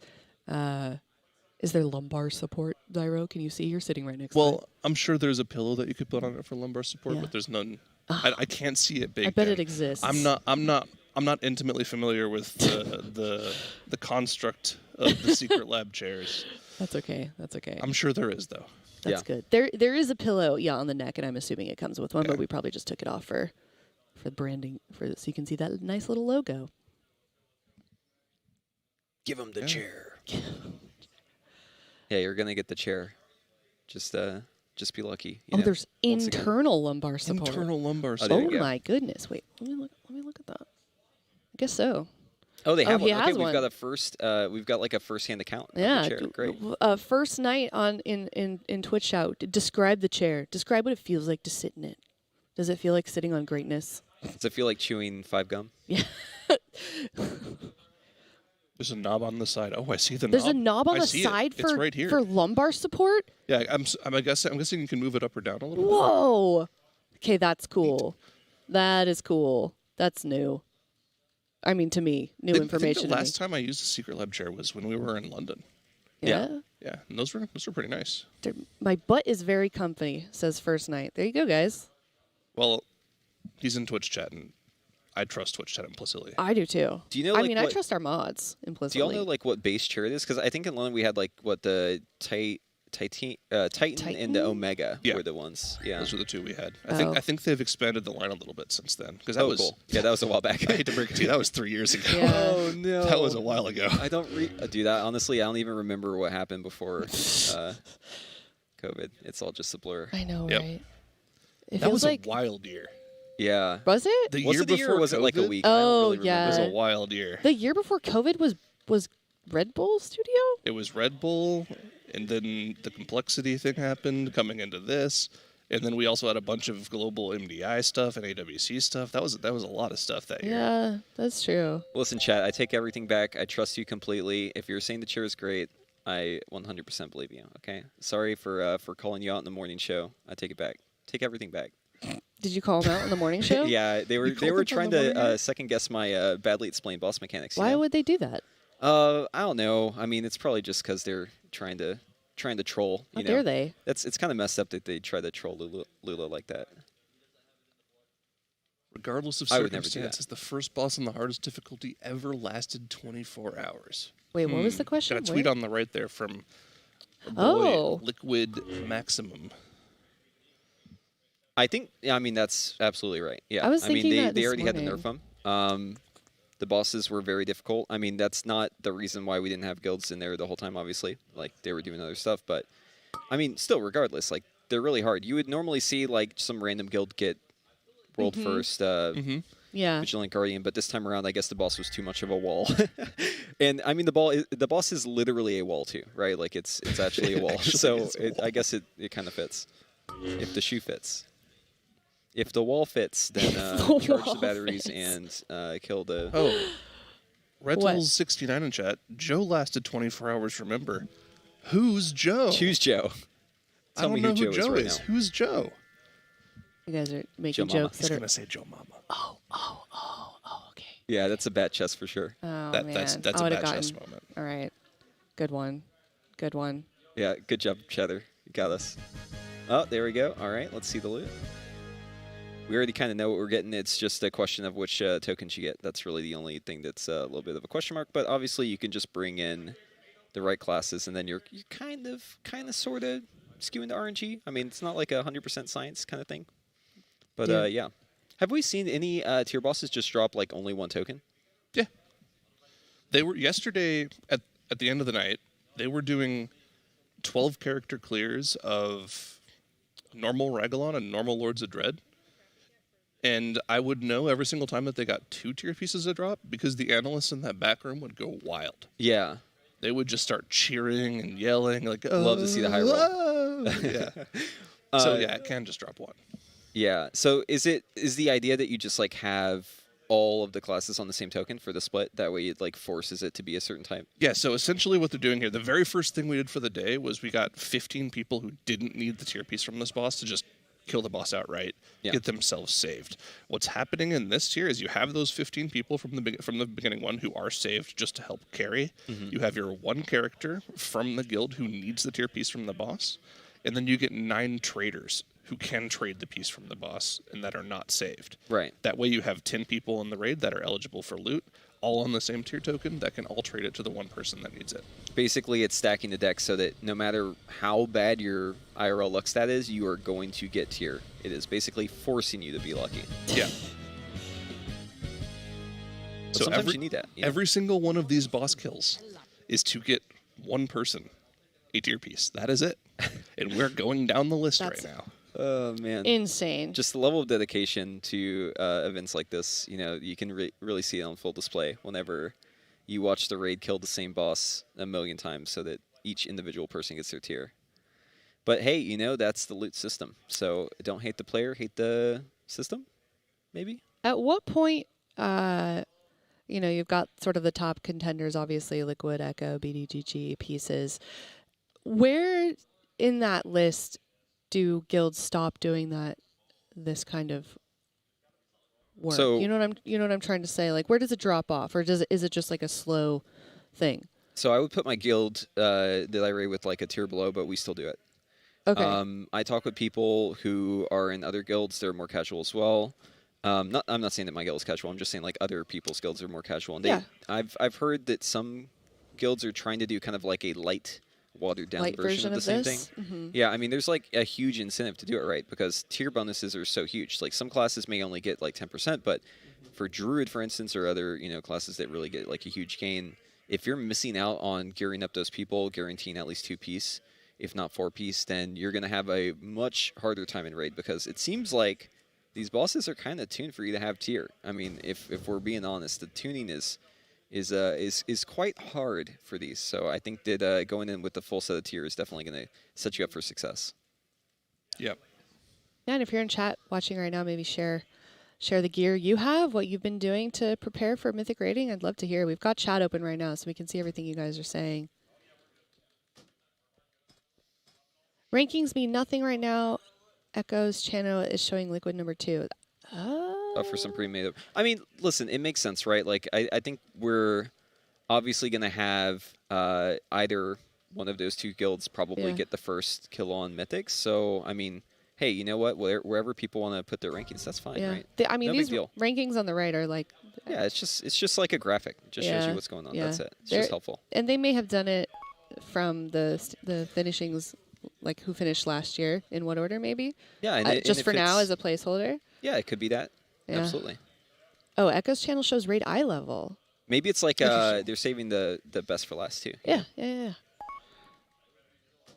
Yeah, Fired Up, whenever we go to his POV, we're always getting whispers, man. Fired Up's a very popular guy. Yeah. his whispers just popping off. But How hey, can you know, keep if you're that on? doing, That's so annoying. if you're killing the same boss over and over and over again, I mean, you have to be doing something else to keep your sanity. Yeah, I guess so. I think I wasn't here when they all sort of set up their desks, but whoever decided to put Shakib and Fired Up back to back, I don't know if that was a good move. Oh, I think that's a great move. Do you? Yeah, that's the because dynamic then duo. they can like kind of is. roll out of their chair and like just have a like quick meeting, discuss all the important topics that they discuss every day. Yep. You know, it's pretty important that they have that conversation in that channel to discuss all the important stuff, because we all know that the big brains in the guild are Fired Up and Shakib. Like, they're basically making all the big decisions. Yep. You know, they're the shadow Illuminati of Liquid Guild. The Shadow Illuminati. That's right. Yeah, that's why they call him Lieutenant Dummy. What? Yeah, Lieutenant Domes. That's them? No, that's him. Yeah, Shakib that's is Shakib. Lieutenant Domes. He's like this. He's like the shadow leader of the guild. Yeah, that's right. Ah. From behind the shadows. From You heard behind- it here first. Okay. New information to me. But Yeah, like he would be the GM, but he lets Max be the GM just so he can run it from behind the scenes. Right. Right, He of doesn't want the course. fame. He wants to just, you know, he just wants to control. He's like the puppet master from behind the curtain. he's the neck of the head, right? And the neck can turn the head wherever it wants Oh, to go. okay. I was Yeah, wondering where you you were didn't know it? It's like where we were going with this. Yes, exactly. He turns the head. Yeah, but We every have, once in a while, you just see Shakib like Oh, just launch off of his feet with his little rolly chair and go say hi to Shaq or to Fired Up. Yeah, I mean, those two being brought together was like a fated connection, I think. I've played with Shakib since Legion, I think, is whenever we did, we used to slam Darkheart Thickets all day. God, I bet that was a fun time. Man, that was great, grinding that artifact power, whatever it was called at the time. It was just AP, one variation of it, yeah, artifact power. Yeah, and you know, he was in just some random guild. I think he was in Occasional Excellence at the time, and he was like blasting like a world first raider, just as hard as he could, grinding his butt off just to try and get as much progress as possible. And it, you know, just in some casual guild, he's just a natural born slammer.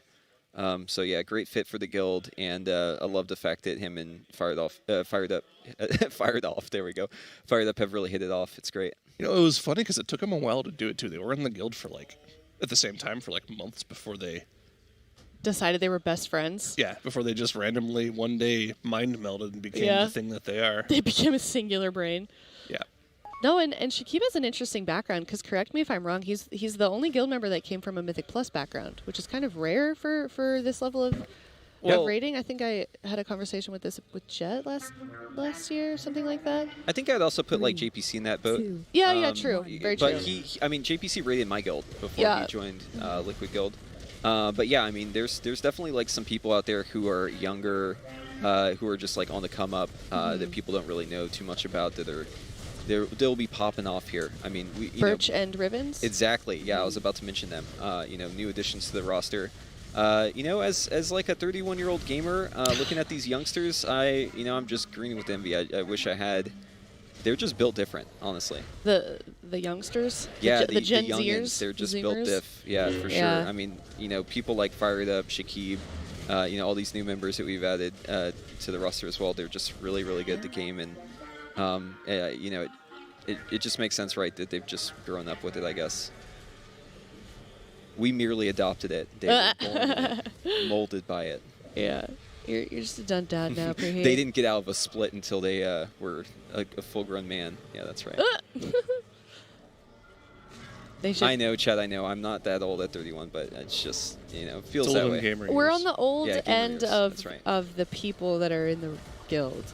I mean, the average age is definitely younger than that. Yeah, gamer years is not quite as bad as dog years, but it's definitely like on that spectrum. So.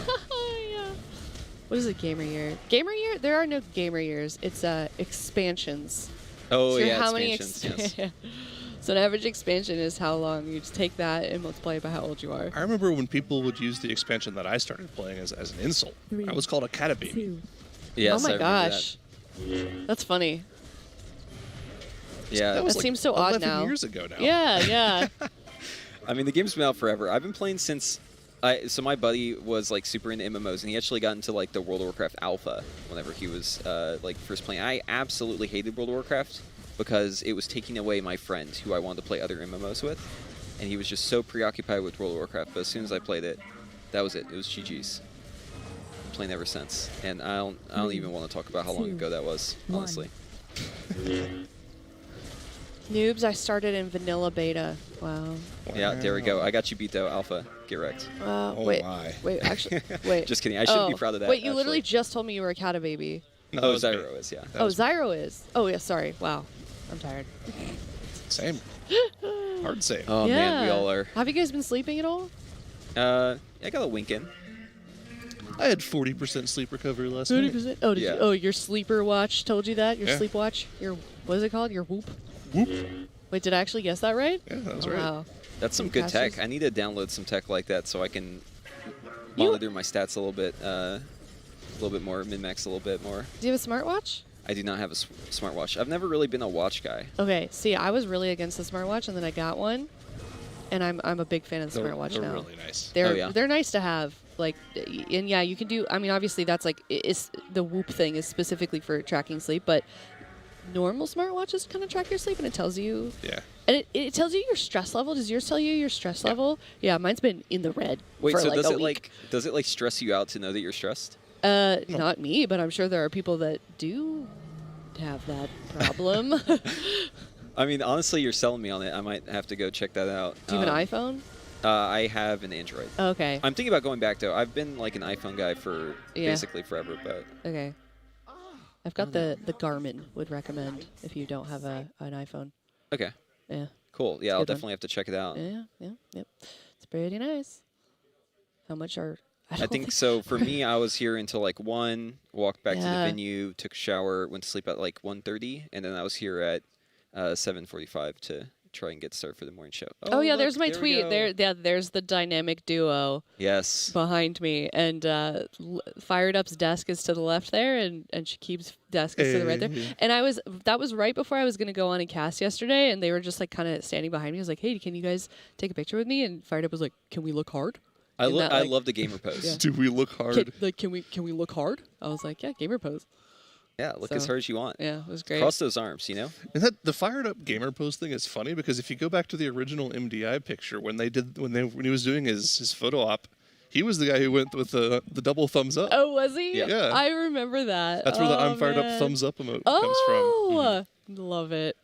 Well, you got the X thing. I did do the X thing. Yeah. That's pretty legendary. Is it? Legendary. It's legendary. I remember Valoris had like a Naruto Oh my god. headband. Dude. I think I said that right. Yeah. When we were in London, actually, the funny thing about the Naruto headband is when we were doing our photo shoot stuff there in London, everyone was like, Valoris, put the headband on, put the headband on. And he's like, no, I don't want to. And then I'm like, tell you what, I'll do the X pose if you put the headband on. And we shook on it. I like it. I'm going to turn around and tell Fired Up to turn his whispers off. Yeah, every time we pan over, chat just gets so baited. He's baiting every single person in this chat. Wake up. Wake up. Yeah, how many? So do you know like what our progress is so far on the Lahuvium? I'm assuming that we've gotten. I've watched at least 5 kills so far. I think. I'm Zyro. I'm assuming that in total there's. That's this laptop. Probably about 10. That's yeah, me. it looks like the laptop's Oh logged in. my gosh! What? That's the laptop that we have on desk here has Valoris logged into it, and I don't feel like logging him out. So I'm just Valoris in chat for I the love next it. I love it. couple of hours. Count your in monk ass. But yeah, I think for people who are asking like when the race actually starts, I mean, this is the race, right? This is part of it. Yep. Yeah. I mean, like you may not like it, but this is what peak performance looks like. Straight up. Like you have to go in and clear the raid over and over and over again, get your tier. It's all part of the race, right? Because any time that you spend here is time you can't spend on Mythic. And at the end of the week, right, if you're a couple hours short on killing a boss, it's probably because you didn't do your heroics and your normals fast enough. Yeah, do it So faster. ultimately, it comes down to efficiency, like through and through, right? This is an efficiency game, and it is important to the race. So even though it may not be as entertaining as watching new bosses like on Mythic die, it's still just as important. Yep. Well said. Thank you. Yep. You're welcome. Loris is my favorite WoW deep dive and true financial cost analysis. Yeah. Yeah, if you guys haven't heard, there is a night show after. We weren't able to do it last night because they pushed their rating quite a bit, but it should be tonight after the Raiders go home and they do even more deep dives with Kims and Valoris. It's a good time. Are any of you guys going to be a guest on that? I know that probably not you because you have to be really up. No. Really early for me. But we're both late night Raiders, so Yeah. probably not either of us. I think if my raid schedule permits, I'd like to pop in and just say hi, just because I think it would be fun. Yeah, same. Yeah. I think it would be really cool to get like all of us together for that. But you know, obviously there's all of us other together, things to meaning consider. what? Or like Zyro, me, Cams, Jet. Yeah. Like if we could just get like all the OG limit people together on the night show, that'd Jet. be pretty cool. That would be cool. Something that I've been talking about recently, and I'm actually curious what Chat's opinion on this is, because there might be some people who would be interested in this as well. Is I'm pretty good friends with one of the world first raiders in Final Fantasy, and I was wondering if we were talking about this a bit in Discord, but having him on for a segment to talk about the differences between WoW Race to World First and Final Fantasy Race to World First would be. I think that would be pretty very interesting. I think that'd be. It'd be some. Well, I can tell you this: they don't have they don't have to go into heroic and normal and do these splits. So Now would be there. a good time to do it when During they're splits. not- Well, it's Yeah. funny because he tweeted last night, first day of watching WoW Race to World First, thoughts. When does it start? Will you be doing any weather reporting this race world first? I mean, apparently it's supposed to snow today, so it was supposed to snow at 9 though, and it was not snowing. So I don't know if there's any good weather. I keep hearing people talk about snow. I'm excited to see it. I've been looking around. All the snow I see is like it looks like it's a barricade of like dirt. So I'm not really sure. Have I you don't never really seen see much snow? snow though. Like it's snowing? Oh, I've seen it snowing, yeah. Oh, So okay. Texas unfortunately had like a big winter storm. Right. It was actually just like a little over a year ago. But I yeah, remember that. oh yeah, we saw some snow. You better believe it. But yeah, we aren't prepared for it at all. So Yeah. whenever it snows, it's like the apocalypse basically. That was a little toxic. People from states where it regularly snows are like, oh, they're such wimps. But it's like, no, they It's literally literally- didn't have the infrastructure for that yeah. kind of snow, for any snow at all. It's the same as whenever Twitch chat's like backseating bosses, talking about how they know how to do the boss better. Right? Do we have the chatting emote? The what emote? Chatting. There's a chatting We don't emote? have the chatting emote. What's chat? What chatting? Oh, is it a It's like a little BTTV frog one? sitting at a keyboard going with a smoke look on his face. He's just like typing on a keyboard. I thought we were supposed to I be love the anti-frog chatting here. emote. No, No, we that's like changed. frogs. Yeah, so there's been a lot that's changed recently. Yeah, Oh my frogs gosh. are Okay, in. Frogs are back in? Yeah, frogs Okay. are back in. Yep, that's right. Okay. Apparently it's there. You know what? Oh, maybe he it's doesn't there, have but better he Twitch probably TV. doesn't have the extension. Oh, yeah. you know what? That's You gotta probably download what Install, that right install now. it real quick. We got to get it on this laptop. Yeah, that for our sure. chat. Oh yeah, that one needs it too. Yeah. We'll get that I at some don't- point. Maybe next break we can do that. Yeah. 3, 2, 1. See, I like trying these POV because we get all the game sounds. Yeah.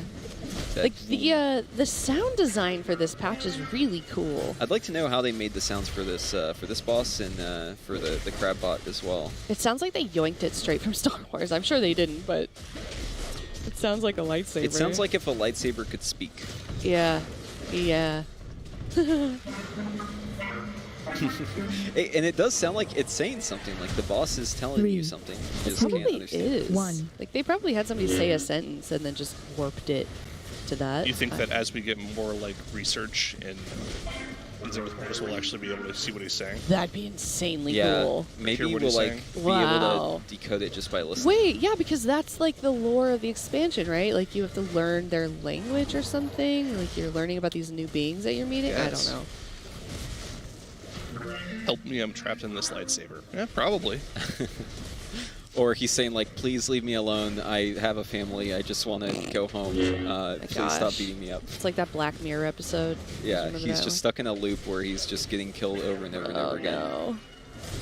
You know, if you would just give us the tier, though, we wouldn't have to do it. Blech. So, I mean, in a way, it's not really. It not sounds really like a our him. fault. Yeah, it's his problem. Yeah, exactly. Um, Sounds like a personal problem. Just hand us the tier. Listen, you don't have to even be stingy with it. Just give us like all of the tier all at once, and then we wouldn't have to come in here and beat you up so many times. Yeah. It's that simple. really inconsiderate of him. Right, 7TV is installed on this laptop. Very Do good. we have chatting? They are learning. We learn what it's saying through cyber mechanics. We do. That's cool. Does any guild have a single boss killed yet? So as far as we know, Mythic is still 0 out of 0 for everyone. 0 11. So yeah, I mean we're still waiting to see that first boss get down. I mean it's probably just going to be whatever guild gets done with their heroics normals. Yeah, that was going to be my follow-up question. Like who goes there first? Oh, that was a rare occasion there. They got all their traders in, and Lip just got the tier on his own. Nobody traded to him. Saved the guild like 5 million gold or something. Wow. Yeah, I mean, literally, like, it's anyone's race, right? Everyone's 0 out of 11, so there you go. Get in there, get world first. You'll get some clout. We'll shout you out. Really liked. What is that? Power Weasel. I'm not sure if I know you. I'm sorry. That's one of my mods. Yeah. That's one of your mods? Yeah. Hey, buddy. I don't know what milk money is, though. I don't know either. Hopefully it's not something inappropriate. yeah. Hopefully I didn't say something weird. Does Lip get 5 million for trading them to himself? That is a really good question. Wish it worked that way. Yeah, just give Lip 5 million gold right now. We demand it. The logistics of the financials and the accounts needed for the world first race now is just absurd, man. There was a tweet from Twisted a couple weeks ago where he was talking about, man, I wish the days where we could just raid and we didn't need 5 mirror mains, 100 helpers, 8 tweets, and 1.5 billion gold just to get a tier done. Yeah. And when you put all that into perspective, and none of those numbers, like not a single one of those numbers is wrong. Like all of those are just real numbers. That's how much is going into this tier. It's kind of wild. See, if you said like lunch money, I would get it, but milk money, not so much. Yeah, lunch But money. no, I understood. to Zyro's point, I mean, like, yeah, it's crazy how much the prep has inflated over the years.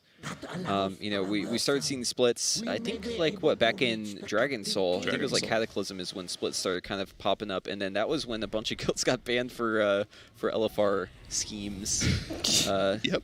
Shout out to all those guilds that got banned at the time. But yeah, it's really grown over time, the amount of effort that you have to put in, the amount of infrastructure you have to have within your guild to be able to support this sort of stuff, right? I mean, we're talking about like some serious stuff. We've got like 5 analysts in the back who are all basically working on the splits while they also work on strategies, review VODs, look over, you know, everything else, just trying to be as well informed as possible. But it's a full-time job. You know, it's a lot of work. And it isn't just Liquid Guild that's doing this. I mean, a lot of guilds are putting in this effort now. It seems to just kind of be the norm. Yeah, they're kind of pushing each other, right? I mean, it seems like it's the game and also the level of competition that is raised that is requiring guilds to sort of continue to one-up each other. Yeah, I mean, it keeps growing and growing and growing. You know, I think if we ever see a tier where, like, the World First Guilds maybe dial it back, it'll probably be after this tier, because I think that maybe we're reaching a point where people might start to get burned. But then again, like, you kind of have to do it to be competitive, right? It's not really an optional thing. People say, like, oh, well, if you don't like it, then just don't do it. But that's not really how that works. That's kind of a five-head take. At least maybe you think it's 5-head. But it, you know, more 3-head in my opinion. It's not really optional, right? You gain way too much damage from tier gear. If it was less damage, right, maybe, but I mean, if you're going to be giving people like 10 to 30% damage increase, you really have to guarantee that.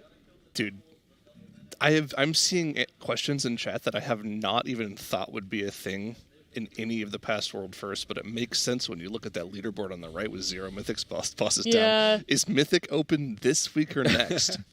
It opened yesterday. Yeah, Nobody's gone into Mythic, really. There's been a couple guilds that have gone in and pulled the boss a few times, but didn't really get anywhere. The prevailing theory for me, and I love this, I got it from Twitch chat, so I'm just going to steal it. You actually, I heard word on the street is you actually can't even enter Mythic until you kill the Heroic Jailer. Facts. Facts. Period. I did not just make that up. No, of course not.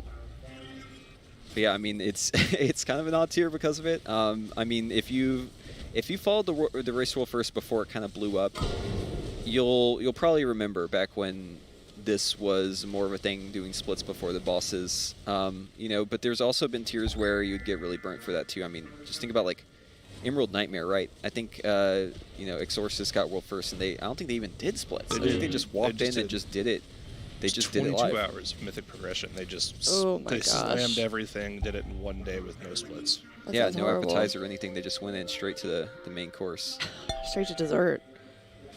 Yeah, but man, we're loading up on those appetizers here. You better believe it. Max said they could literally go into Mythic right now if they wanted to. The only reason they are doing this is because this is the most efficient time to do it. Yes. Yeah. Yeah, and it makes no sense to just like skip this. To be inefficient at this point, right? Like you put so much time and effort into being efficient. Yeah. So to just like randomly become inefficient just because you want to, just because you're antsy, that would just be such a misplay. So yeah, we're not going to be seeing any guild with good sense in them do anything like that. But you know, maybe some guilds are doing less splits, right? So if we end up seeing someone just like pop up with 1 out of 11, it's probably just because they got done with their stuff early, their chores. So I'm looking forward to Anime Girls being up on that list, or Dino Nuggies. Dino Nuggies, yeah. Who's Anime Girls? I don't even know what they were a guild that killed Heroic something yesterday first. Oh, okay. I love just like all the stupid guild names. You know, Yeah. there was actually a missed opportunity if you know the lore behind Liquid Guild. Once upon a time, we were almost Elephant Herd. Yep. It was a close call. Was you guys almost like Cucumber Water or something? They were like, I don't know about that one, but there were No. some really dumb names on that Not list. that one. That was Fired Up's name for his boat or something. From last race to world first. Okay. Cucumber Water. I don't know. It's just some name that was in my head. That's a good one. I think Dino Nuggies is my new favorite guild name. That's a good one. Well, the funny thing about Dino Nuggies is that's the classic guild that Fired Up and Shaq are in.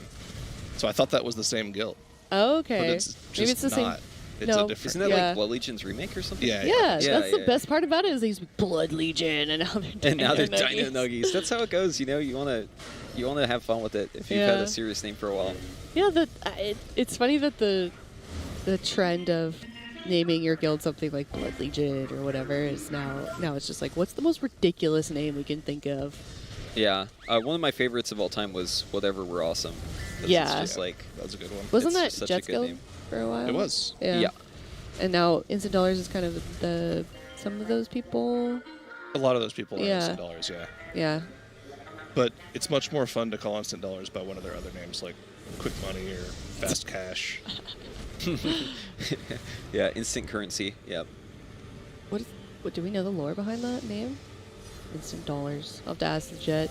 Maybe he'll I don't know, but we also have like a kind of like an alt group that we usually do called Party Mansion, and I think a lot of the players who are in Instant Dollars also do Party Mansion as well. Did that? I don't know if we've done it more recently, but I remember the last time I participated was back in Nyalota Farm. You know, there's always people who like don't end up getting this whatever like different raids that you cook up during a farm to try and gear up as many alts as possible. So sometimes you gotta outsource your efforts just a little bit. Pop-Tart corn dog, but you're using the wrong capitalization. Yeah, you gotta capitalize it right. That's you messed up there, but yeah, that's I think usually the first Taekwondo's Guild #1. All right, we have a tweet. Oh my gosh, here's Frank. Okay, forced personal loot and heavy gear trade restrictions on everyone, including guilds. Release a new raid that reintroduces tier gear that people are now unable to trade. Guilds don't do Mythic when it's released. Guilds don't do Mythic when it's released. Yeah. I saw this yesterday. We've got Frank in-house, by the way, guys. Yep. He's here. There's a Frank face reveal. The purple frog has been revealed. I can't believe he's not a purple Pepe frog. That's what I thought. Purple. I thought he was actually going to be a purple Pepe the Frog with Yes. tentacles coming out. My world is shattered. My day is ruined. I can't believe it. know. It's I so shocking know. to me. I really want to get him on the desk. Oh, well, he said he's going to storm the desk at some point during the event. Oh, well, he stormed your desk, didn't he? Oh, no, he did. Can we play that clip? Can we, oh, that would be so funny. Okay, so watch here's the problem with that clip Yeah. is it was instantly nuked from my channel because of TMCA. Oh, no. Wait, it got put on Twitter, though, didn't it? Oh, It maybe did. there's like a streamables of There it. might be a streamable somewhere. Okay. Yeah, you hate to see it. We'll try to find it. Yeah, but he walked up behind me and Kalamazoo, got us both with a shoulder tap, and then walked off, and we both thought it was each other. It was hilarious. They call him the Jester. And was that the first time that he was on anyone's stream? Was that the face reveal? Because that's very on brand for Frank. So it might have been. Oh, so good, so good. All right, well, yay! Yeah, I love the victory music. Yeah. Makes it all feel that much better. My favorite is I don't even remember what add-on it's from. Like, job's done. I know it's from another game. I think Warcraft originally. Yes, Warcraft. But, yeah, that's but just what is the add-on that does that when you complete a quest and job's done? Yeah, I think you can just like get weak auras to play anything actually. Yeah, for sure. Which is like really cool. You can like go in and like add any sound file you want to it. Oh, I know some people who have like Gromneck sounds for like everything. They've like completely retooled their bigwigs to be like all Gromneck shoutouts. Yes. Do you think we're going to see Mythic progression today? Yes, absolutely. By the end of the day, we should see Mythic progression. Today, they're going to be doing glove and leg splits just to clear off everyone that needs their 4 sets still. The second we see them stop killing Lahuvim, that means they're done with gloves and they'll move on to doing legs, which is Halandris, right? I think so. Or is it? Yeah. It's Halandris. They said boots, but yeah, they're legs. I think it's legs. Yeah. They'll do Halandris splits, and once they're done with Halandris, we hopefully should see them go into Mythic after that. So, boy, oh boy, am I excited for that. Because I actually want to see what that fight looks like. I mean, it sounds crazy, and it's already been nerfed, so it's got to be pretty good. Pretty good. pretty good. Yeah. Speaking of nerfs, though, Heroic Anduin nerfs. I don't know if y'all saw that. No, when did that happen? So I think it was like at some point yesterday. I'm not sure exactly when, but they nerfed the ads that spawn in the phase 2. So you have 1 less ad. There's only 3 now. And they also nerfed the amount of healing required for the barrier by 25%. That is a significant nerf. Wow. Like that's crazy, right? Because that means that you can leave the barrier earlier because it's expiring like 25% faster. You don't have to dedicate as many cooldowns to it if you want to just take it at the same pace you're doing now. In addition to that, since phase 2 is really just going around to each ad, and since the entire danger of tier 2 of phase 2 in Anduin is just hitting an ad with a star, having 1 less ad greatly decreases the chance that you're going to cause a wipe by just like accidentally hitting an ad with a star, because there's just 1 less to hit, and also the phase is shorter, right? Like it adds more of a patchwork element to it, since there isn't really much anything else that goes on during that fight if you're upstairs. Do you think we see any more changes on it then? Any major changes? I mean, like maybe on Mythic, but I think Heroic Anduin is at a good spot right now. I mean, it's definitely a hard fight. It's one of the harder Heroics that we've ever seen in recent memory. But it's a pretty solid fight, and I think with these nerfs, it's going to be right in line where they kind of want it, because it seems like the unofficial second to last boss. You know what I mean? Like, it's not the second to last boss, but it kind of seems like it might end up being the unofficial second to last boss. Oh my god, I just saw maybe cast 3 lightning bolts in a row. Wow. I don't think I've ever seen that before from him. That's insane. So, like, what is... Like, how... I don't even know, man. I don't even know how to deal with all this. Oh, that's hilarious. Oh. Did he get slowfalled? Or was that... Oh, no, that was just a natural knock. Wait, what happened? I was. My favorite thing to do whenever those ads are dying is to just slow fall random people and just watch them squirm as they fly that like is 100 so yards cruel. away. Hey, you know what? Had to do it to him. You're the most treasured class. And, yeah, and people then love you, mages. And you still want to troll people like that? Just BM? Yeah, I mean, like, as a mage, you have to... There's a certain reputation you have to uphold. So right. You have to make sure that you do a little trolling. What's your favorite class BM as a warlock? I know you're playing mage this year, Thyro, but... Favorite class BM? Yeah, just something troll you can do with your abilities. Probably putting a gateway to the worst possible spot. There's also the thing that people do with gateways anyways, is they always click on the wrong part of it. Yeah. Like, yeah. They'll always go backwards with it, and it's yeah. like, I don't know what to tell you, man. Gateway's been in the game for 5 years. If you don't know that the portal starts with one color and ends with another color, I don't know how I can help you anymore. My favorite thing is when you see the entire guild go one way and then one person fly the opposite direction, and you're just like, we need a grip. Yeah, my guild was doing it Ragalon last night, and there's like a part where you go downstairs and you stack on the orb, and basically as soon as the orb does enough damage to the players, it'll explode, and someone has to tank the absorption. Or sorry, someone has to absorb that explosion to not wipe the raid. and we were using gateway tech just like Liquid Guild was. And a Warlock just dropped the gateway to like a random spot in the room. So gateway was called, we all pressed our button, and we all just flew like 40 yards away from the next orb. It was hilarious. Yeah, I gotta watch out for that. That's always the silent killer, is the random gateway. Now that we all have the button, though, it's a little different, right? Because you don't have to click on the gateway anymore. You just press your toy. Or I guess not a toy, but it should be a toy. That toy is... What toy? So good. The demonic portal key or whatever it is. Yeah, I think that's what it's called. It's a button that you can press. You get it from like the Curious vendor and Ouroboros. It's a button that you press that automatically uses the closest demonic gateway portal. Oh my god. Wow. It's very What's useful. the range on it? I'm assuming you have to be like... You have to be pretty close. Yeah, it's you have to be the within same range as if you to click click. on it yourself. Okay, but you can just bind it instead. Yep. Ah, that's So you can just have a nice. key bind. So the way that we used to work around that was we used to like focus it, because you can use a mouse over focus macro. You can't target the gateway, but you can focus it. And then what you'd do is you'd have a like a scroll wheel interact with mouse over.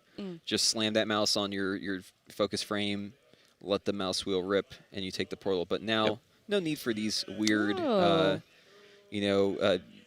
honestly, like, think about how weird that is for someone who doesn't play World of Warcraft. Like, imagine you play Final Fantasy and you start playing World of Warcraft and people are like, oh yeah, just focus the gateway. Yeah, Like, just what are bind, you talking just bind about? your focus mouse over, and then use Right. your interact with mouse over key bind to use it on your focus window that's on the gateway, and then Like, you'll use it super instantly, no unintuitive. problem. Yeah, just imagine, like, just your head would just explode. You'd be like, what are you talking about? My yeah, head's now kind of we just have a exploding toy, now, so- and I've like I know exactly what you're talking about, but it's Yeah. still just like, oh, that's a lot. I actually have a funny story if you let me share it. Absolutely. So I raid with a guy named Moofs. You may know him. He's like a Wowhead writer. Yeah, he's a hunter, right? Yes, he's a hunter. Yeah. And for all of Painsmith progression, he was having a lot of trouble with the gateway. And we'd always tell people, focus the gateway, focus the gateway. And then Moofs would die, and we'd be like, Moofs, were you focusing the gateway? And he'd say, yeah, I'm focusing the gateway. He would always get very, people kept asking him, right? So you're just getting like a little riled by it. And it turns out he thought that we were all just saying like to really focus on it. Like, just focus on clicking the gateway. Don't do anything else. Gosh. And he's like going against this impossible task where he's like just trying his hardest to click on the gateway while everyone is standing on it. He's like really focused on it. He's like, guys, I'm focusing the gateway. Like, why is this not working? He was incredible. Hunter players. That is Yeah, so that's a hunter funny. moment for sure. Round of applause for Wow. hunters out there. Yep. Can someone Hilarious. clip that and tag and just send it to him on Twitter, please? Yeah, shout out. Sorry, Moose. I had to tell the story. I couldn't Yeah. help myself. Poor guy, not even here to defend himself. Moose did nothing wrong. He's probably having a good day, and he's just gonna get bombarded with the things on Twitter now. Yeah, I'm You just actually gonna just had a log in. kid, right? What's that? Oh yeah. Moosey just had I a think kid. you're right. Yeah. Yeah, absolutely. Moosey Jr. Okay, well maybe Yeah, don't bully him too hard. he He's a new created dad, guys. a new alt IRL. Oh, It's crazy. I like to buy my WoW friends that have a baby this little onesie off Etsy. It says level 1 human. Yeah. I gave Carter one. He was our old producer for the AWC when he had a kid. Carter's great. Yeah. Shout out to Carter. Shout out. Yeah. Yeah, that's great. It's definitely a lot of work. I don't know how to juggle all of the rating stuff in kids. I'm just not going to worry about gosh. that until you have to. Until I have to. Yeah, I'm just going to pretend like that's not a thing. Like It's a lot of kids work. don't exist. Yeah, Carter what are J. they Wallace in anyways? chat says, Oh, shout yeah. out to Carter. Oh yeah, look at you. That's not our Carter, but that is a Carter. Yeah, shout out Shout to out to all the Carters. Carters in the Exactly, world. amen to I hope that, the yeah. Carters of the world are having a dude, good day. Imagine if just Carter Shade showed up in chat and it's like, Dude, he y'all might. talking about me? Yeah, he might. He's what is his podcast? What is his Twitter account? It's Carter Shade. Okay. Yeah. Go, Part of the. go tag him. Tell him we're talking about him. Oh, what is their podcast? Yeah, called? I'm trying to remember. It's a Cavaliers The podcast. Chase Down podcast. The Chase Down. Yeah, Yeah. that's what it is. Yeah. It's funny because I still follow him on Twitter, Yeah. and I just see nothing but like Cavs players stats for Oh, him. I just have that word muted because I You have Cavs don't muted? want him spamming my timeline. Yeah. This is, for those of you guys that are really confused, Zyro and I both used to work with him. He was a producer for the WoW esports program for quite some time. So. Yeah. Yay! They killed the boss. We need a lower third that just says we will see mythic pulls today after splits. Maybe that would get people, probably not, but maybe a little bit. Yeah, Maybe. I feel like it's just happening. But then if we don't, we are lying. What if it's impossible? true. What if it's mathematically impossible? All right, we're gonna get a replay here of maybe getting knocked off Oh, the man. map, presented by Coinbase Wallet. So how it works is this ad, whenever you kill it, it explodes and you get sent flying. Boom. that was just on trash too. Yep. There you go. Goal. No, no. They're bringing it back. Replay it. Oh. The best part is Beautiful. 0 change in facial expression from Yeah. Navy. Nothing.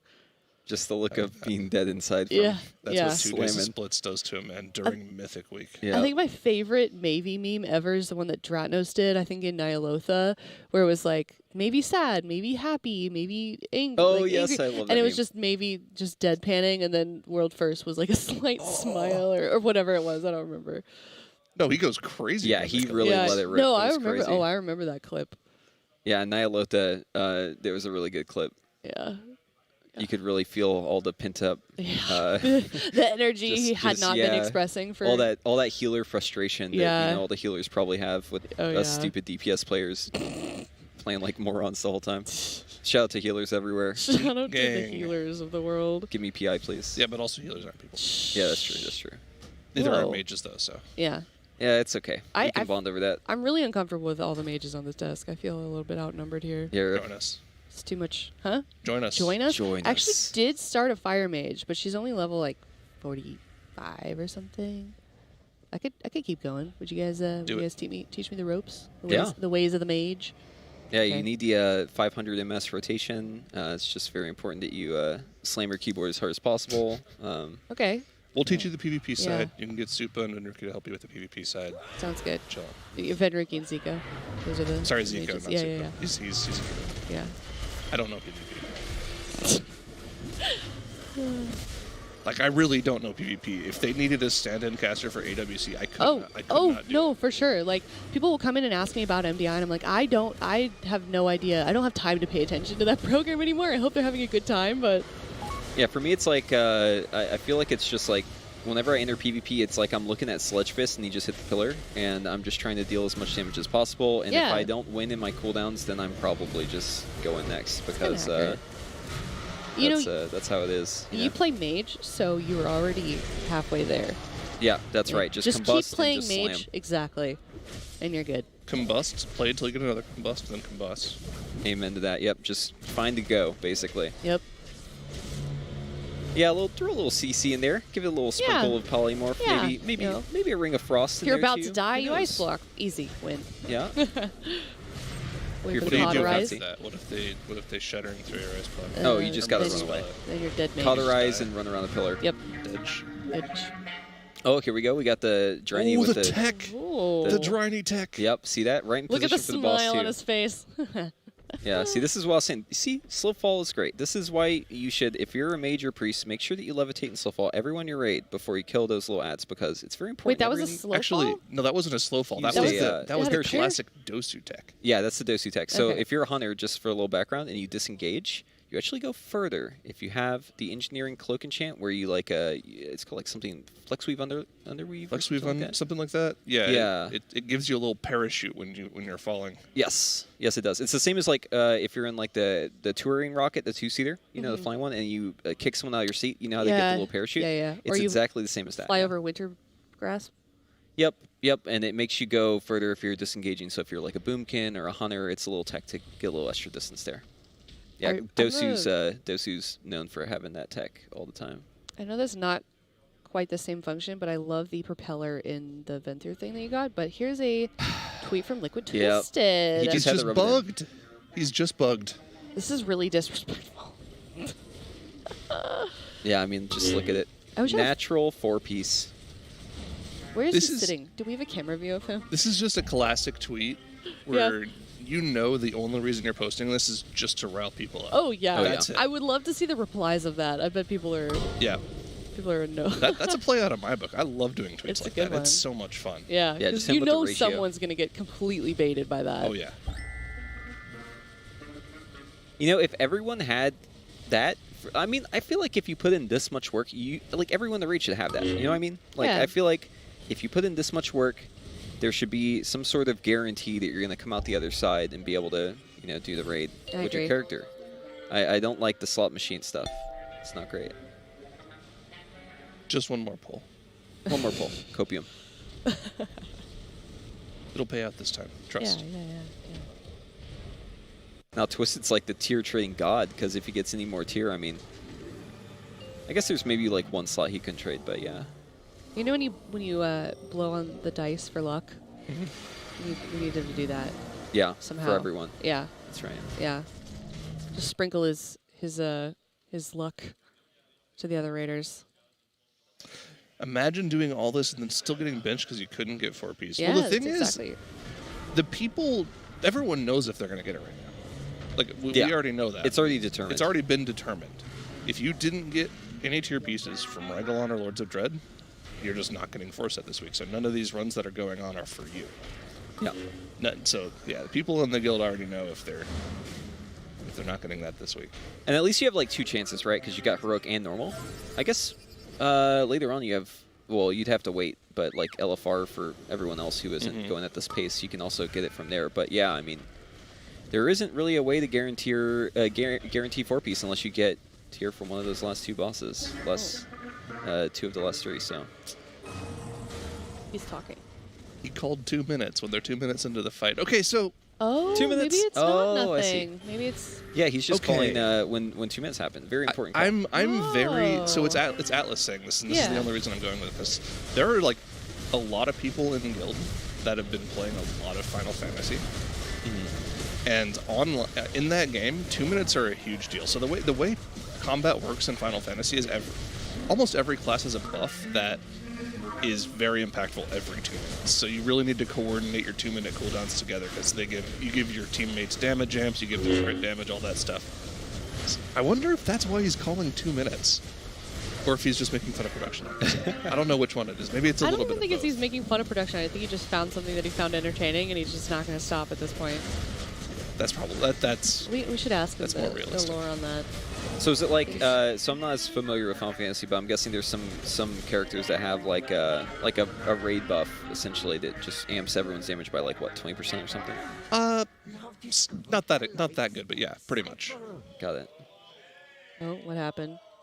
No, They're we're owing getting behind some, us. I'm hearing some. I don't know what. Not sure what happened. I think we missed it, but.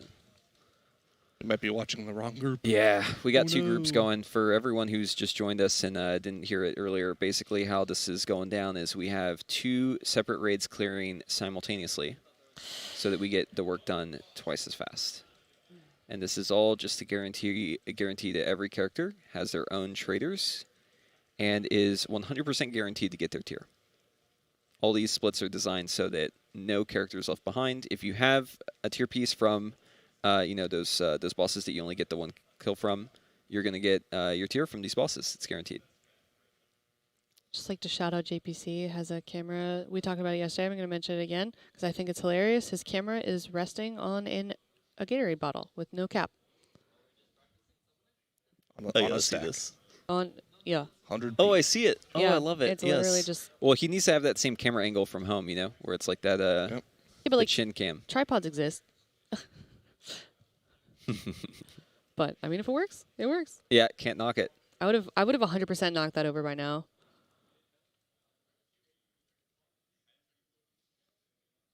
Yep. I mean, he's true gamer. Definitely True. got gamer blood for sure. Are you a better gamer if you have this sort of to the side low camera angle? Like that does that just buff you? Yeah, I don't think it's a know. buff. It must. I think the only way you go further is if you grayscale your camera. Oh, why do you say that? Who had was that Wolf Disco who had the He did have grayscale? that, Yeah. but I'm talking about Jimmy. Oh, Jimmy. Yes, of course. Good old Fragments, for those of you who don't know by that. He He's got grayscales he's got the grayscale camera with the up angle camera. Oh my gosh. And then to really be gamer, you add a second camera of just like your hands, your keyboard. Mm-hmm. JPC does that sometimes. Does he? Yeah. Yeah. Got to get the finger cam. Not a lot of WoW players do that anymore. I feel like they used to, but I don't see it ever these days. It seems like. Yeah, that's not very popular anymore, is it? You know what I prefer is the pet cam. Yeah, that is a vibe. Yeah. Do you have a pet cam? I do not have a pet cam, but my cam is a pet cam. Wait, because my cats are always like I've set it up. I have like traps behind me. Oh. Yeah, so I set down these. Chill there? Yeah, I found out that like if I put the soundproofing, because I was like putting up soundproofing in the office, if I just like set it down on a table, the cats just come right over and sit on it. So. Oh, it's the Dratnos. Oh, here it is. Yeah. This is so good. Yep. Oh my god. These are the 9 faces of maybe. Yeah. He's a very diverse man. I wonder. No, the funny thing about JPC's keyboard cam though is he actually uses really weird keybinds. Does for he? people nowadays. I think his movement keys are ZXC. Okay. For strafe forward and right. Yeah. Because you don't need backpedal if you're that's gamer, very right? low. That that does make sense because it's maybe less awkward to reach your fingers out than under. I kind of like that. Oh yeah, it's the old rectful keybinds. That's what it is. Oh, okay. Yeah. Does he use a 60% keyboard too then? Let me see. Probably. He does. I'm looking at it. Oh wow. Yeah. Does he have the? Yeah, and look at the angle of it too. He's typing sideways on his keyboard. He actually is typing sideways. What in the heck? Wait, I have to take a picture of this. Or maybe a camera person can be really quick and get a. Hold on. How does he do that? I don't know. That's the That's freakiest crazy. thing I've ever seen. What is he doing? His hand. So I'm gonna describe this to you guys. He's got like the Counter-Strike keyboard tilt. Yeah. So it's tilted to the left. To how do I explain this? It's rotated clockwise. It's rotated. Yes. 45 degrees. So that his left hand can be straight if his arm is kind of bent. So that makes sense. But instead of moving it back when he has to type, it's just there. So his left hand is typing, just typing away. and then he's got his right arm perpendicular to his left arm, and he's just typing like that, like it's Guitar Hero or something. Like. Yeah, I feel like an alien watching him, not understanding. It's so interesting how different people's UI and keybinds and just like there's so much customization in World of Warcraft, right? Like there's such a level of customization you can do. Yeah. That you just don't really see. I guess maybe the other games have it too, but I don't know. Maybe I'm just biased, but I think it's always super interesting to see how everyone has their different approach to the game. I agree, and I'm sure Zyro can say this too. It's like it's interesting seeing. I think we get to see a lot not only here. There's maybe. Oh my god. Hi, Mavie. Wait, oh my god. World first. So good. Hopefully that'll be us soon. In a weekish. Amused. Yeah. Excited. Yeah. Festive. World first. But what I was going to say, there is in AWC, there's a player from LATAM that was on, I think, Unitas that plays with a drawing pad. Interesting. Yeah. Oh, okay. Yeah. Is he an OS player? Maybe. I don't even remember which one.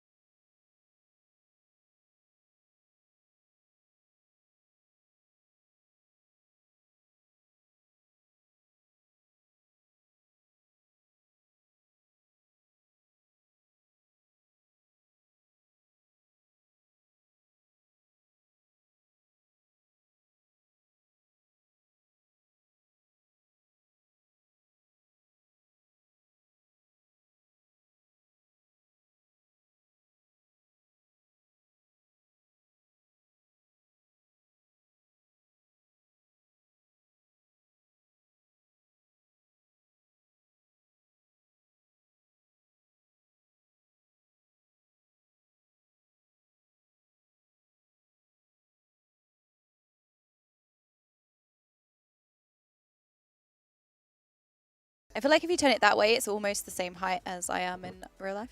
Yeah, you could hide behind this if you wanted. Just disappear. You could do disappearing trick like that. That one with the sheet where you just go up and then And this Throw it is and disappear. Yep. And this is a genuine mouse mat this time. I know you guys saw Preach yesterday with the mat. Absolutely. Okay. All right, here. Okay. Wow, we did it! It worked!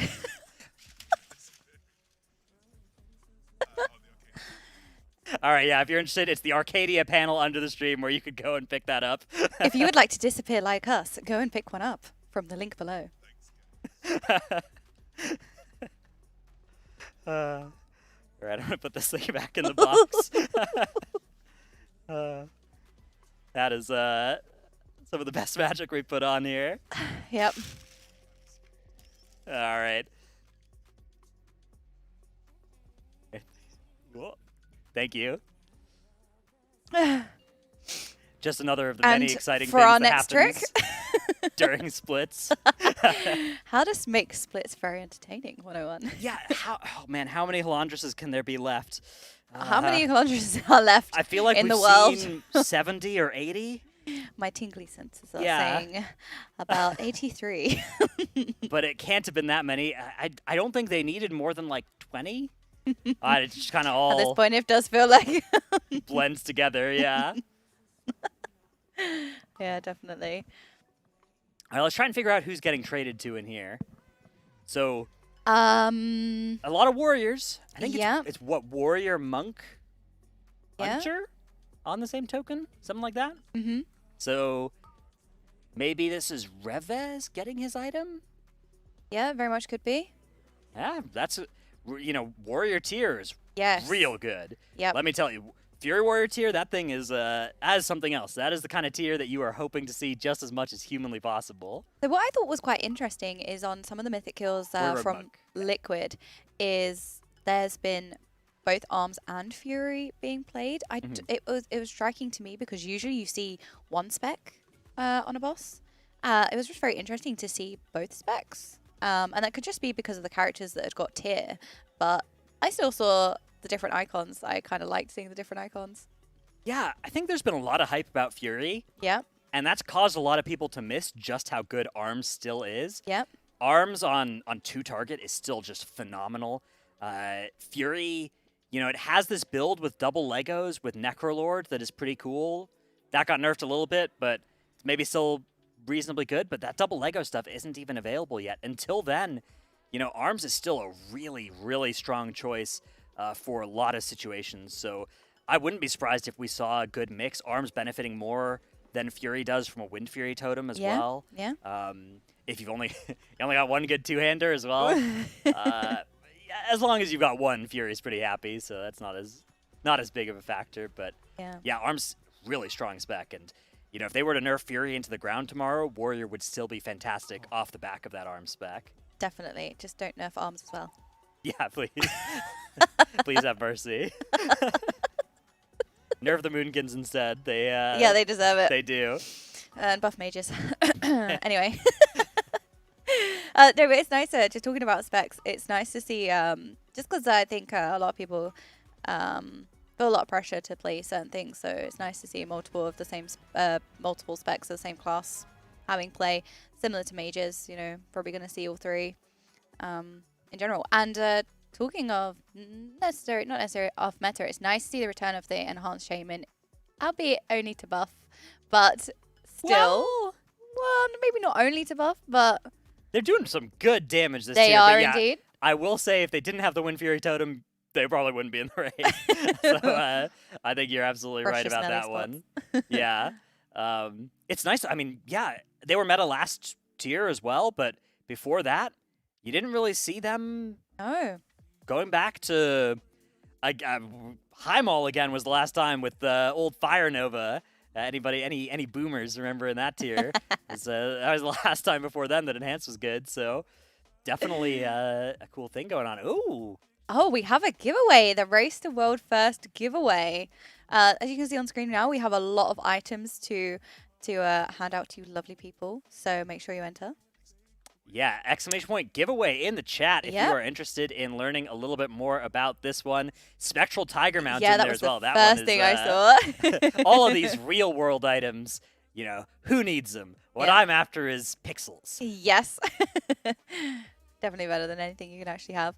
The Secret Labs chair there as well. Some ELX. Yeah, there good was old- some of the Roccat gear as well. Yeah, Rocket. If you did want something in the real world, those would be the best options for it. Yep. But yeah, it's you want to go to that link there, the give.gg link. Yeah, just typing !point giveaway isn't enough. Although I know, chat, of course, you love to spam that. And then it's one of those where you get a bunch of points for like retweeting, visiting all of our sponsors, all that kind of stuff. Each of those gives you another raffle ticket towards this giveaway. So if you follow everything here, you have a bunch of chances and even bonus ones for doing all of the things. Yep. Do all of the things. Get a big chance. And, if you decide that you don't need any of those prizes, I'll take them off your hands as well. If you get the wrong one, get something you weren't looking for, feel free to send it my way, and I'll help out of the kindness of my heart and take them off your hands. Yep. I will take one for the team. I'll take it. Don't worry. But yeah, it's nice to see lots and lots of cool prizes. And the inevitable Gingy Juice. You can see Gingy on screen right now. Yeah, you can see Gingy. He's got his little shaker. That's probably full of ELX right there. Yep. Off to the side, sitting on that Secret Lab chair. Yep, that could be you. That Roccat headset as well. He's got the full set. All the sponsors in use here. Exactly. Enter the giveaway, and you could be like Gingy. Yeah. That it blew my mind. The headrest. I can't get over. It's magnetic. The magnetic. Yeah. Yes. I was I'm used to chairs like that. It has to be like velcroed in, like airplane seat chairs or whatever. And this one's just, it's so comfy, and it's easy to move because it's just magnetized to the chair. Yeah. So I think I didn't realize it was magnetized until someone said, "Hey, look at this," and they just grabbed the pillow, and I was like, "What are you doing?" You broke it. You just ripped it off, and I was thinking, "No, it's fine. It's magnetic." And then I ended up just sticking it, playing around with it for a while because I'm very mature. Yeah. I was like, "Ooh, yeah, magnetic," and just sticking it. Just one of the many benefits of the Secret Lab chair. If you have one, and you ever need to entertain somebody who's easily amused, you just throw the headrest at them, and they'll be busy for like 30 minutes with it. Actually, here's a true story. I was busy for at least 5 minutes. Here's a true story about the Secret Lab chairs. Earlier on our caster break, we were in the production room, and they had taken off the top of the armrests and were just throwing them at each other. So just another of the many uses of the Secret Lab chair. There's nothing they can't do. Multi-purpose, multi-use. Not only can you be comfortable, you can also bully your friends. Yeah. I'll be entertained. All Short right. attention span. Skipping the inevitable trash once again. Yeah, we heard some tensions earlier on comms after a skip where it's like, why don't you just die? I always have soulstone, just die. Yeah, I feel like that's the same I don't know how chat feels, that's the same in any raid group. You always have the few people that don't want to die and they run off miles it's usually hunters, mages, invising, feign deathing, and they end up and then other people are trying to save themselves as well and end up running into you even though you're not in combat. Yeah, and then they get you in combat. It's a chain reaction, and it's just an absolute cloud Your healer's fiesta. like 9 seconds into their mass res, and then somebody runs and gets in combat, and the mass res doesn't work, and it's just I've seen friendships end over coordinating skips in raid. It is something that it tears people apart. So good that Echo so far has been able to hold strong through the trying times. Yeah, especially as this is your 100 millionth time seeing Holondrus here.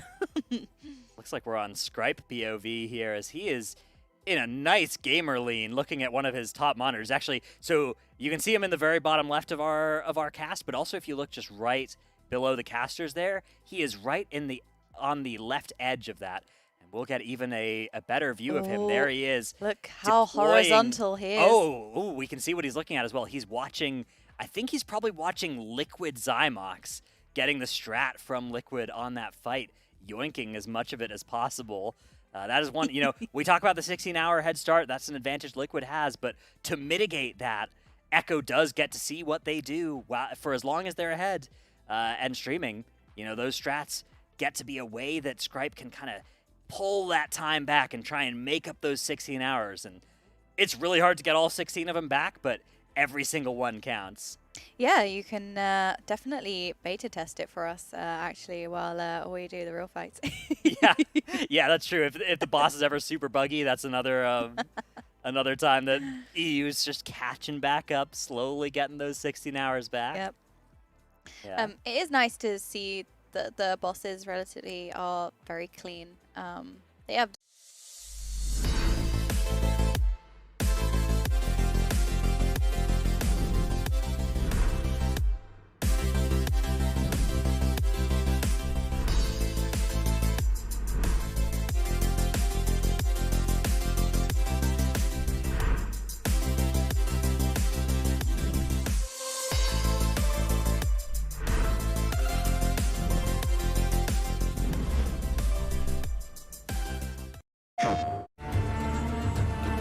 The land is dying. I have to find a way to fix it all.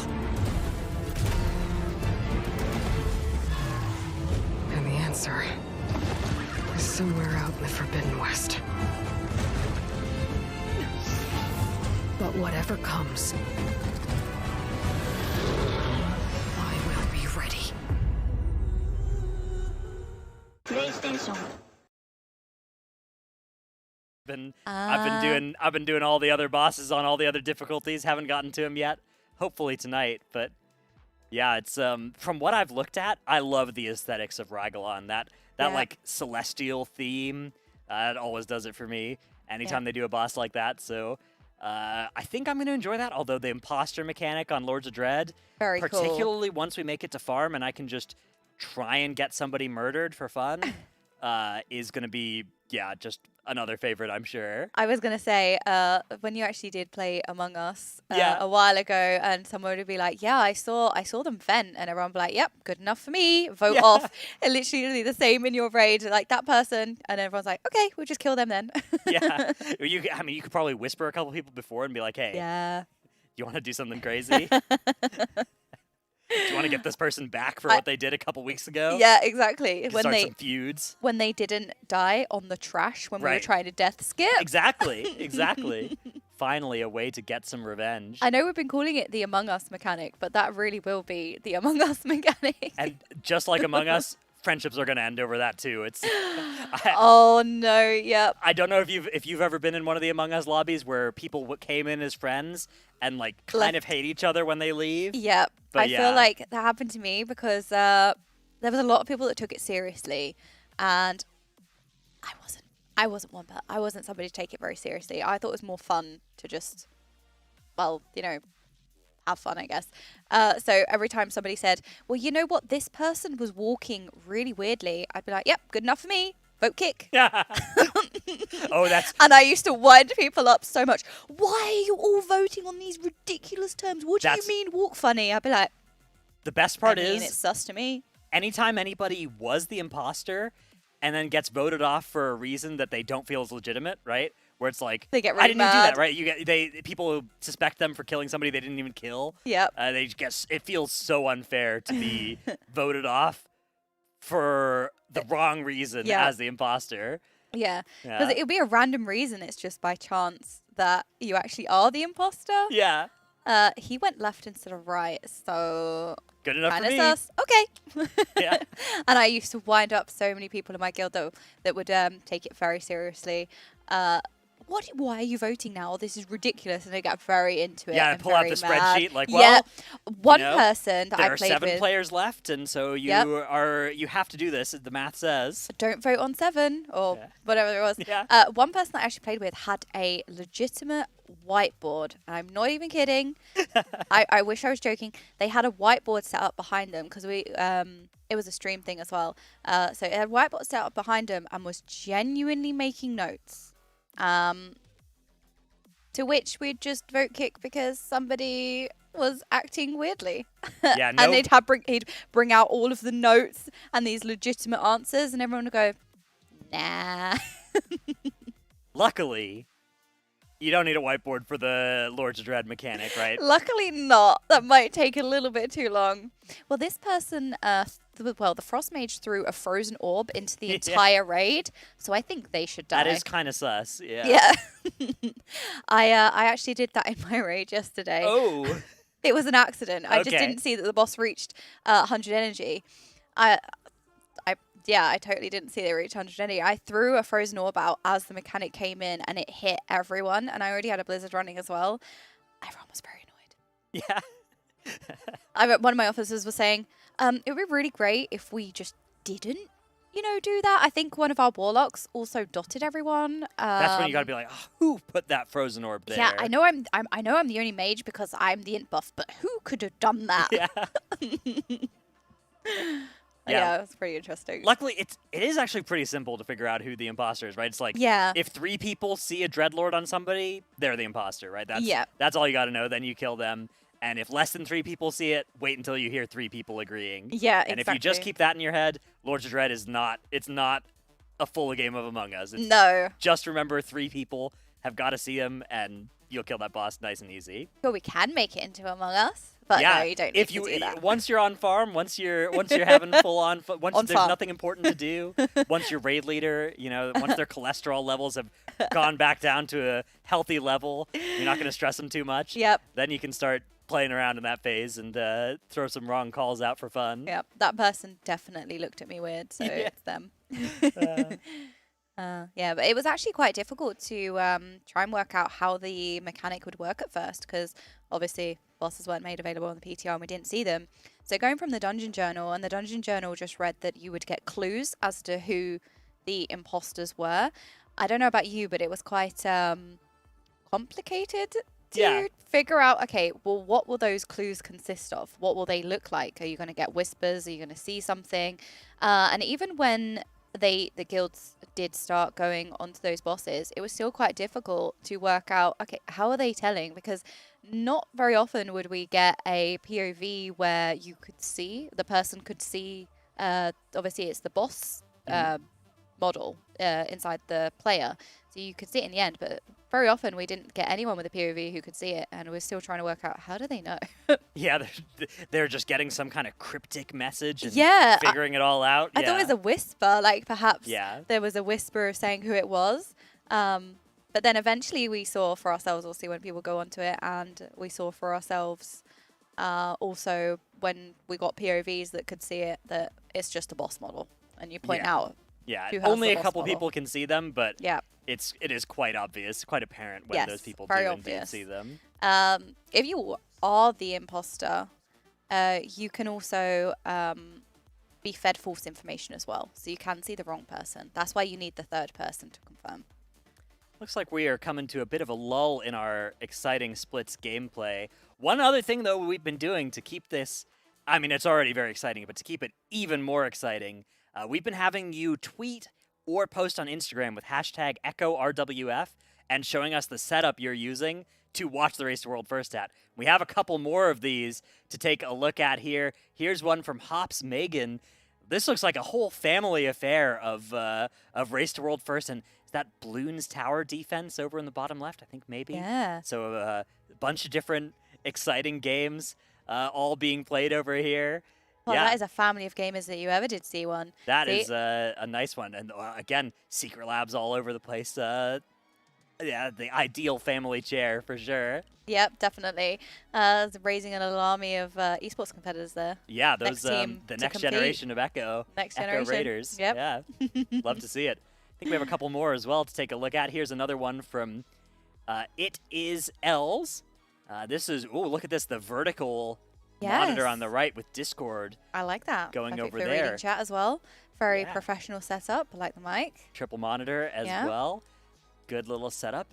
Ooh, a little bit. Maybe time to bust out a little bit of a cleaning supply thing on the mouse pad right there at the front. Or maybe use of a new mouse pad. Yeah, maybe win an the Echo one. Mouse pad. Yeah. Yeah, good idea. Usually buy one from the link down below the stream as well. But definitely another great setup. The RGB on the keyboard and Keyboard is the really computer cool. case you can see all pulling together Yep. nicely in there.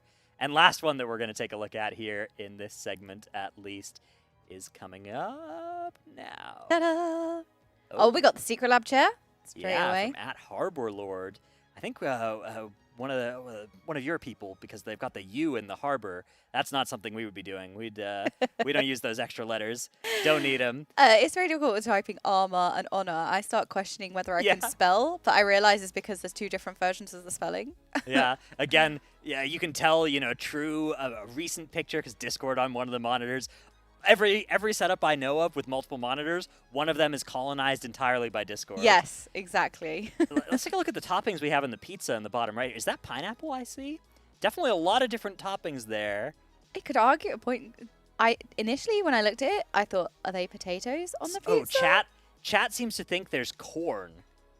Yeah, there could be sweet corn. Yeah, it does look like there's sweet corn on it. Yeah, it could be. Oh, we've got to zoom in. Oh my goodness, look at the production value on this. It does look like there are potatoes on it. Yeah, this is... How do you feel about potatoes on pizza? I don't mind it. I've had it before and I was... Have you? I was like, this is weird. I wouldn't do this again necessarily, but I didn't hate it. I thought it was okay. Like, definitely could be pineapple. Yeah, if it's pineapple, then... Bleh. Pineapple and potatoes? Oh, no. That's... We'll save that for another charity donation challenge before you can get me to have any of that. Oh, yeah, pizza competition. Yeah. I would be proud. All right. Well, apparently one of the charity donation incentives we were considering was now cooking us all pizzas with I don't know, any of you that have been active on Twitter, if you've seen the Swedish pizzas that he's a fan of. Nope. They've been polarizing, to put it nicely, on Twitter. Yeah, how to ruin a good thing. This is why we can't have nice things. Yeah, I do think it shouldn't be allowed to call some of them pizzas. Some of them didn't look that bad, but...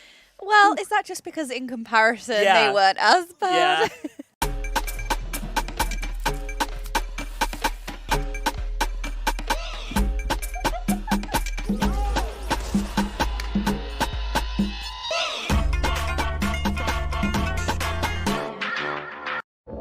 Xfinity Internet gives IM Brandon Wi-Fi speed faster than a gig to game and stream for his legion of fans, and a reliable connection for all his devices. So all he does is win. Can your internet do that?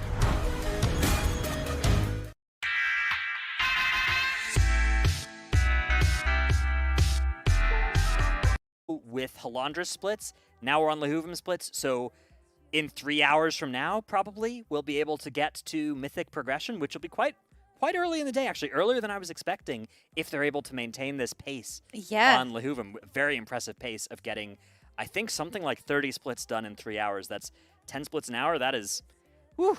That is a lot. Not many gymnasts even can make that pace. No, they are going at quite a pace. So I wonder if we can cover every single part of this fight like we did Halandras. Are we up for the challenge?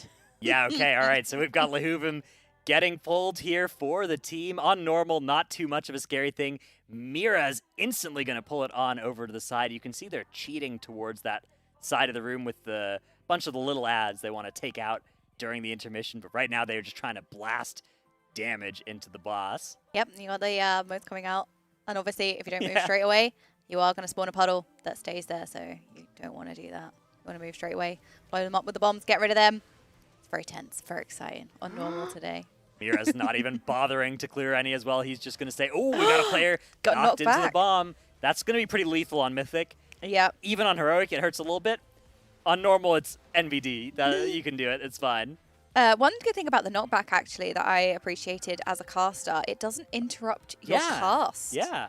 Which I thought was a nice touch. It doesn't interrupt your cast. You can keep casting even though the boss knocks you back. So did they initially change this? So one thing I was trying to work out when I was studying was the ads could spawn in any order, any amounts of ads. You could sometimes get more than one of the same ad.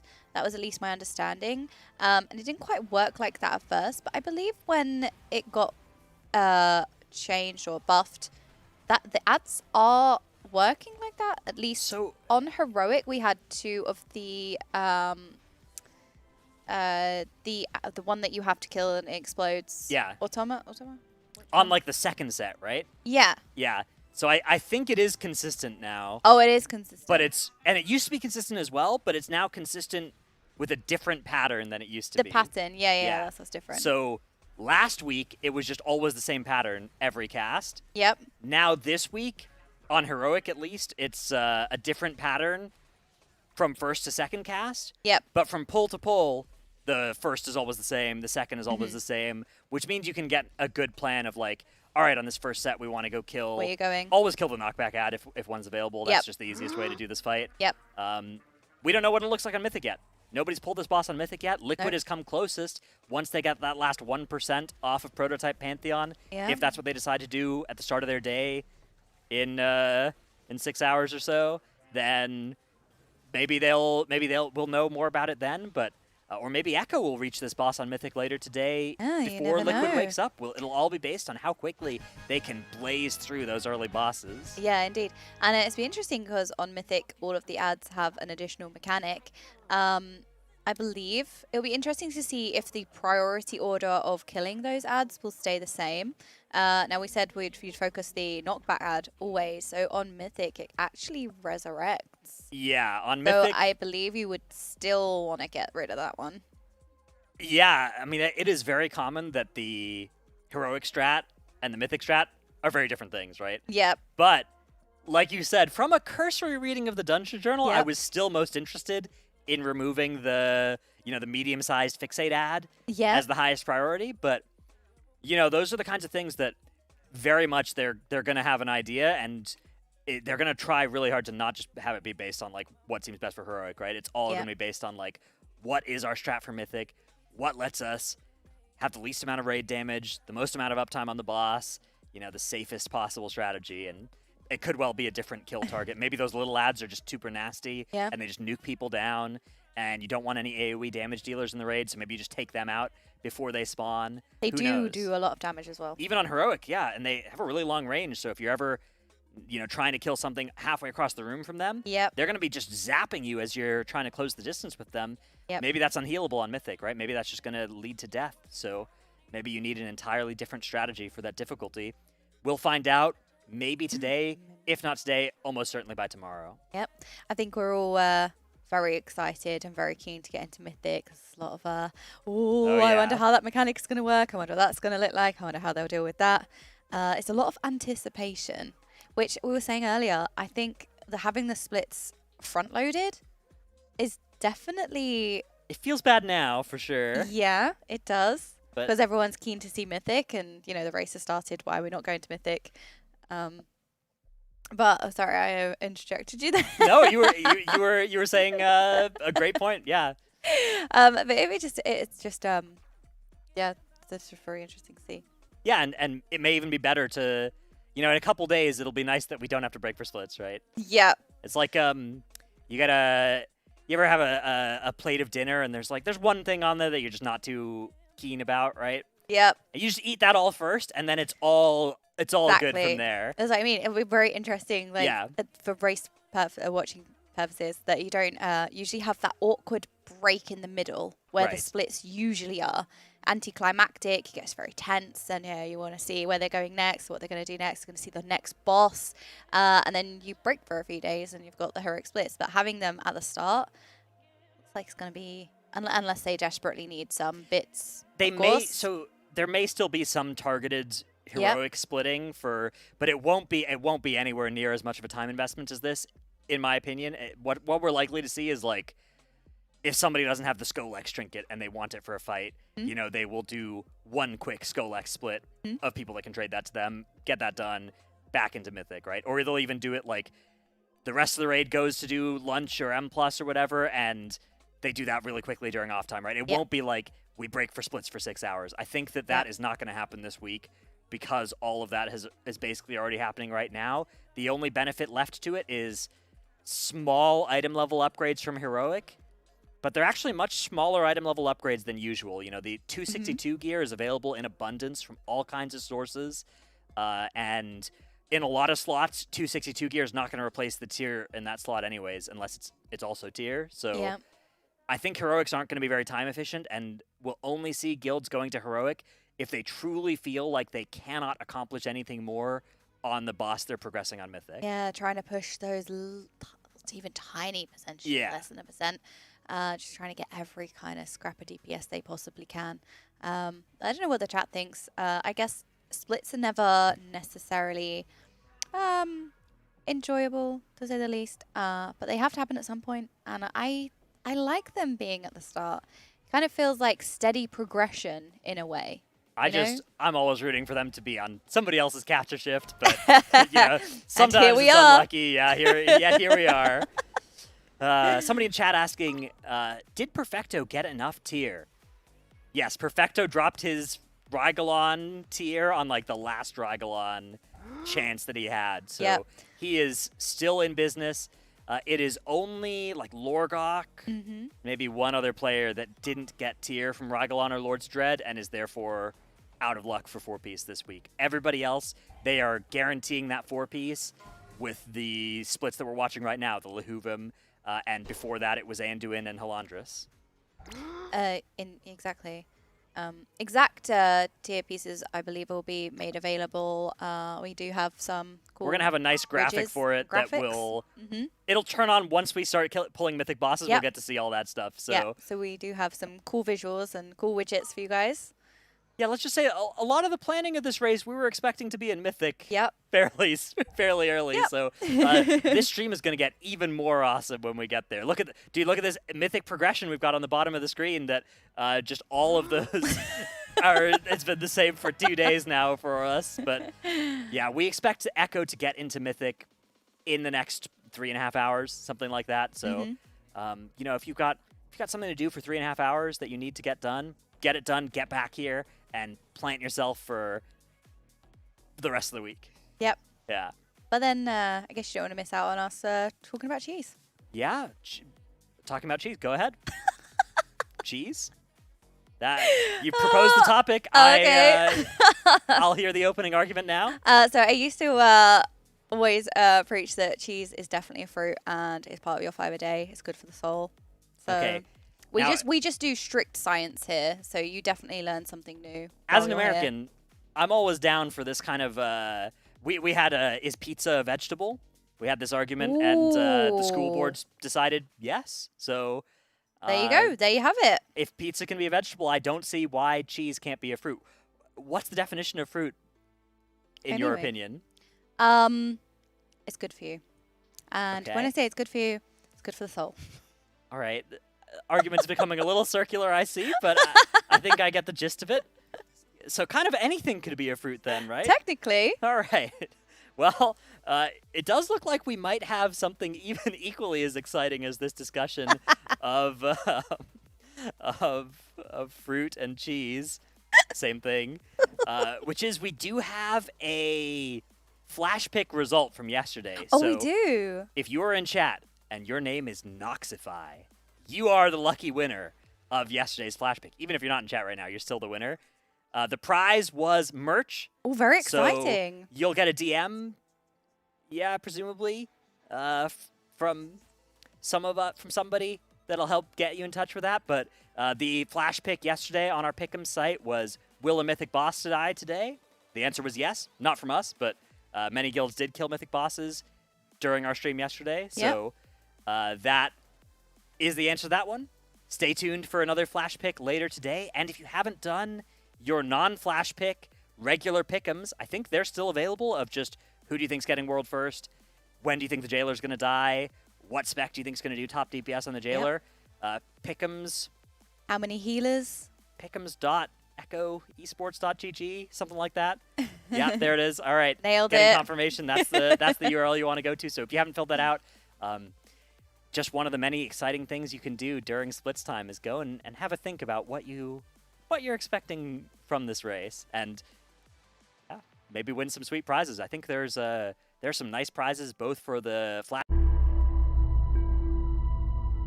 In the Coast Guard, your career is in your hands. Operate boats, pilot planes, learn to lead. In the Coast Guard, you're a part of the bigger picture. Protect our ports, secure our waters, defend our home. Don't limit yourself. Expand your options in the Coast Guard. She knows. She knows that each batch of guacamole at Chipotle starts with 48 whole, ripe avocados, and that it's hand-mashed right back here throughout the day. But you don't need to know all that to know that real food just tastes better. Chipotle, for real. Philips presents One Blade. Trim, edge, shave. For every style, for your style. Philips One Blade. Your style made simple. Together, we make life better. Philips.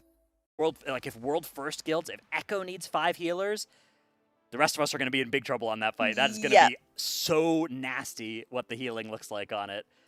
Whereas if it goes to 3 or 2, that was actually kind of the pattern in previous expansions. Like if you, the last 3 end bosses were 4, but before that, it was 2 on Ajara, 3 on Unat, and 4 on Gahun. So there was this downwards trend over the course of the expansion.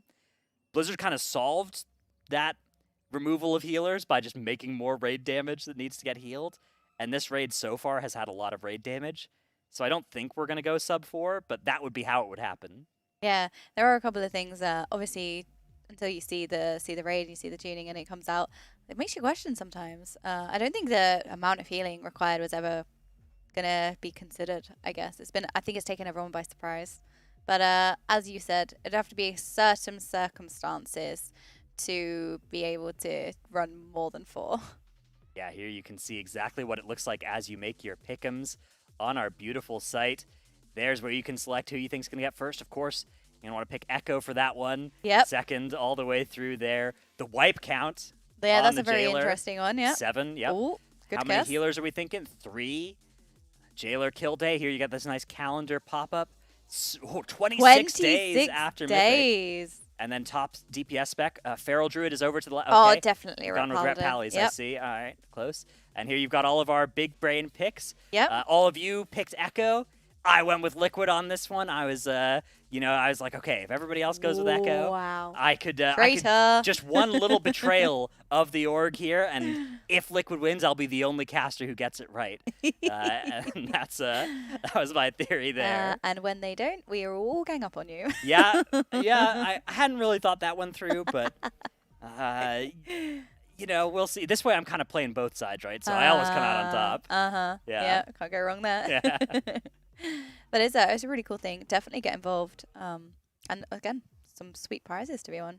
Yeah. The prizes there's a lot of good ones. So definitely do check out the pick'ems. It is a really fun little tool, completely free. Just go on over there, have a play around with it, and I love predicting stuff. That's me one of my too. favorite I mean, things. we do that anyway, right? Yeah, so it's good to be rewarded for something you'd be stuff up that, and then. Say it with enough credibility. Yeah, and then as soon as it gets proven wrong, just on to the next thing.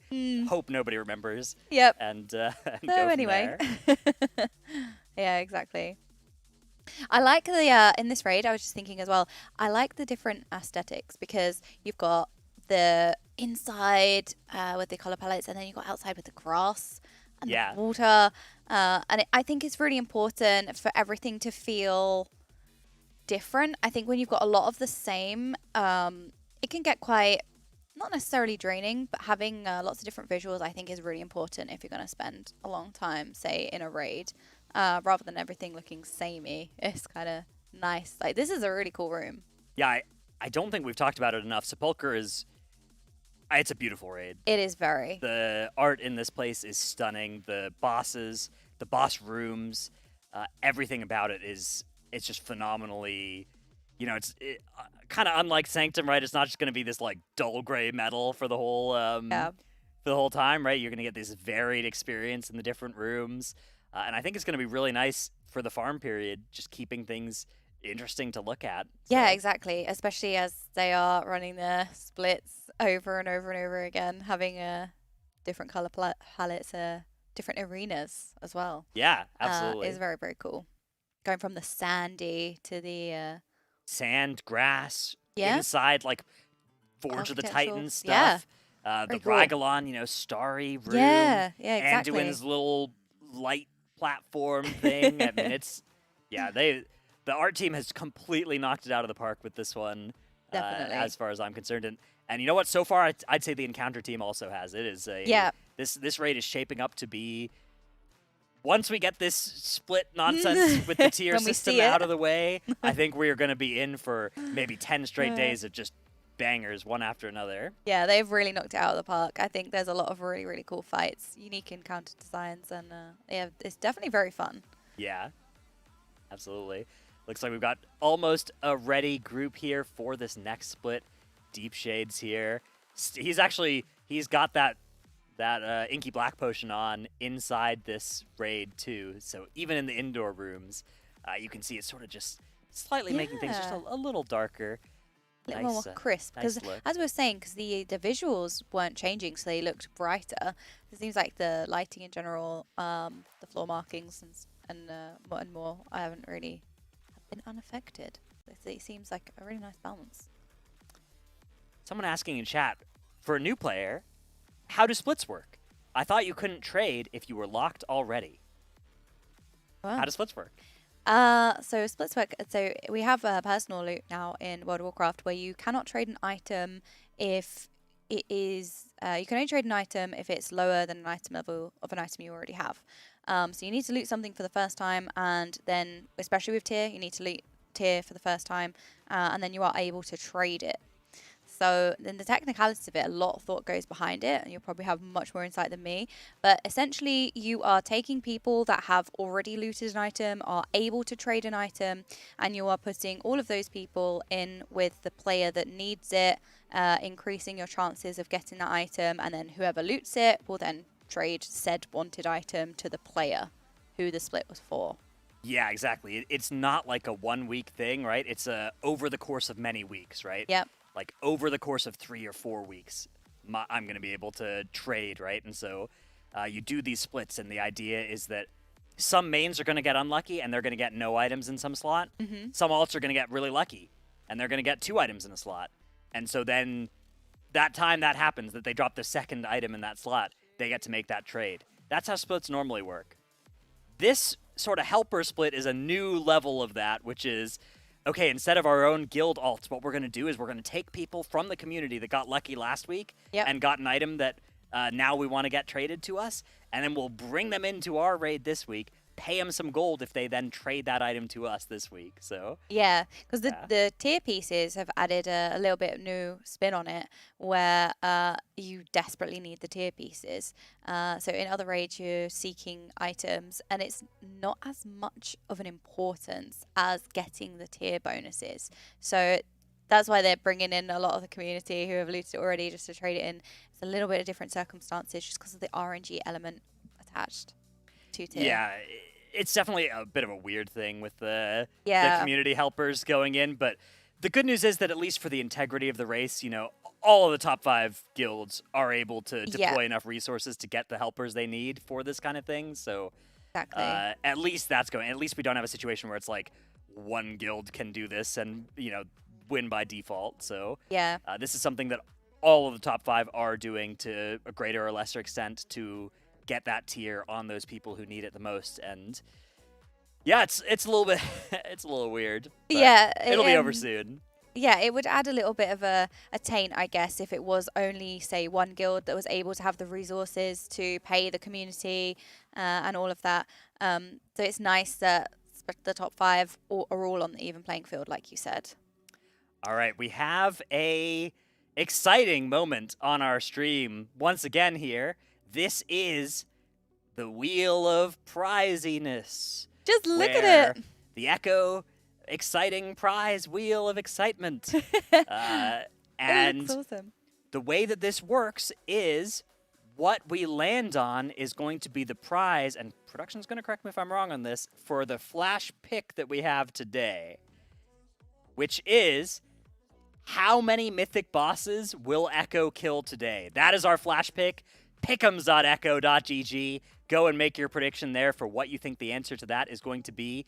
And if you get it right, one of the people that gets it right will earn the fabulous reward that we are about to select right now. Would you like to do the honors and spin the exciting Wheel of Excitement? Well, I spun it earlier and it went 3 places, so I think for health and safety reasons, we're going to hand this one over to you. All right.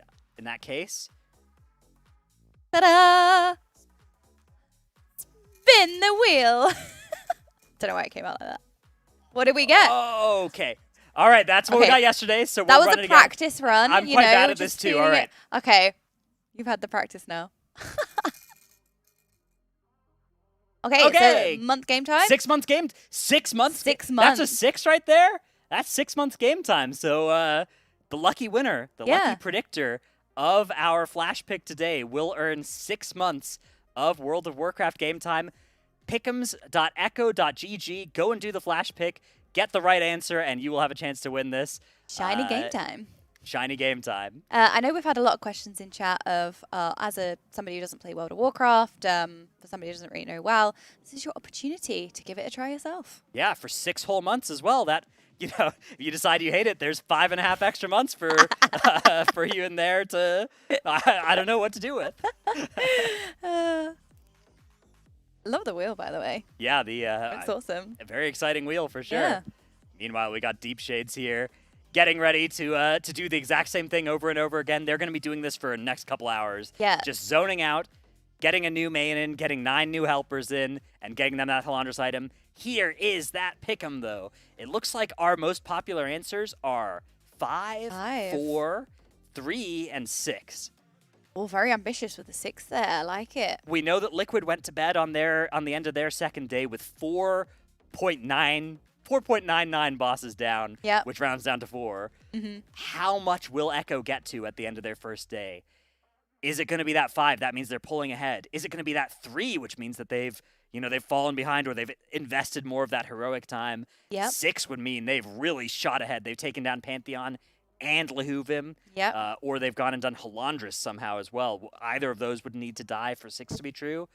These are the questions that, the smart among you answering that correctly, get yourself some game time potentially. Yeah, definitely. I was just commenting as well. We were saying that Deep Shades is using the Inky Black Potion. Wow. It looks very cool, doesn't it?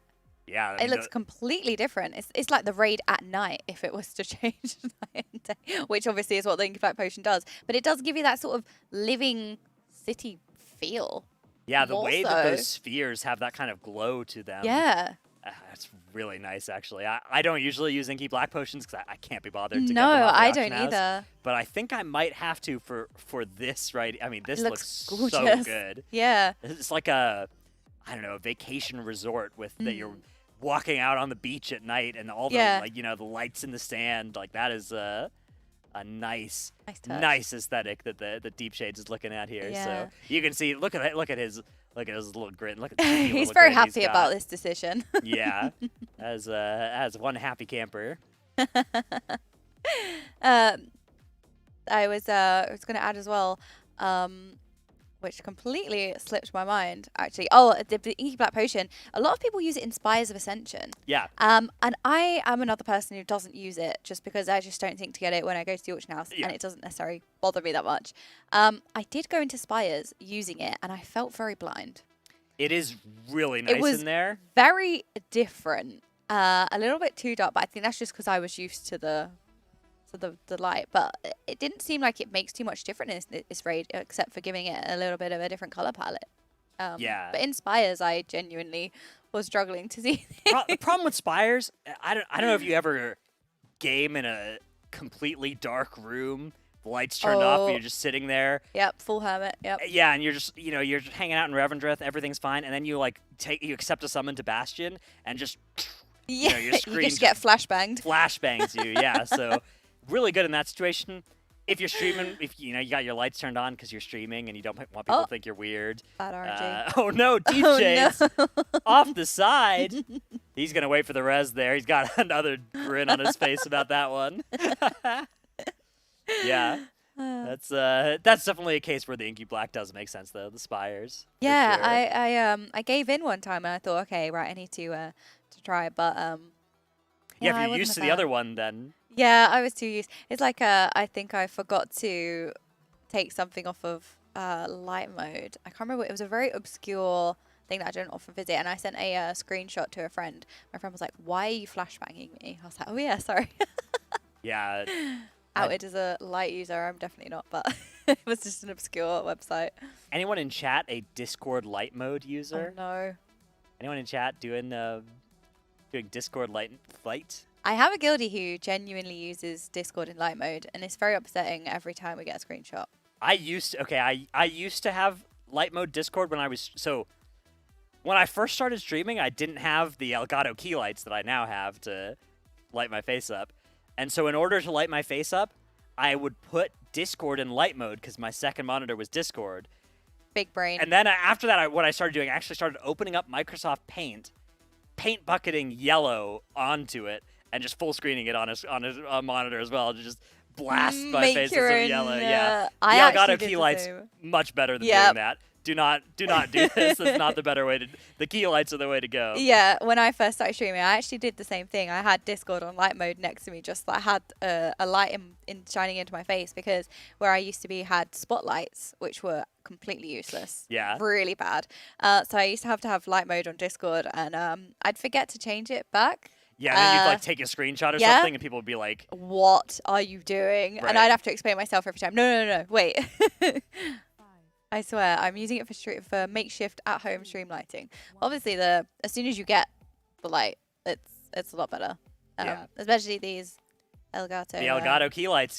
Can't say enough about them. No, and some of our really other good. great sponsors, like the Esports Nutrition that you see the little bar there. Oh, wow, that Use beautiful code action ECHO10. shot. Echo10 for 10% off there. We also got to thank CurseForge, Displate, Secret Lab Chairs, Arcadia, the facility we're in. Twitch, Arctic, Rockat, LFG, Loot Boy, and Raider.io for sponsoring this event and making it possible to bring the Race to World First to you. Do check all of them out. If you're looking for those, again, they're all at the bottom of the screen right now. If you don't recognize one of those names, go look them up. See what they're all about. Almost all of these products are in use here by the Echo Raiders as well. So consider that an endorsement from us to you. If you're looking for anything new that any of these supply, you won't be disappointed. Definitely not. And it's really cool to be sponsored by these brands as well. I know that, for example, Secret Lab chairs is something I've had a Secret Lab chair for years now, and I swear by it. It's very, very comfortable. So I was very excited to see that we'd also be sitting on Secret Lab chairs here as well. Yeah, you know, it looks like we're comfortable here on the couch, but it's a whole nother level when we get into the Secret Lab chairs. Yep. Get to sit back, relax, get that magnetic headrest. Yep, magnetic headrest as well. Just beautiful, you know. The novelty. Aligning the brainwaves with the magnetic field of the Earth. It's one of the many features of the Secret Lab chairs. They don't tell you about that, but it's plus 10 IQ points while you're sitting in them because of the magnets. So. Oh, well, that's why I haven't improved, because I actually can't reach it. So oh, no. The chair's too big. We had a lot of comments yesterday about how me and Steak look tiny. We are tiny, but at the same time, the chairs... No, we are just tiny. Yeah, because you two opened the show on the Warcraft Logs Companion App Analysis desk, right? That was very good. We had that. That's what it's called. That's just his name. I don't know. Yeah, he just got that down. So yeah, and you've got the full Secret Lab thing just way towering over you. Yeah. I know. There was a lot of comments of, are the chairs for giants or are you too tiny? And my first reaction was, no, they're for giants, but we are actually very tiny. IRL gnome. Yeah. Question in chat, how many 4 sets do we have? I think once we finish the Lehuvums, we're going to have 20-something. Yeah, I believe they had 20. Once we finish Lehuvum and we pull a Mythic boss, we'll have a graphic to show you. Yeah, there will be a graphic. We do have some very, very cool widgets to show you guys. Yeah, I guess we Echo. I don't have any. I have one piece. Personally. I have one piece on my guy, but yeah. Here's the loot we got recently. You can see all of these tokens coming in. They are coming in so fast as well because Echo's running splits so efficiently. They are running about 4 at the same time. All of their players are in different split runs simultaneously, and they have just these mastermind logistics people organizing the whole thing and keeping everybody in efficient splits and not just standing around forming groups or anything like that. So that is a huge part of the operation here for Echo. Yeah, it is very impressive. It is like a well-oiled machine at this point. Not just the boss fights themselves, but just the organization of the splits, who's going in what group, and organizing all of that is a very well-oiled machine. It's pretty impressive, to be honest. how much effort and thought goes into it is a lot. Yeah, it's a very well-oiled machine at this point that Echo has. And that's what they need to do because they need to catch up to Liquid, right? They start every race at this disadvantage, and they have to find that time and close that gap. Last year they were able to do it. It was close, but they were able to catch up with Liquid and overtake and get that kill in the first week. But they've got to do it again, and Liquid just keeps getting better and better as well. So that is becoming so hard to do.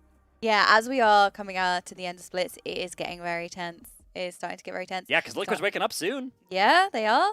They're starting the day soon. So it's going to be very interesting when we do go into Mythic to see how many bosses we're going to get, which is, again, the pick'ems at the moment. So it'll be interesting to see who's won that. And you can win 6 months of game time.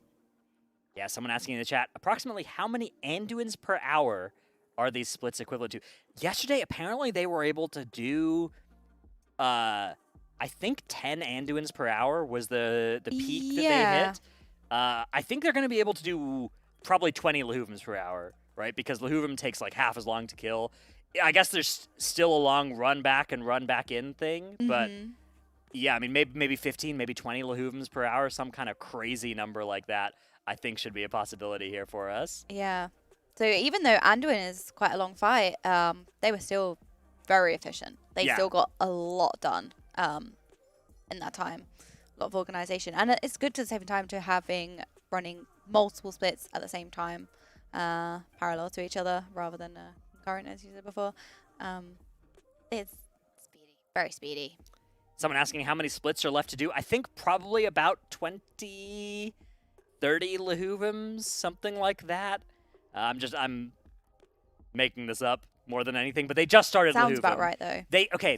They started Halandris back at 9:30, 10. Yeah. And they got to Lahuvum around noon, 12:30. So probably by like 3:30. Hopefully they'll be finished with Lahuvum. Lahuvum seems like it dies faster than Halandris as well. And they are just really super fast right now. And the good news is there's nothing after Lahuvum. They'll go straight to Mythic is our current understanding. So probably even the very next caster shift we'll get to experience the joy that is the Mythic race. Yeah, so exciting for the lucky caster. Not me, of course. I'm only here for heroic splits. That's all I do. I show up, I cast some heroic splits, I go to bed, I wake up, and they're back in heroic for some reason. That's my curse. I bear this burden for you. Yeah, they're saving the heroic splits for when I get back. Yep. You wake up and they're still in heroic. Yeah, so obviously as a newer caster, I hear a lot about the splits. Yes, they're the best. And I'm slowly experiencing that as well. At first I was like, what do you mean? I could talk for 8 hours if anyone has watched my stream or anything knows very well.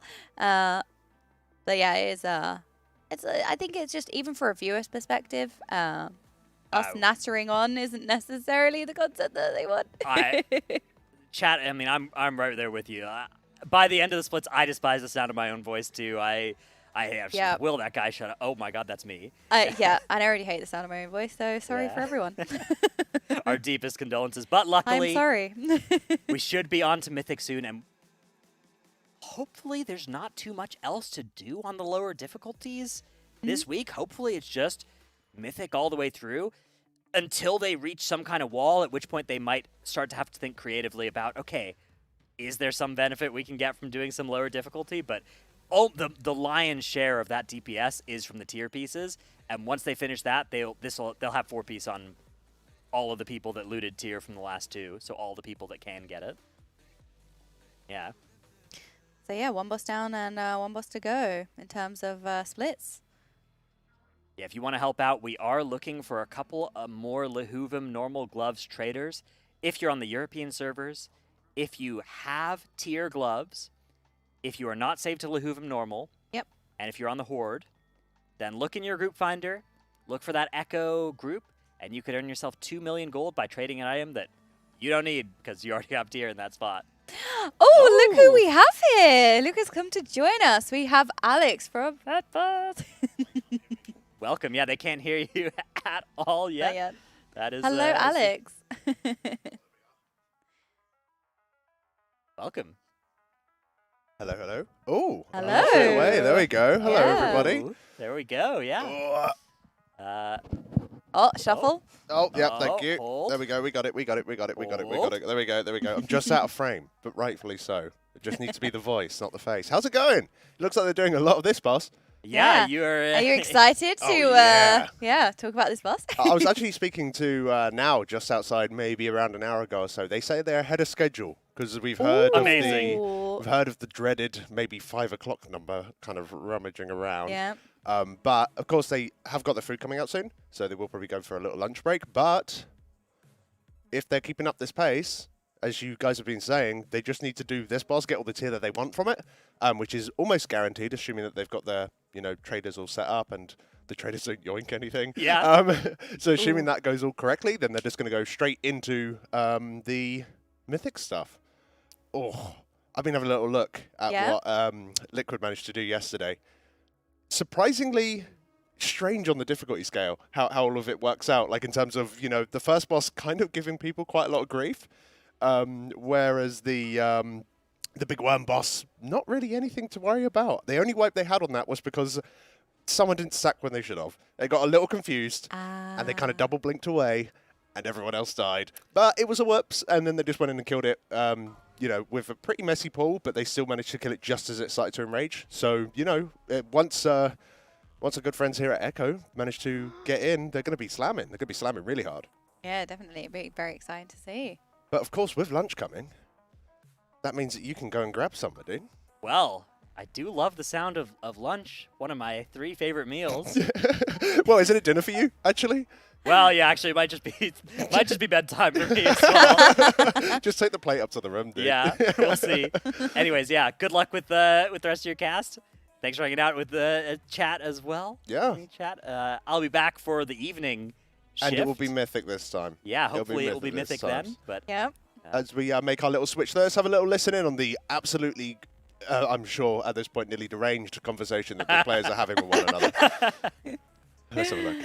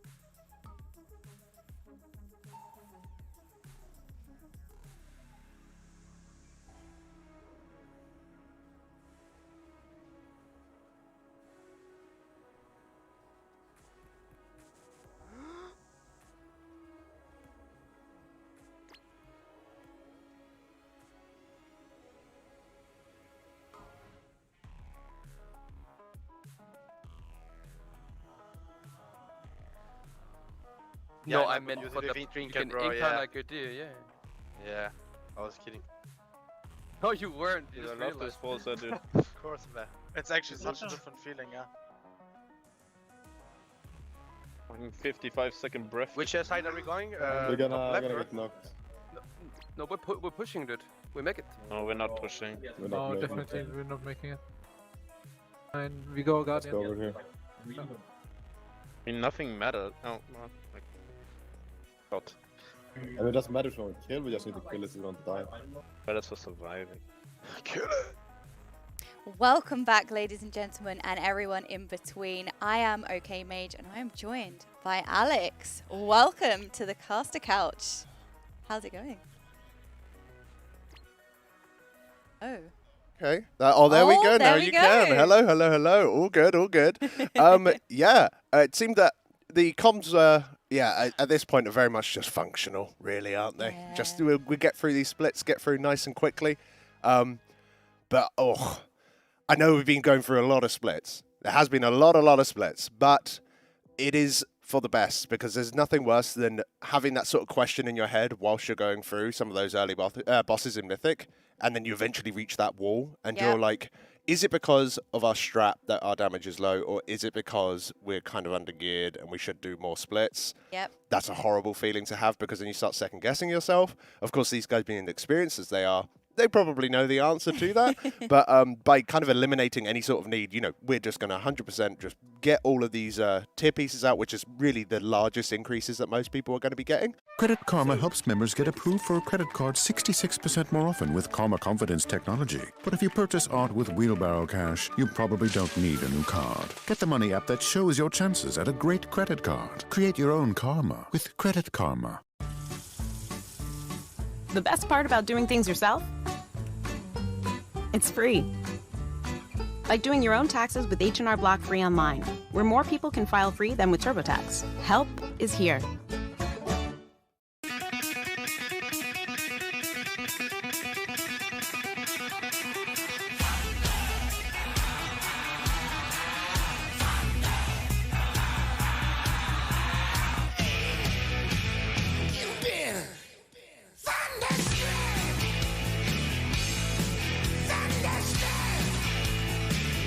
The all-new 2022 Mitsubishi Outlander. Get thunderstruck. A lot. Yeah, I guess it's with the tier pieces being so strong and so crucial to the core of this raid is the tier sets. Having to tackle certain items that are so important. I'm not sure if as much emphasis has been placed on such important items as much as this. And it's not just one spec or one class or anything like that. It's everyone. Yeah, there's a lot of specs that really, well, I say need it. They don't need it, but probably against these bosses they do. It's crazy, some of the increases. I don't remember seeing increases as large as this, but it's been such a long time. I haven't researched it, but from memory, it hasn't been like you're not seeing like 25% and like 30% in some cases of these sort of giant damage increases from tier. And of course, the main thing that is the difference, and this is probably why you're seeing something that isn't really standard, is because it's not only tier, it's tier with personal loot. So therefore, if you're top end and you want to do degenerate stuff, you can really do some crazy degenerate stuff, and that's what we're seeing. That's what we're seeing, these crazy amount of splits to make it so that they can get as strong as they possibly can, and it seems necessary. I was with Liquid's kill of the Skolex. They did hit in rage. They did have a couple of deaths. It wasn't clean, mind you. Like, it wasn't the cleanest. It was their second pull, so it wouldn't have been the cleanest, right? But they did hit the enrage. So if they didn't have, I think in that group they had like 16 4 sets and like 4 2 sets, and those 2 sets were probably on healers and stuff. So they were in a very, very good position, and it was still kind of spooky for the second boss. So exactly, that's the thing. That's the key thing. Is this for the second boss? It's an early boss. You wouldn't expect it to require so much DPS, I guess. It was quite a tough check at the very start, which doesn't bode well, I guess, for everyone outside the race to world. Yeah, like Skolex, I guess it's supposed to be a bit of a patchworky style fight. It's not a lot of moving parts. Like, it feels like the pace kind of increases a little bit, and of course his output increases as the fight goes on. But with it being so early in the tier, it's I don't really understand why they put patchwork bosses there. Like, but before, like a really good example of that back in Heimel, back in the day, was Butcher, which is actually skippable. The last boss died before Butcher did. Which was crazy. We were talking about that earlier. But then we're saying some good examples of patchwork was Sludge Fist from Castle Nafria. So it's I feel like sometimes a patchwork boss feels underwhelming. It's just sort of brush past, but then other times it can really bite you. Well, yeah, like recently. Well, I think we've had a good example of both ends of the spectrum, sort of thing, in terms of like the quality of, or maybe just how much people like these bosses. With Sludge Fist generally being a bit of a favorite. Even if it's a favorite to hate, if you're a melee DPS and you didn't like the people you're partnered with, that boss was impactful. It was tense. It had loads of cool little things that you needed to min-max. And then, of course, we had our robot friend, the Guardian after Painsmith last tier, yeah. which was kind of like, oh, this is a weird bit of trash. Yeah, this mini boss is taking a while. Yeah, oh, it dropped loot. That's nice. You know, it's just very, very strange. So it honestly feels like you roll the dice when you sometimes get to the bosses, which you can perhaps mark as a patchwork fight. Yep. They're very swingy because they've made some outstanding ones, and then they've made some that you never want to see again or ever think about. So, what's the first one that comes to your memory when you say that? Well, I didn't like Butcher. Butcher was not, was not it. Oh, all the players are getting up. Looks like... For what purpose, I wonder? Oh, very interesting. Are they taking like a team pick before they get going? Because I imagine they are jumping into their lunch now. Yeah, that's what I was thinking. They're jumping into their lunch. Yeah, I think they're going for a group pick. Oh, very cool behind the scenes action here. Yeah. Because they have actually, the room is slightly bigger than you can see on this camera. It goes back like another third of what you can see right there. Yeah. So... Yeah, the room they're doing a big old pic. Oh, that's cool. I imagine you'll be able to see see a picture of that. I was here. Yeah, I was here. I was here in chat when they took this picture. They should just put a little, like, you know, just someone hold up the phone with chat scrolling by. Just so chat can be in the picture as well. Chat can be in the picture. But it would be kind of neat to be able to see that. There you go. Pictures going out. And I'm sure that'll be on the social medias. Yeah, definitely. They've been doing some really cool stuff with social media recently, especially on the TikTok. They've got this amazing, I think we might even be able to see a little preview of it on the stream later, but they did this amazing thing with Just Wait. It was very, very funny. Oh, in the red room. See that. It was top. I know there's been a lot going on behind the scenes, so it's very cool. And yeah, the TikTok, as you said, there's been a lot of cool things going. And now chat's smiling. Yeah, there you go. Yeah. Smile for the picture, chat. Smile for the camera. There we go. I was Lovely definitely smiles. Here. It's definitely a group photo now of all of you. And look, now they're all just like, right, back to the computers. We gotta go. We got things to do. Yep, lunchtime. That's true, actually. I think most of them will be going out and grabbing some food, but Stretch your legs. with the speed in which they're clearing and the speed in which they're making their things, I honestly don't think we're going to be too far off of seeing Mythic. Like, it wouldn't surprise me. Like, what time is it now, local? It's 1:10. Yep. So, wouldn't surprise me if we start getting into Mythic within the next 2 hours, maybe two and a bit. Yeah, no, I could be wrong, because they might just suddenly go, and now we're doing this. And I'm like, oh, hold on, none of you said that before I started casting. Your plans do change. They just said that to throw you off. Yeah. just to make me look like a fool. But Alex said. Yeah, so they are going very, very swift, very efficient. You can see some more photos here. A lot of photos going on. I always like the behind the scenes stuff. I find that really cool because when you often look at the pictures, say on the Instagrams or the Twitters, I sounded very old when I said that, I think. On the Twitter, on the Google. On the Twitters. On the Twitters. Yeah, on my MySpace page. Yep. Oh, God. On the village bounty board. On the Google. On the Google. Oh no. Are you alright? Are you okay? I need a nap. Oh. There's only so much you can see the same stuff being run over and over again, right? Oh lordy lord. But yeah, what I was gonna say is that obviously when you see the pictures, it's cool, but having the behind the scenes footage and just seeing the space and seeing the pictures being taken, I think is just a really nice touch and a really cool way to be a part of it. Yeah, it is nice coming here, like, because I've done, like, same with you, we've done online events before, but never with actually the players, and the vibe is so much different, and being able to just kind of go up to them and say, yo, what the hell are you doing? Because normally they're too busy, but if you can catch them whilst they're off doing something and they're doing, you know, strange things like, you know, or just trying to get like an understanding of how much they're doing and the things are actually going into preparing for all of this, you get a much wider sort of perspective. So it's absolutely awesome that we're able to all meet up here in Hamburg, in Arcadia. Very, very cool. Very, very cool. Venue is so sick. We had a lot of trolleys in chat. Yeah, I was looking at that. That's the impended preach trolleys. Ah. Oh no. Oh no. Oh no. There we go. Oh no, I shouldn't have mentioned it. There's more. Oh, there's more trolleys. Oh no. We've set them off now. First is smiling for the camera, and now we've got trolling. Yeah. Wonderful. The best part about doing things yourself? It's free. Like doing your own taxes with H&R Block free online, where more people can file free than with TurboTax. Help is here. New Spicy Lovers Pizza from Pizza Hut. Hurts so good. With this spicy marinara sauce and sliced red chilies, it's like a roundhouse kick to the taste buds. Now don't be bashful with the fiery flakes. The new Spicy Lovers Pizza. Get it before it's gone. No one out-pizzas the Hut. My name is Parker, and this is quitting. A lot of people think that nicotine is an escape from anxiety or helps relieve it. For myself, vaping and anxiety kind of went hand in hand for a long time. When I tried to quit is when I realized that my anxiety kind of stemmed from nicotine.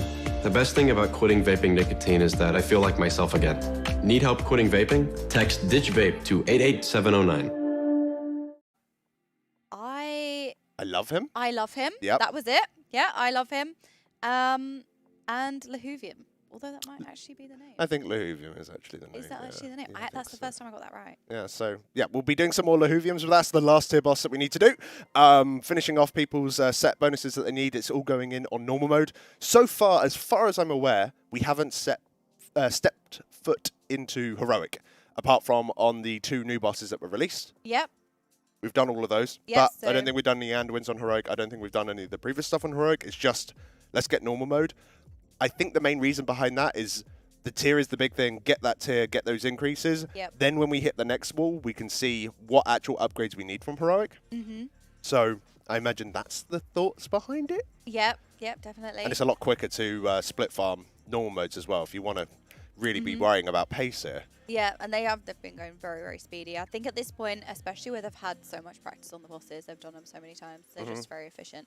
We're saying that on Holondrus. There's a lot of movement on the fight in terms of the intermission, but the longer you go through, you know where your positioning is, you practice the fight, you just neaten up that healing, neaten up that DPS, and it's just much more efficient. It goes down very, very quickly. In comparison to when you first start pulling. Even if you're the best guilds in the world, there's still a lot of optimizations that come. Oh yeah, well once you've done these bosses hundreds of times at this point, it feels You'd like to think. Yeah, no, it's all second nature. Hopefully that sort of automatic complacency that kind of builds up just by farming the same thing over and over again is shrugged off quickly when we get into the next part of the race where we actually start to see Mythic, because for those who are unaware, the first boss on Mythic, kind of not a joke. No, which I was is very surprised. Weird. Like, it's not, you know, the hardest thing in the entire world. No. But it's been nerfed twice. Yeah, that's very, very strange. Which is odd. Yeah. And one of the abilities getting a 50% nerf as well. Substantial nerfs, not even, you know, little tweaks. That's quite a hefty nerf. Yeah, no, it's a huge nerf. So it's kind of interesting that they decided to go down that route and just nerfing the boss a lot. Obviously, it needed it. Yep. Not because of the fact that nobody was doing it. I don't think Blizzard saw the number of, oh, nobody's killed it, or only one guild's killed it, so therefore we need to nerf it. It's probably more that they've seen how the guilds that have interacted with it kind of handled it and kind of struggled. So, you know, the first boss generally on Mythic is supposed to be that, like, you know, easy, let's just get our foot in the door kind of boss, and hopefully it's a bit of a show. But it seems like this time around, you know, you can't really lol AFK your way through it, which we really, well, at least personally, I really thought that was going to be the case for the first boss, because it was Hellfire Assault 2.0 and Hellfire Assault. It's not good. I was saying the first time we stepped foot in there, especially on Heroic, it felt like I was in a Mythic Plus with a Windwalk Monk. And by the time I cast Blizzard, everything was dead. And that was on Heroic before tier sets, before anything, and I was thinking, okay. So, obviously, on Mythic, you have the boss the whole time, so you're not running into that where you're just standing around because everything's dead. Yeah, so, like, I think Liquid were the second guild to kill it, and I think they killed it on their third attempt. Yep. Their first attempt, because I went and looked, because I was just like, you know, that's odd, was where they kind of just, you know, making a mistake, where they just kind of a lapse in judgment, or just thinking it was going to be way easier, and they kind of got caught off. Yep. It seemed they were more... Like, the mechanics are not difficult. The check is not difficult. In fact, you can over-check it to the point where you can't even throw the third core at the boss. That seems to be quite an often thing that kind of happens right now, which isn't the biggest deal in the world. It just means the fight goes on a little longer. Yeah. But it seems that you are going to be mainly focusing on the key mechanics that are there, because if you fall behind, there's these like new little traps on the ground. Those traps are activated when players go over them or when any mechanic hits them. Yeah. So if you're not keeping on top of clearing them, then suddenly like 6 of them go off. And if you haven't got a CD for that, you're just going to die. It's more, are you paying attention? It's like the game just clapping in your face, like, hey, it's Mythic now, come on. So it's not hard. It's more just you got to be on the ball. Yeah. So whereas other bosses in the past, you don't. You just kind of turn up and hit your buttons, and the boss kind of dies. So. Well, even Terragru last patch. Yeah, to an extent. Falls over. But me and Drak was also saying, I don't know how you feel about this. In Pugs, having the first boss being more difficult than, say, the next 2 can be quite a good sign. If you're using your Mythic Lockout, risking it in a Pug, and you manage to kill the first boss, then at least you know you've got the next couple of bosses to be okay, because that one's harder. Yeah. And the last time we saw that was in Eternal Palace. With Shavara, I'm pretty sure was the name of the first boss. Oh, yeah. The Shavara, it felt like it needed a bit of coordination or just understanding of where everyone else is. Yeah. Whereas the bosses after it were kind of like just know how the fight works, and you could be quite solo about the whole thing. Yeah, they were quite forgiving as well. Yeah. The 2 bosses. So, I kind of agree that it's not necessarily a bad thing to have the first boss maybe be a little bit harder, but I still think the first boss is the easiest boss in there from the other things I've seen. Yeah. It's simply, it was kind of in a strong position. Nowadays, it's not.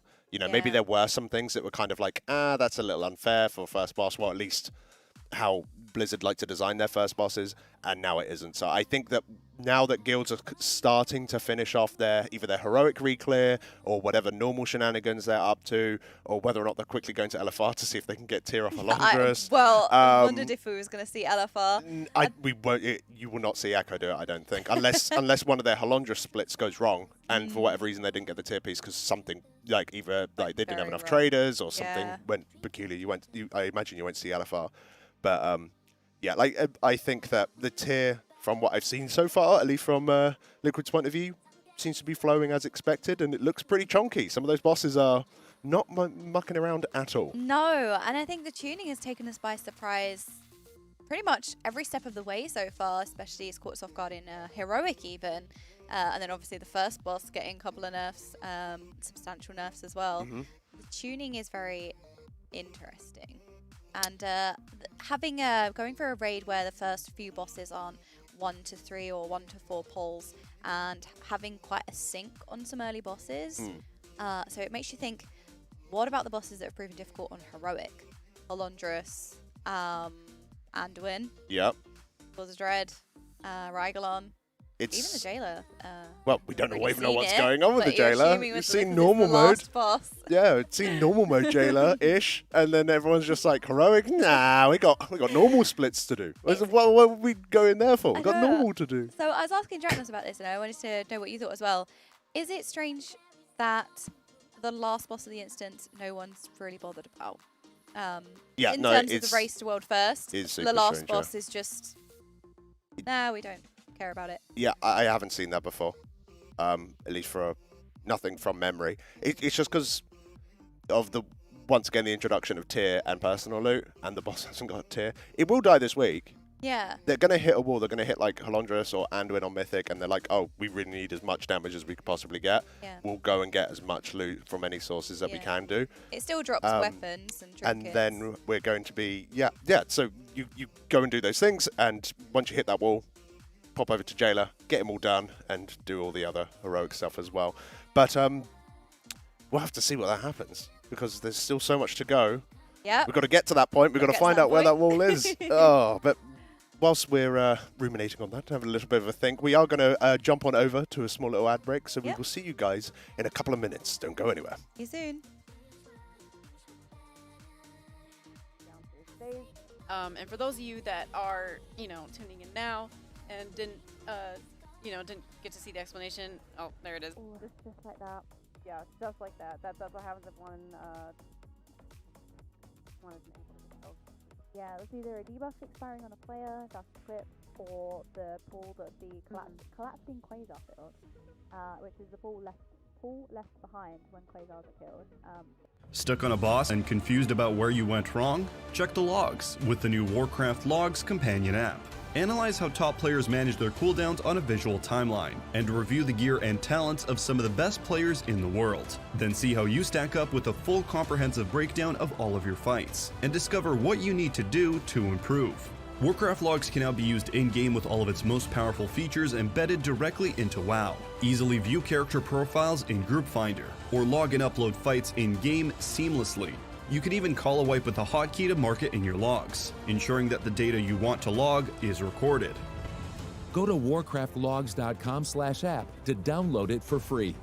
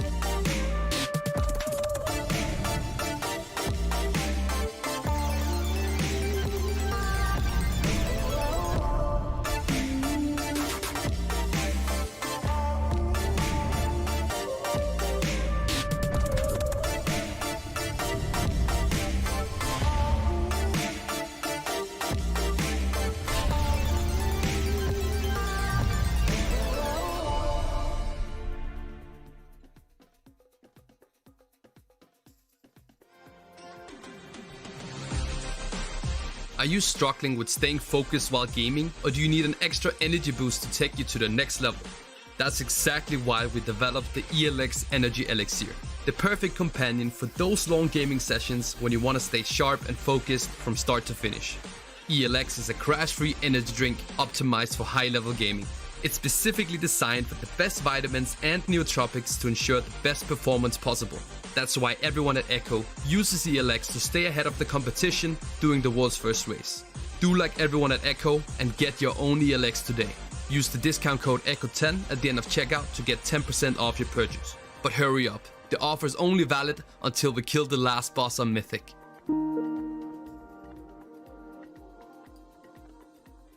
The Arcadia is the largest gaming house in Europe and shall be a home and campus for our gamers, whether in Germany, Europe, or worldwide. In the Arcadia, there's everything the gamer heart desires. Hotel, hostel, events, tournament series, bootcamps for amateurs, for professionals. With the Unicorns of Love, we have a resident pro team.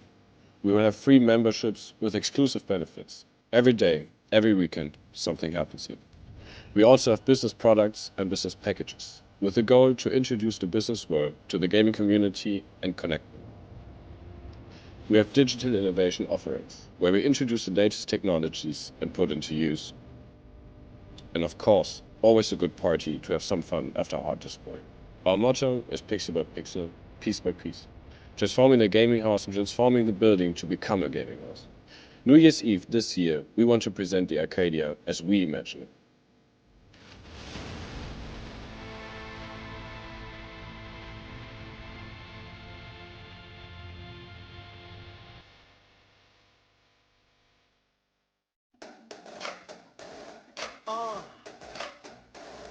Here we go again. Walk like I mean it, yeah. Talk like I seen it, yeah. Live it, cause I dreamed it. You could've did it too, but you didn't mean it. Light up like a phoenix. Ooh, I'm hot, yeah, beaming. I'm really here to give the people what they needed. Somebody built for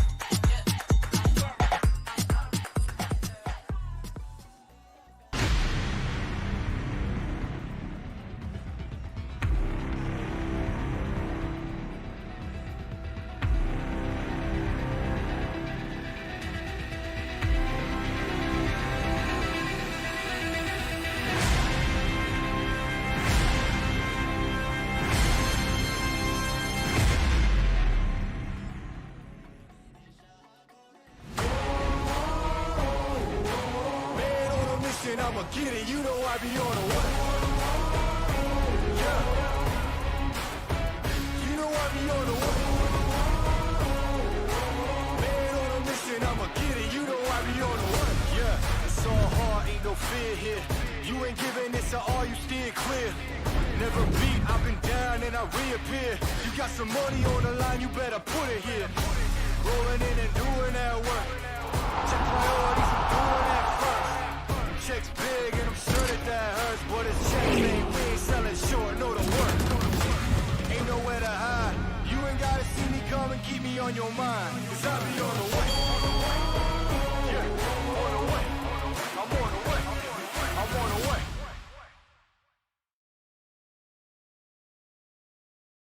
Ladies and gentlemen, welcome back to Echo Race to World First for the Sepulcher of the First Ones here at Arcadia in Hamburg, Germany.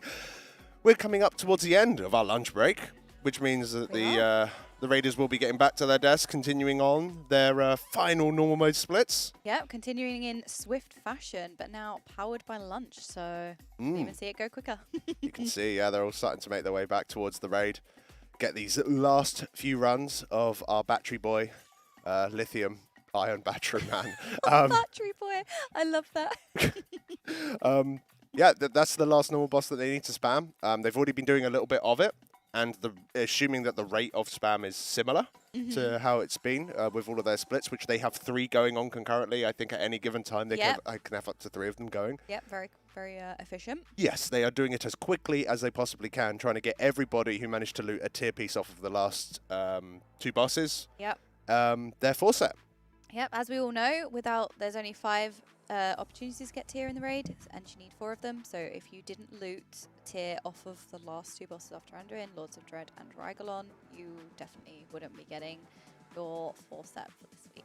No, at this point. Yeah, unfortunately, of course, it's kind of the dice that you roll when you want to be the top end, and sometimes you just do get unlucky. But I think out of any tier that will potentially go meaningfully into the second week, I think this one has a pretty strong chance to do so. Not guaranteed, mind you, but a strong chance to do so. So we'll have to hope that, the players that, although unfortunate in not getting their tier, hopefully they can still be of use. And, certain classes, even if you haven't got your 4 set, as an example, druids are quite reliant on their 4 set to do like a big chunk of damage. It does help out. If a fight requires more stampeding roars or more utility that a druid can bring, you're not gonna not bring them just because they haven't got the 4 set. You have to make that sort of decision. It doesn't mean that you're entirely ruled out. But it definitely puts you at the bottom of the list of all the druids. That's the only thing. So. Yeah, exactly. And there might be some fight styles which even are suited towards certain play styles, certain damage profiles. That could give you a slight edge. That being said, tier is very strong. Yes. There's always next week. Yeah, there's always next week. And with the speed in which this stuff is going down, of course, it has been mentioned that the first boss, of course, was the longest. Every guy is different. That's why we have a play for each one. Square face, wavy hair. Mid-fade with the textured top. Finish it off with the hard part and taper that neckline, coach. Nice. She's good. Sparkless!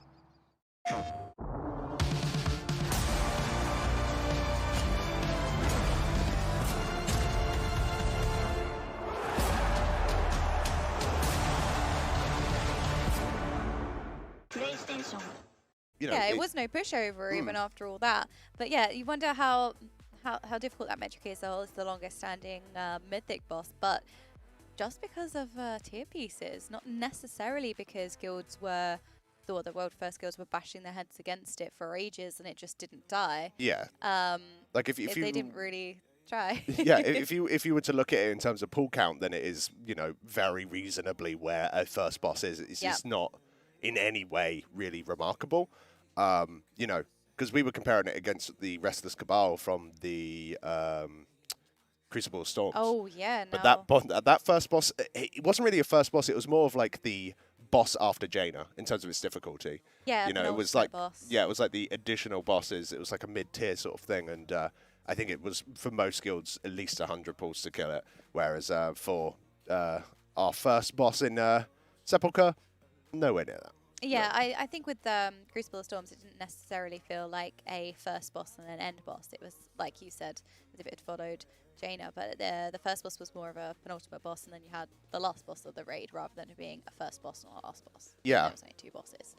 So the difficulty of them was definitely not as a first boss.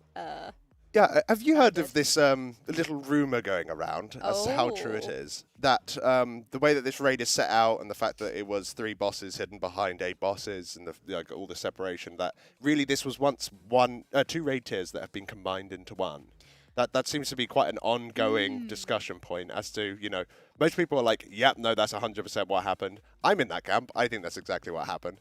But I do think that's what happened. Yeah. So with that in mind, part of me's thinking that when we get to that point on Mythic, I think that it's definitely going to be that Anduin is going to be almost end boss level of difficulty. Maybe, you know, maybe slightly easier than an end boss, maybe like somewhere around like 150 to about 150 odd pulls. But I think the 2 bosses leading into the Jailer are not going to be that difficult. I don't think it's going to continue going up. Because of that fact, I think it's going to go down again. That is a very interesting point. So Anduin does feel like it was designed as an end boss. It's an awesome fight, and it definitely does feel like it's the last boss. So it'll be interesting in terms of when they get to it on Mythic, if it will feel like there are 2 end bosses in this raid. And then, as you said, just to touch on what you said, 2 bosses after Anduin, Lords of Dread and Rygalon, were they more of an afterthought? Will they be as difficult? It's definitely interesting to think about. Yeah, they don't just see, they're not like as mechanically dense by the looks as Anduin is. No, but Anduin is. You know, they could just be like hard in terms of, you know, the actual mechanics that are there are just used repeatedly in different ways to give horrible overlaps, or it just hurts a ton. You know, that's also sufficient in terms of making things take longer. If everything absolutely annihilates you, then unlucky, gotta just keep playing. So. Yeah, I'm not entirely too sure how it's going to play out, but I just thought it was a bit of an interesting point, because I do believe that most people, like if you did both Jaina and the Restless Cabal, Jaina probably on Mythic took you more pulls than the Restless Cabal did. And if you think of the Jailer and his 2 little minions beforehand with the Dreadlords and Rygalon as being almost like a little mini tier that's been jammed on the end. Yeah, it does feel like a mini tier. So, you know, in terms of the difficulty curve, you're going to have like an Anduin, then you go down a little bit for the Rygalon and Lords of Dread, and then back up for Jailer. Yep, and then hopefully the Jailer is... I mean, I just think for Anduin as a fight, I just think on Mythic it's just going to be... It sounds insane. It sounds insane. That is a great way, but it sounds insane. It sounds insanely difficult. Obviously, we don't know until we see it, how things play out because of tuning. They definitely think it's going to be a bit of a war. So I saw that we had a flash pick earlier today. Yes, there was a flash pick earlier today. About how many bosses we're going to be killing. Yep. How many you think are going to get down. Now, we don't vote on these because that would be cheating, because otherwise, you know, we might get prizes. We're not allowed prizes. We don't count. But chat does. Chat counts. But what's your answer? How many do you think we're going to be seeing fall over today from Echo? So I was thinking around 4, but with how efficient they've been going with their splits and how speedy they've been going, I actually think we could see 5. Just because Liquid got very, very close. Their best try was 1% on Prototype Pantheon, 28 pulls. So with the speed that Echo's been going, they could just be, you know, very, very quick. I think we could actually see 5. So I'm going to say 5. I think that's a really reasonable thing. For me, I was about to say I've got 2 answers, and I can't cop out. I've got to give an actual answer, can't I? I think it'll be anywhere between 1 and 11. Oh, yeah. Yeah, I think that's safe to that's say. quite reasonable. Yeah. Not 12, though. I don't think they're going to get 12. Yeah, I struggle to see how you came up with that very specific answer. That must have taken you a while to think about yeah, that. no, you know, I bring the big brain strats. I'm so glad to have your insight. Wow. But, a boss will die. Yeah, You heard it here first. Some enemies within the dungeon will die. Thank you very much. It could even be trash. But no meme. I think that 5 is quite a reasonable thing, but it could certainly be more if they. It depends on how much they've looked at how how Liquid did, because a lot of the things that Liquid struggled on weren't necessarily a huge amount of like optimization in terms of like cooldown usage. There was some cooldown usage stuff that they needed to, they improve on, and of course they did naturally over time. But it seemed mainly based on just fundamental rules that you need to impart into an encounter, like, oh, when this comes in, don't do that. And that's something that you learn by doing it. But if you watch and someone's literally written down all of the things they've discovered and you implement that from the beginning rather than, over the course of 10 pulls, you can start cutting down. That's why with this whole idea of like, the 16-hour head start, it does start to equalize very quickly when one team can just start stealing a lot of lessons from the other. Exactly. It just depends on how much has been going on. Because if they have decided the first 5 bosses, we don't like... we're going to mainly focus on this stuff for Anduin or Halondrus. If they haven't really taken the time to properly analyze that stuff, then, I think maybe they won't get 5. Maybe they'll only get 4. But I assume that they've had someone pretty much just watch the entire thing and write as much as they can down. If they can implement the lessons learned by other people, learning from, Liquid's mistakes through prog, then you get a head start that way, don't you? Yeah, so definitely. they can definitely pick up the pace, and as you say, I think 5 is maybe not even unreasonable today. No, I don't think so, because we talk about the global release being staggered and NA having a head start, but at the same time, just to touch on what you said, they've already been through the bosses, so little things and optimizations that can be seen or noted on that they came to within a few pulls that Echo could get straight away. Yeah. And instead of it being a 4-pull boss, it's a 1-pull boss because they've already eliminated some minor errors they could have gone through while progressing it. Will definitely speed up some time lost, I guess. So I definitely don't think 5 is unreasonable. And it depends how our lithium battery is on Mythic as well. I love him. I love our lithium battery. But yeah, it's the thing is that I think there was some pulls on Halondrus as well. I think they did 3 pulls on Halondrus, and they were just like, no thanks. We'll deal with that later. I noticed that. I saw 2 pulls on Halondrus, and around 89% was one wipe and 91% was another wipe. It was literally like, should we go and have a look at it? And they went, yeah, no. Nah. That's a no from me. We got other things to do. Which is interesting to think about how hard that boss might potentially be. I know you can't really get much of an impression after, 10%. But it was funny to look at. Yeah, I don't know if they streamed, like, chat, you'll probably know this, so do let us know. Ooh, whether or not they were actually, those pulls were on stream. Because I didn't actually manage to find them. Not that they weren't there, but it wouldn't surprise me if those pulls were very much exploration pulls to see, does our weak aura for this work? As an example, for the new hot potato mechanic, you should see that from the beginning. Yeah. I know nothing. They were doing it for a week aura. Yeah, exactly. Okay, I was going to say. Yeah. So that makes a lot of sense. Yeah. So they're making it for a week aura, or you could just quickly see, if you go in there, try it for the week or for 1 pull, and then try and actually just do something big for 1 pull. Just let's give it a go. Don't worry. Yeah, don't worry about the overall like big boy strat. Let's just everyone play good and let's see how hard this thing is. And then because you have choices, you can basically take that information and go, think about it tonight. Let's go have a rest. And tomorrow, do we want to go do this or do we want to go do that? So okay, that makes sense that it was for a week or. Thank you, chat. Because when I woke up, I think it was quite difficult for me to get fully caught up on NA. I believe they were just going to bed when I was getting ready to come on.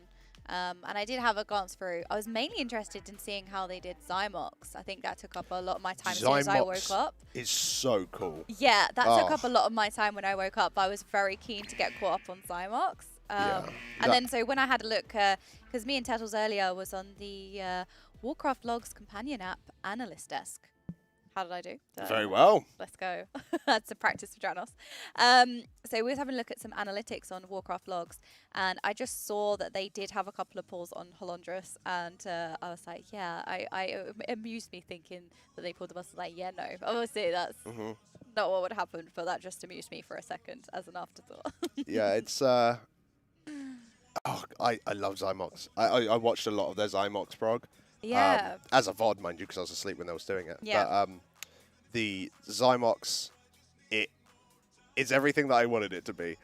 it's kind of gnarly. Like the overlaps that you get, it's just like, here's one ring. Oh, no, two. Oh, now here's like 3 or 4 at the same time. And it's just like, 2 was hard. Let's go. And you have to spread, and you have to get tank gripped, and then you have to spread again, and then you have to go for a portal with like no time. It's like, yes, dude, it's exactly what it should be. A crazy dance fight. And of course, that fight had an enrage that then they nerfed. The enrage was like 7.5 minutes or something, or maybe 8.5 minutes. And I think that they took it all the way up to 10 because that fight, and rightfully so, that fight shouldn't be necessarily doing all of that with crazy high damage. That very much takes it from a mid-tier boss to a late boss. Yeah. This is a mid-tier boss, so if you can move around and not troll and still meet a reasonable damage check, then it should die for you. And that's exactly how they've done it now. So I think that's a top-tier boss from a viewing perspective, at least. It looks really good. Because there is a lot of movement. I'm not saying optimizing damage, optimizing your movement and stuff, especially as a caster, is really, really important. So in a fight like Zymox, where there is so much movement, it'd be kind of unreasonable to expect a high movement fight. Well, I mean, not unreasonable. I mean, it's doable, but high movement fight with a very tight DPS check, I guess, especially with the going through the portals, going to other platforms. I was very interested to see how they would deal with that. And I was surprised that the portal being placed on a platform wasn't necessarily used. No, so they just, you gateway there, because the bridges don't work. So No, I guess we was wondering that as well, if the bridges would form on Mythic, perhaps. I guess just for people who are completely unaware of the change to it, so that the other platforms of that encounter actually have things on them now. I think most people actually probably wouldn't even notice that there's other platforms because you just have the main arena. Yeah. But there are platforms off to the side that you go to. And you have there's ads on them, and if you leave those ads, they channel into a relic, and they will start sending waves at you. So not only do you have normal rings, you will then have rings from the relics as well, which you don't want. Yes. So the idea is that take a group of people, a tank, a healer, 4 odd DPS, lob them over there, AoE down all the ads, and then get out of there. So you can gateway over, and then you're just like, oh no, how are we going to get back? Well, the tank buster.